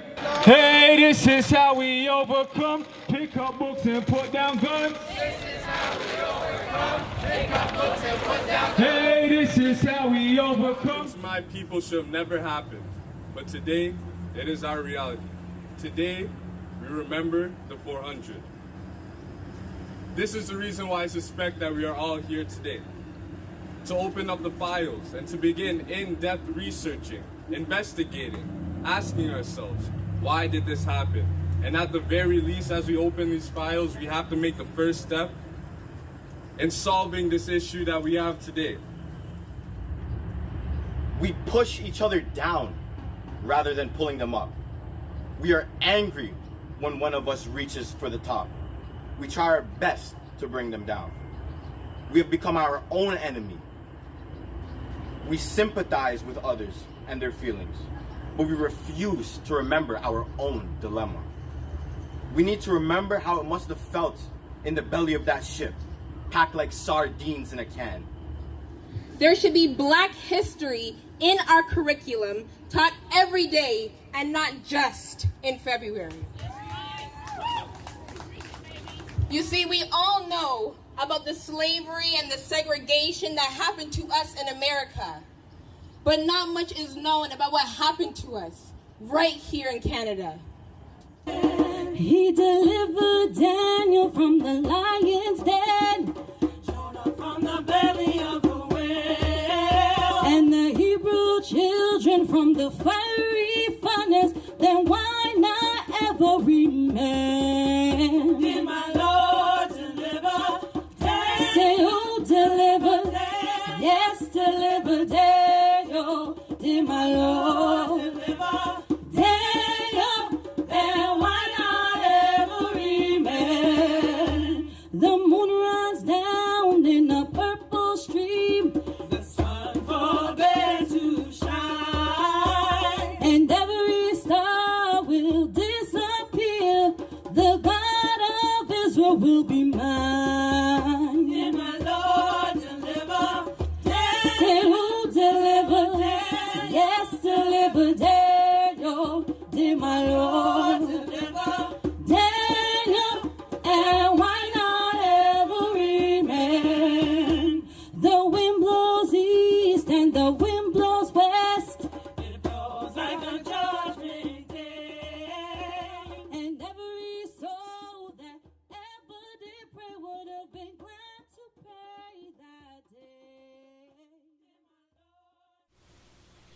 Brilliant. Yes. So me being a Toronto local, big up to the Toronto Remember the 400 chapter, the headquarters. and all of you from Chosen Remnant to every speaker from our Rise group that was on stage, for those that donated the audio visual equipment, and to everyone that partnered with us. Because again, like Elder Michael was saying to us, right? You got to look at how you build a house. That's right. Right? Yeah. That's right. So you start with that foundation, and everyone plays a part. You got the foundation, you got the guys putting up the drywall, you got the individuals coming in to do the painting, you've got the guys who are doing the electrical work. And I know Ricardo and Matthew are listening to this, seeing how I'm going to really mess this up, because that's not my background. But you've got so many individuals Yes, that's right. that have to participate in what we are trying to build. That's right. Right? So I think the problem that we have faced is that the foundation has always been built on sand. Yes.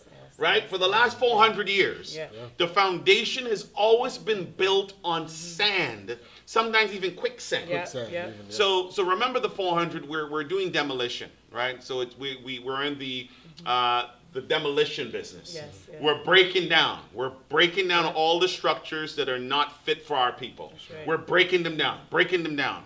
And we're rebuilding from the foundation the right framework, the right cement work, the right foundation, so that when we start to build on top of this, it lasts for the generations to come. And you see that with our generation, right? Yeah, talk to me about that. There was a lot that we did in Toronto. I know that was just a tidbit. But please, let's go into Tamar's speech, because that was just wonderful. Absolutely. Can we cue that up? Let's do that. Let's do it, my man.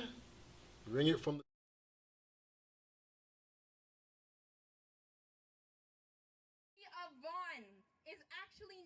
After a slave master who opposed emancipation and who opposed abolition. But yet he has a mall named after him, a city named after him, and up until just a few months ago, an entire civic holiday named after him. Wow. Bring it out, bring it out. The same goes with Dundas Street, named after Henry Dundas, again, another slave master who opposed emancipation and actually delayed abolition by up to 15 years.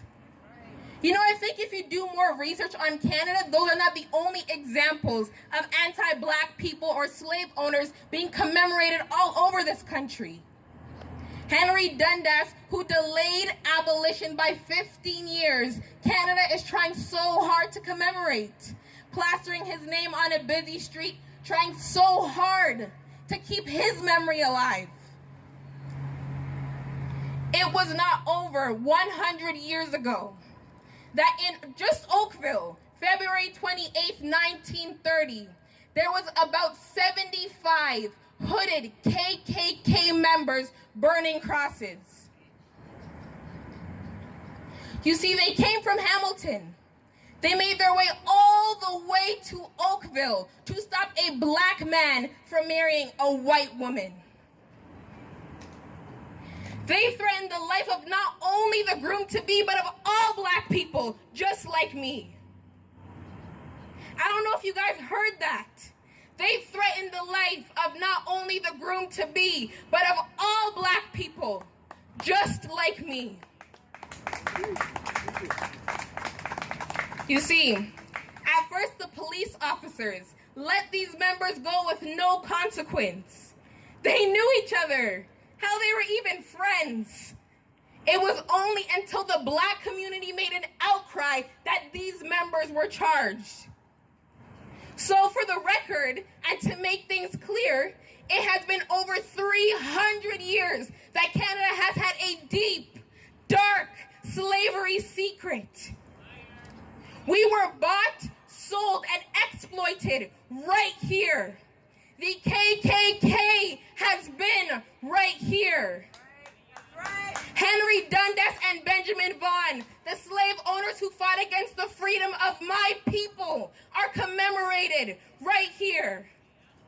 And you know, I'm going to say it louder for the people in the back. We were bought, sold, and exploited, not just in America, but right here in Canada. The KKK has threatened the life of all black people right here in Canada. Henry Dundas and Benjamin Vaughan, the slave owners who hated black people. They are commemorated right here. You see, we are a forgetful people. And because those before us have forgotten, we have allowed countries like Canada to paint a false picture for us so that we may never know our truth. But let me tell you that now that Remember the 400 is aware, we will ensure that we never forget, and we will uphold the memory of our ancestors.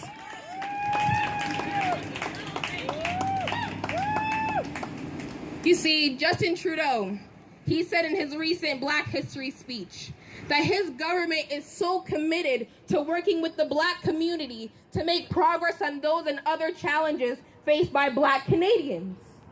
Well, let me tell you, Justin Trudeau, we need more than just words. We need actions to rectify the injustices that were made against our parents, our grandparents, our ancestors, and even the youth of today. We deserve more than just a recital of words. We want the freedom that was taken from us over 400 years ago and given to your children. We want the education that was stripped from us and given to your children. We want the houses that were taken away from us and given to your children. And we want the land that was ripped away from us and given to your children. You see, I am here not only to solve the problems of today, but to change the future for black youth and regain what was promised to our people so many years ago. If public officials promise, then public officials must deliver. As black youth, we need to not be afraid of failure, but to take risks and commit ourselves to more acts of activism so that our stories can be told. Because if not us, then who? You see, we will not be silenced anymore. And this moment right here will completely change our future. If we do not demand our rights, we will not get them. And it starts with me speaking up for change as the face of the future.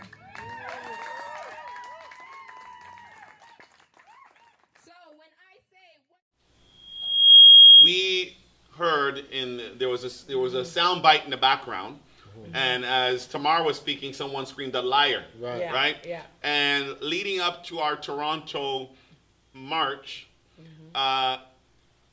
Doreen had shared with us that she had some concerns, safety concerns. That's right. Because every time our people tried to go out there peacefully, that's right, right, and bring these things to the table. Yeah. For every one ally, there's about 300 that hates what we're doing. That's right. And you get a lot of hate mail, a lot of hate posting, trying to stop our progression. That's right. And you know, we knew, we assessed the situation. We said, you know what, we'll go out there. We got the Toronto police and everyone involved, so we're still going to go and do what we need to do. But you have a lot of people, guys, believe it or not, as many as you see marching with our people around the world, there's probably 7 times more of those that hate what's happening. Absolutely. Right. And it's all factual. Like, there was no lies that were told. There was no lies. There is a dark history of slavery in Canada. And I don't even want to say, I'm saying dark because we don't speak about it. That's right. But it's a fact, and it happened here, and Tamar brought it to light. So for that person to scream that out clearly shows their ignorance, that they don't know what took place in Canada. That's right. And the reason why, I mean, again, John Graves Simcoe was the leading charge of abolishing slavery. So for that person to yell that out is a complete buffoon and really has no relevance to our conversation at all. Yeah. But there are people that hate what we're trying to do and trying to stop us. And it's good that, in a way, it's okay for him to shout out liar because we know where they're coming from. To shout out liar It's also saying that what they've tried to do during slavery to us, which is to make us to forget about it, like it doesn't exist. right. It wasn't there. So what you're saying, you're a liar, because you people are supposed to have forgotten about it. We've given you money, we've made you millionaires, we've given you a couple of houses, we've made you a couple of lands, we've given you this and that. It's one. No, it's no. She's the liar. So when she says liar, I hope that she's speaking about her making reference to herself with regards to Tamar's speech, because the problem is that at that moment, Tamar also went into saying about my people have forgotten. That's right. We are remember the 400. That's right. That's That's So right. it's right. all relevance That's to what right. was being said, is that if you do forget where you come from, how do you know where, Talk how to can them, you make Tyrone. the solutions to where you've Talk got to to get them, my next? man. So when I'm seeing my people saying, oh, we've got to forget, we've got to, that's the wrong thing that you want, that you should be thinking about, because if you don't remember, okay. Yeah, no, you bring it. If you forget where you've come from, you forget who your father is, you forget everything he's done for you, you forget where he's taken you from, how then could you remember him when you're in trouble? If you leave your mum and your dad's home and you forget you have a family, look at the prodigal son. Everyone knows the story that people call the prodigal son. When the son, he said, oh, he had to bethink himself. Oh, I remember, I have a father and he has much servants. He has much land, all these things in there for me. He went back with humility, back, no one outside. They said, but don't you have this? Have you forgotten? He forgot who he was. And so this is the issue that we're having with our people. They're forgetting. They've got amnesia. Like you said, they need to be electrically shocked. They do. Like really, like use the ones from the car and really shock them into their system, because the remembrance of where you've come from is showing the identity of who you are as a people. And not only as a people, as a nation of people that is real. So when your eyes finally open, it should bring tears to your eyes. It should make you feel emotional. It should make you feel, oh my gosh, for years I've been lied to. I've stripped my own self. I've worshipped another God. Could you imagine? No one in here, and you know your mum and your dad, who's going to go and call another man dad? That's right. Your father will want to kill you. He'll be like, how dare you? I sacrificed everything for you. When you were just but a baby, I had to work 50 hours a week just to put food on the table. I had to go without shoes on my feet. I had to go without natural things just so that you could live, only for you to turn around and take the wealth that I've given to you and now give it to another person and call them dad. That is a horrible thing to do. And that's who we are. That's what we're doing. So Tamar's absolutely correct. Don't forget what Henry Dundas done. Don't forget what Benjamin Vaughan done. Don't forget what Peter Russell done. Don't forget what Jarvis done. They all had slaves and they endorsed slavery in Canada. That should never that's just a be few forgotten. names. Guys, let's be honest. That's just so a few many documented. names. But there's so many across Canada, the U.S., and every place. There's so many undoing that we need to do. That's so right. anyway, No, I was just going to say real jump in. quick, because you said laying the foundation, right? Not on sand or quicksand. And that's what I loved about Tamar, is watching her. She is building this house firm. She's rooted. This is the truth speaking. So when we're building that house, she is adding the layers, the walls, the drywall, the rooftop, and she knows her stuff. She knows knowledge of self. Right. Whether it's spiritual knowledge or historical knowledge, she understands who she is, and she is out there to educate the ignorant people that are out there. And it's great that you said that, because can I add to that, it's also to her peers. It's also not only to the older, but anyone that's hearing, but also to other young girls her age range and teenagers and boys. I'm like, whoa, that's someone I can aspire to. That's the member. So let's go into, and just for those at home, where we are almost wrapping up. We're going to go to some of the media highlights that we've had during the course of this month. So if it's on deck and on cue, we're going to go into some of the media highlights, and then we're going to come back for a wrap-up. Right.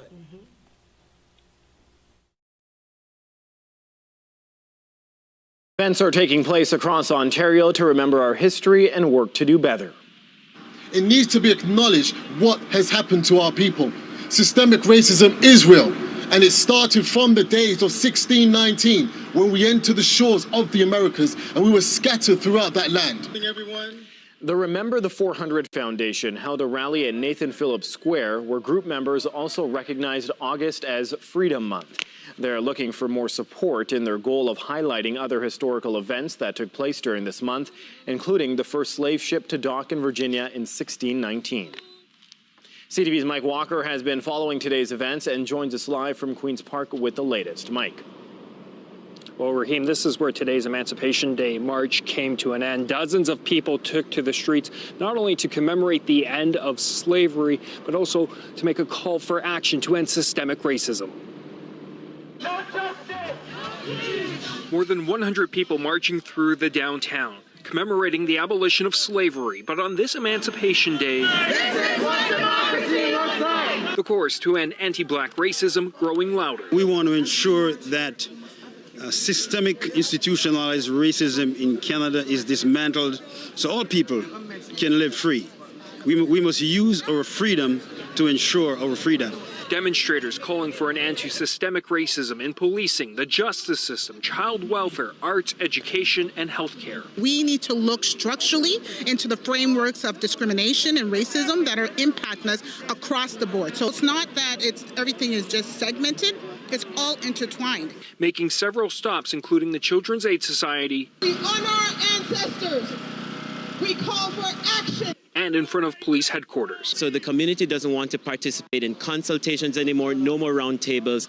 The time for action is now. They stopped at Old City Hall for a moment of silence, remembering those who died while fighting for freedom. It's there they were joined by the Remember the 400 Foundation. Remember the 400! The group holding a separate rally at Nathan Phillips Square, unveiling its official flag. The flag is more than just a piece of cloth. It represents our history, the sacrifices of our foreparents who died for our freedom and fought for our justice. And calling for support to have August declared Freedom Month across Canada in recognition of significant historical events regarding slavery. We have sent petitions to all of the political leaders that they could officially recognize August as Freedom Month, because August is where things started for my people. United in the call to end systemic racism, both groups marching together towards Queen's Park, demanding that change continues, saying now is the time for action. We have been talking about the problem of racism in Ontario and in Canada for decades. We're still waiting for action. We're still waiting for justice. Emancipation Day is only officially recognized here in Ontario throughout the years, and once again today there were calls to have this day recognized nationally. Reporting live at Queen's Park, I'm Mike Walker. Raheem, back to you. Across the Hudson River in New Jersey, hundreds turned out for a noontime march and rally in Bergen County demanding justice for all. Daniel Connors reports. Making their way through the streets of Teaneck this afternoon, residents from across Bergen County are lending their voices to the growing calls for police reform and an end to racism.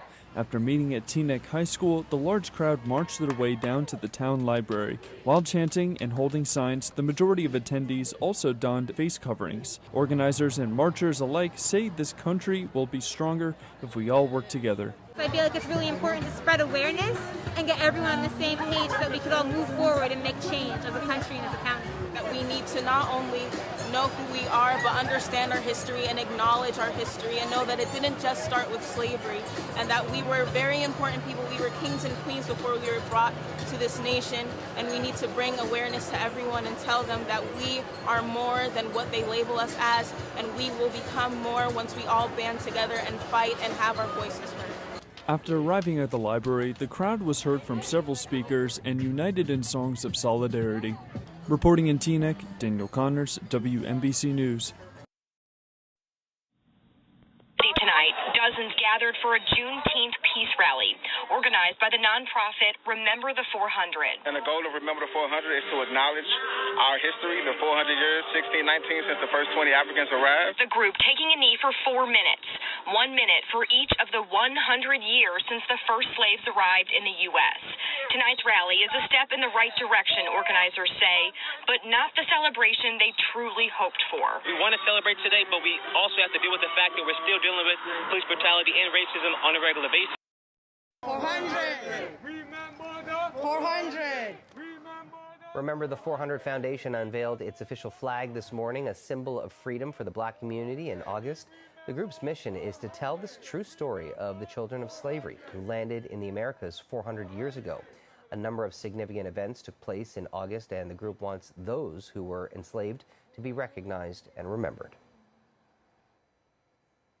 The flag is more than just a piece of cloth. It represents our... All right. Again, big kudos to all those who've been part of the Remember the 400. Sorry, we apologize for the, was it Missouri clip? It's big on our laptop. We don't know what happened in the stream. It went small, so we do apologize. But great things that has been done. That's just a snapshot of some of the media clips that we had. Let's talk, Priest Doreen. You wanted to make sure that the people here and the people abroad and everyone that is to hear this, to know that we're not just on the street making noise. That's right. Right? So we have affected change somehow. With people who are in public services. We have affected change. You want to walk us through a couple of those? Yeah, like you said, just like you said in the media clip. So we're not out here just yelling, but trying to make active change, signing the petition. Because of that, in Toronto, the City Hall, the mayor of Toronto, John Tory, did sign into proclamation August as Freedom Month. Normally they would just do Emancipation Day, but they did Emancipation Month because of all the petitions, all the letters that we have, as Remember the 400 has actively sent to them, has taken into account, like you're right, it's not just a day, it's a month. And he has acknowledged that with a proclamation. Even in Missouri, right, St. Louis, Missouri, Jeffrey out there, who is the head of the USA chapters out there, has spoken to Senator Brian Williams, the only black senator in Missouri. They have a relationship there, and he was able to write even a proclamation in Missouri acknowledging throughout the proclamation, Remember the 400 on an annual basis, so that every Missourian should look to August as Freedom Month. And he has that in writing with the seal. I don't know if you wanted to throw it up there, but if not, I guess not. But we do have the proclamation. We have it in writing that both Toronto and Missouri has recognized this, and we are going to keep fighting and keep going until all provinces of Canada, until all the states of the USA, until the UK, all of Europe also acknowledges, and all the Caribbean, everywhere in the world, acknowledges August as Freedom Month on a permanent basis. Love it. I love it. Tyrone? That's good. Yeah, I mean, it's just to say that it was a monumental task, because having that being recognized is something that we've been fighting for, and like Elder Shadrach Porter has been fighting for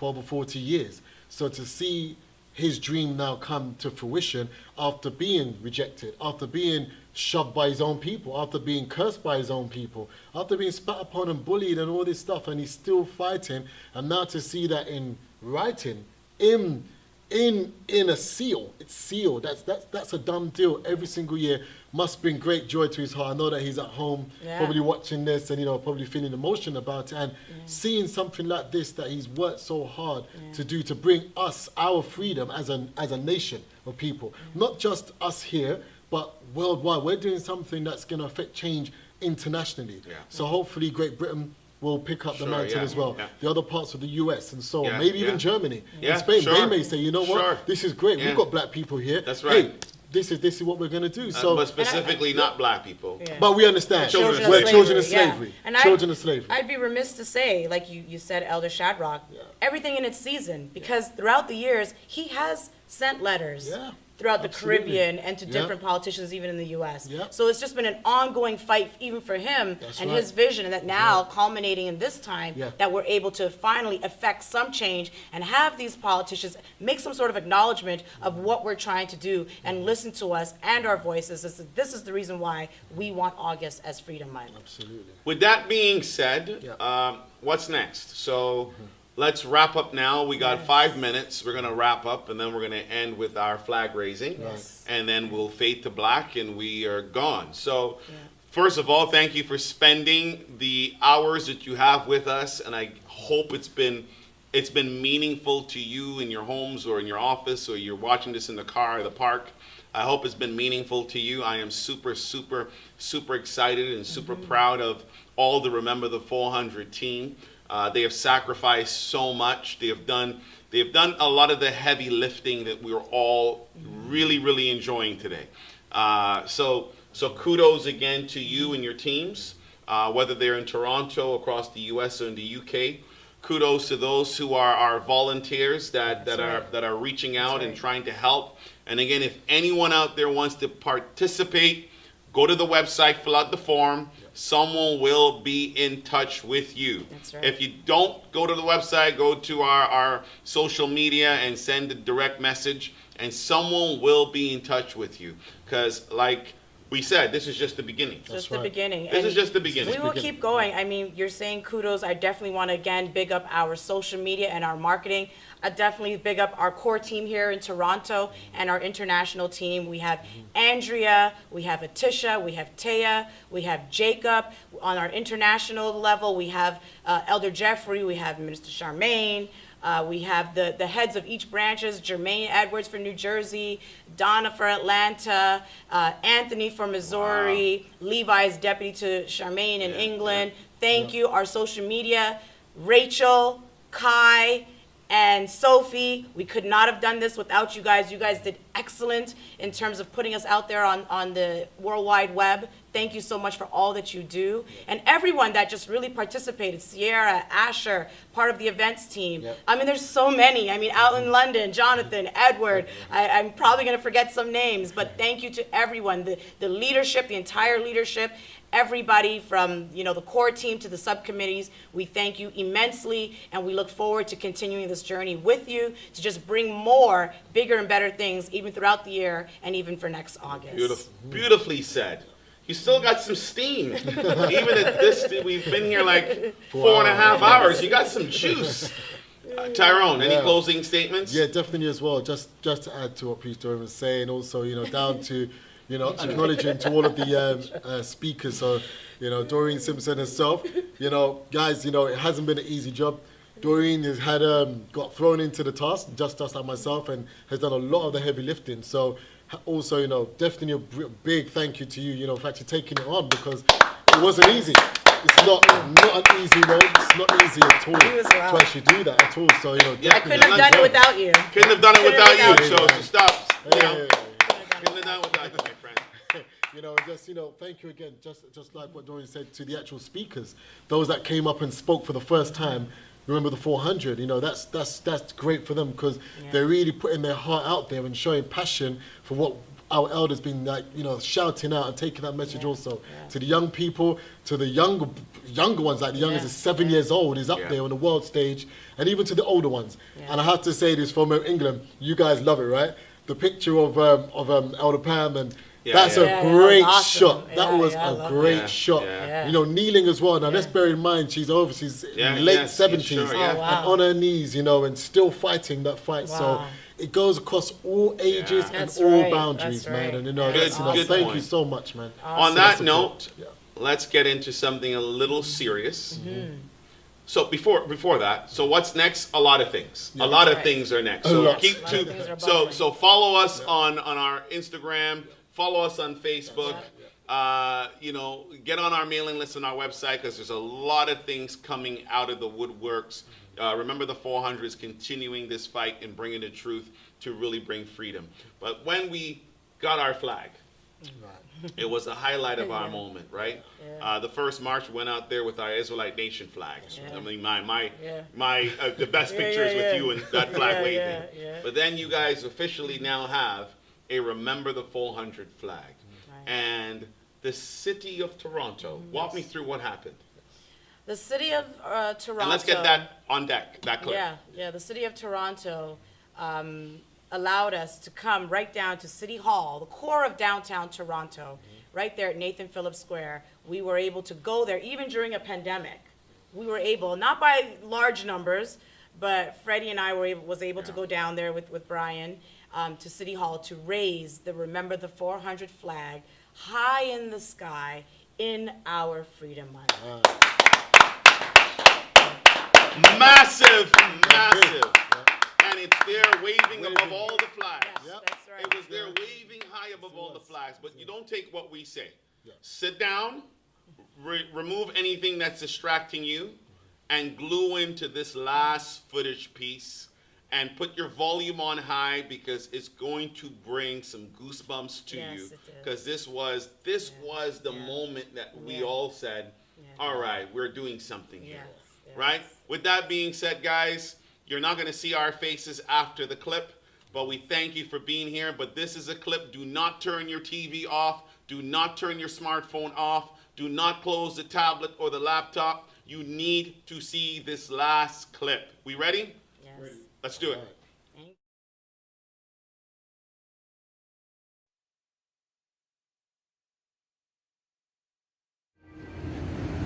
Thank you and welcome once again.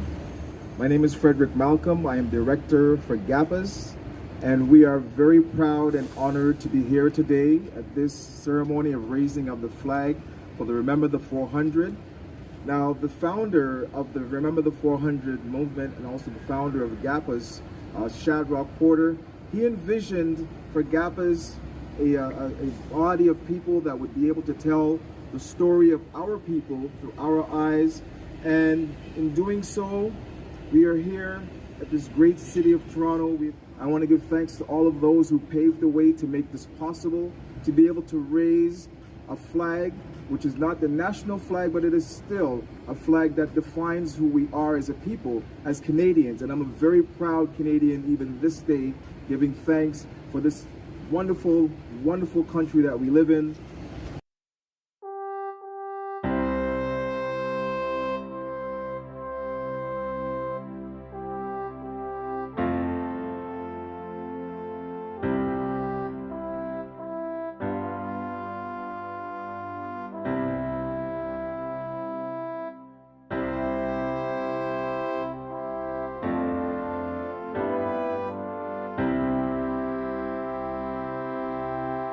From a myth to a might, we are growing.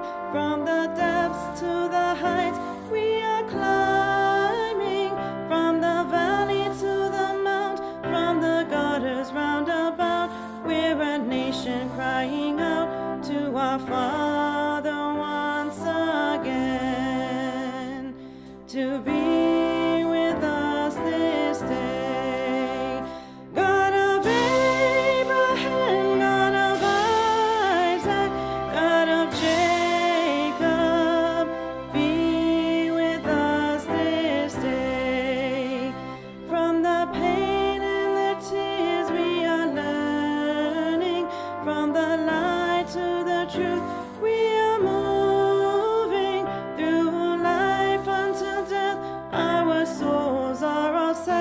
Our spirit and our flesh are all ready and prepared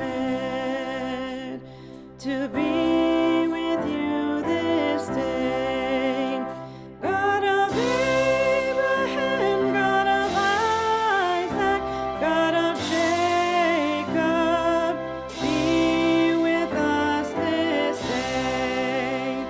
God of Abraham, God of God of Jacob, be with us this day. God of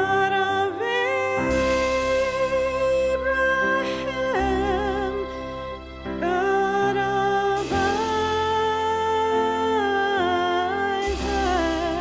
Isaac, God of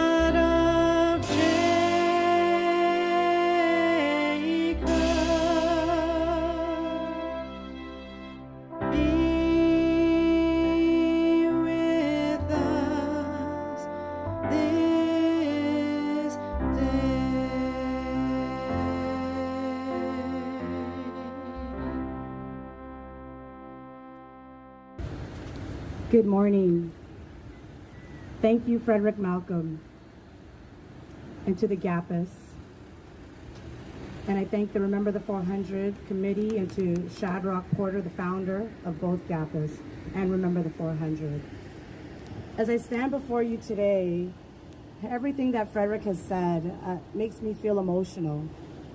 That anthem that was played while the flag was being raised is for all those children who are the descendants of slaves who understand who they are, their true identity, where they come from, and what it really means to them to be a child as a Canadian living here today. Today, we stand proud before you, raising this flag beside other national symbols of other sovereign nations. This flag is a symbol of our pride, rightfully gained through the history of our foreparents, even our own nation. Through the struggle of pain and atrocities, and through the fight and freedom of memories we will cherish forever. This flag is also an indication for those descendants whose ancestors were part of the transatlantic slave Holocaust to remember that August is our Freedom Month. Hey everybody, this is Jeffrey Blair from St. Louis, and we're here at the August as Freedom Month celebration. And we're here at the parking lot of I See Me bookstore.